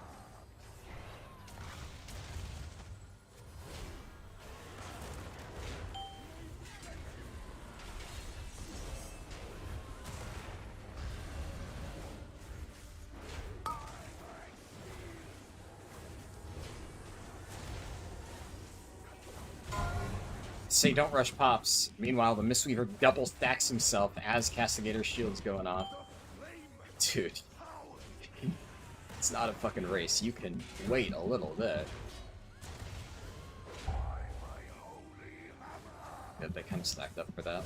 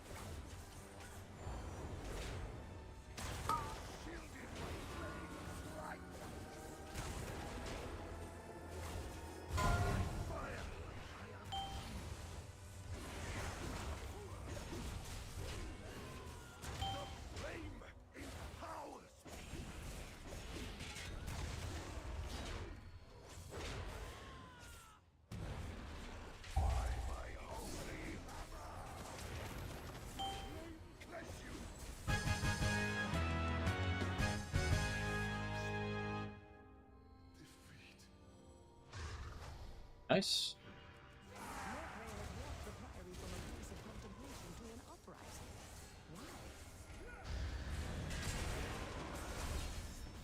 She has always preached of the strength of the Emperor's will. To turn against us is madness. A gift of power.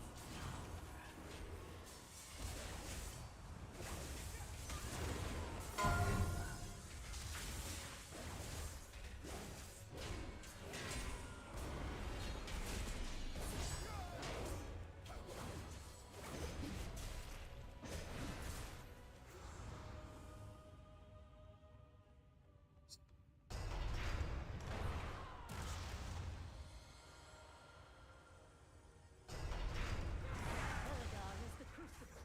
It burns away weakness. Its blinding light reveals the strength we will conquer Castlegar and subjugate the world. No, they use the sacred flame to... I'd forget. They are no better than the Cobus. That part I remember.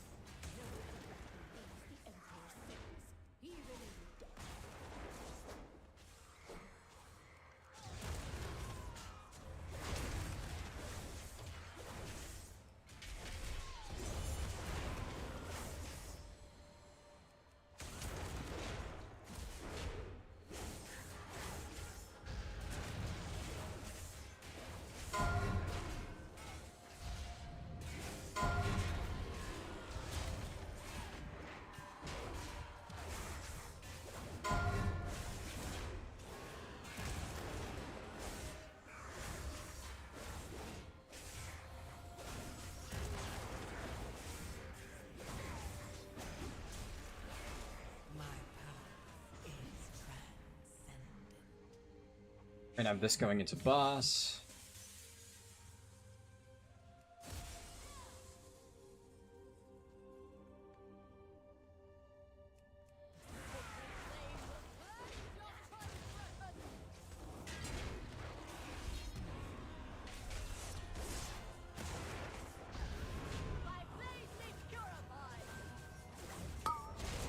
Four, three, two, one.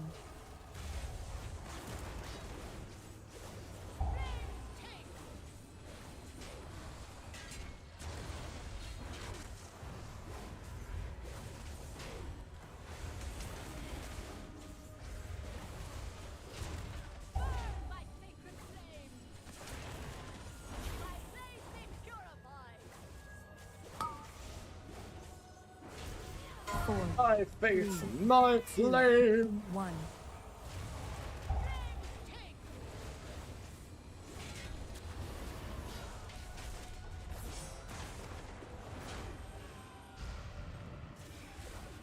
Nice Star Reflect!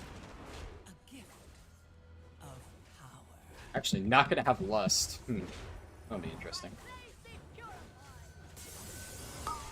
Four, three, Get a two, bit of milk, though. one.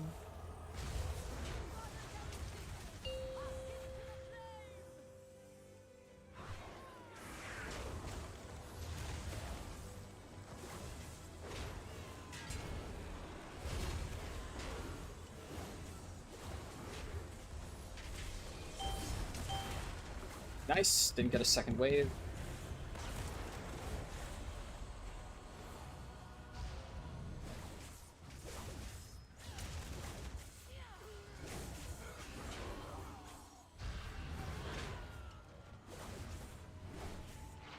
My blade be purified! Four, three, My flame! one. A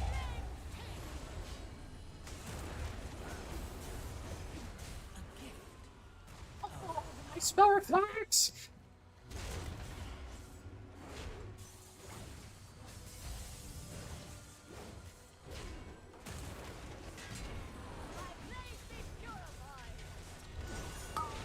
Four, three, two, one.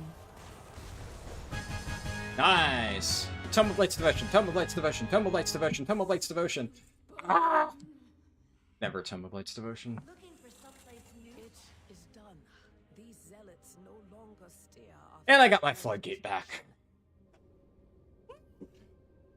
Are done with Prot Warrior. comfort in the light. One stream is all it took. Let's fucking go. Oh man. How many runs is that hunting for it? Well, that was my first Priory on Prot Warrior. That said, I've done like a bajillion Priories on my Paladin, and I still have an M0 Tome on my Paladin, so... my luck overall throughout the season for Tome has been fucking abysmal. But, you know, wouldn't it have been crazy if first run on Prot Warrior we snatched the Tome? That would have been something. Maybe that's a little bit too ambitious. Fuck yeah. Alright, let's, take the score, 328. For Prot Warrior. Boom! One stream. We're all done. I can also update this to 3M. Ah. BM Hunter and Prot Warrior done back to back. Like I said, I'm not going to start Vengeance Demon Hunter tomorrow. I still got some stuff that I got to do. I will probably do Vengeance Demon Hunter on Monday. Now, I don't think Vengeance will take very long. But I'm also not sure that we can do Vengeance in a single day. Because my Vengeance Demon Hunter is not nearly as geared as my Prot Warrior. Prot Warrior I just already had, like, super duper juiced. Alright. You don't know if I want Tome of Light's Devotion? What do you mean? Tome of Light's Devotion is, like, the only thing I want. I would sell my soul for a good Tome of Light's Devotion. That thing fucks. Dude, I used Tome of Light's Devotion at 593 Adventurer track on Mythic progression throughout all of Narubar Palace. Or, like, almost all of it. I swapped for Ansarek, but... I killed Mythic Kaiveza wearing a 593 Tome of Light's Devotion. It's that good. Even last season. Oh, you were doing... Okay, I see. Yeah, look. It's 3 in the morning. I overlook sarcasm. Fair, yeah. Sod added a new Hunter Scope in the latest patch. Doesn't increase your damage, but it turns your bullets/arrows into flying chickens. Interesting.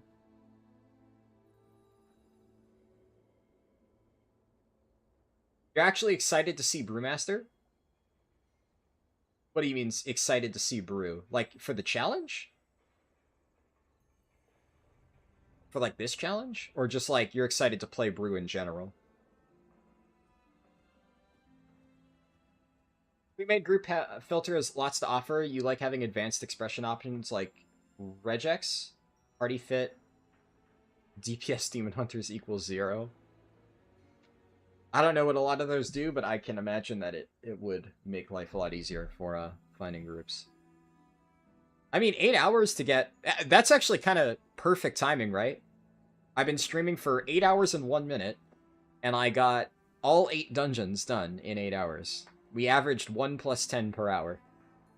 And I had to start the stream with a few homework keys. For the challenge? Just in case you don't know, I already did Brewmaster. We started with Brewmaster. The very first stream was Brewmaster Windwalker. Then BM, and now Prot Warrior. And we'll do Vengeance next. So if you want to see Brewmaster, that stream's already up. You can watch the recording.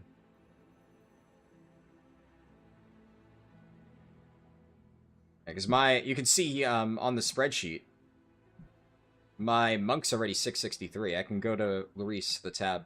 This is Brewmaster Windwalker. That's all done. Still have Mistweaver left, which obviously we'll do later in the challenge, but those were the 2 initial specs.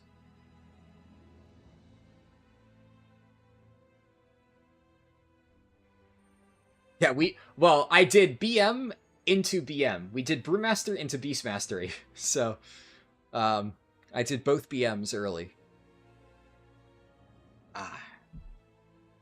Alright. Also, reminder, the poll should be pinned on the stream. Vote if you want for, whatever the next spec. Oh, wow. It's actually... I just updated the poll. We are dead even. Resto Shaman and Devastation Evoker tied 31% each. Definitely seems like the tanks are falling behind, but they are very close. It looks like Devastation Evoker is ever so slightly ahead, but they're both so close that the average, or the rounding, is 31% for both of them. So I guess we won't know. And for the closing of the poll, like when I'm going to finalize the results... We're going to do Vengeance Demon Hunter probably on Monday, maybe Tuesday if it takes me a little bit longer. And then I'm going to do Fire Mage after that. And the moment that I finish Fire Mage, that's when we are going to finalize the results. So however long that takes, the poll will be up for that. So, you know, there's still going to be many, many, many days for the result to potentially be swung in one direction or the other. Who knows?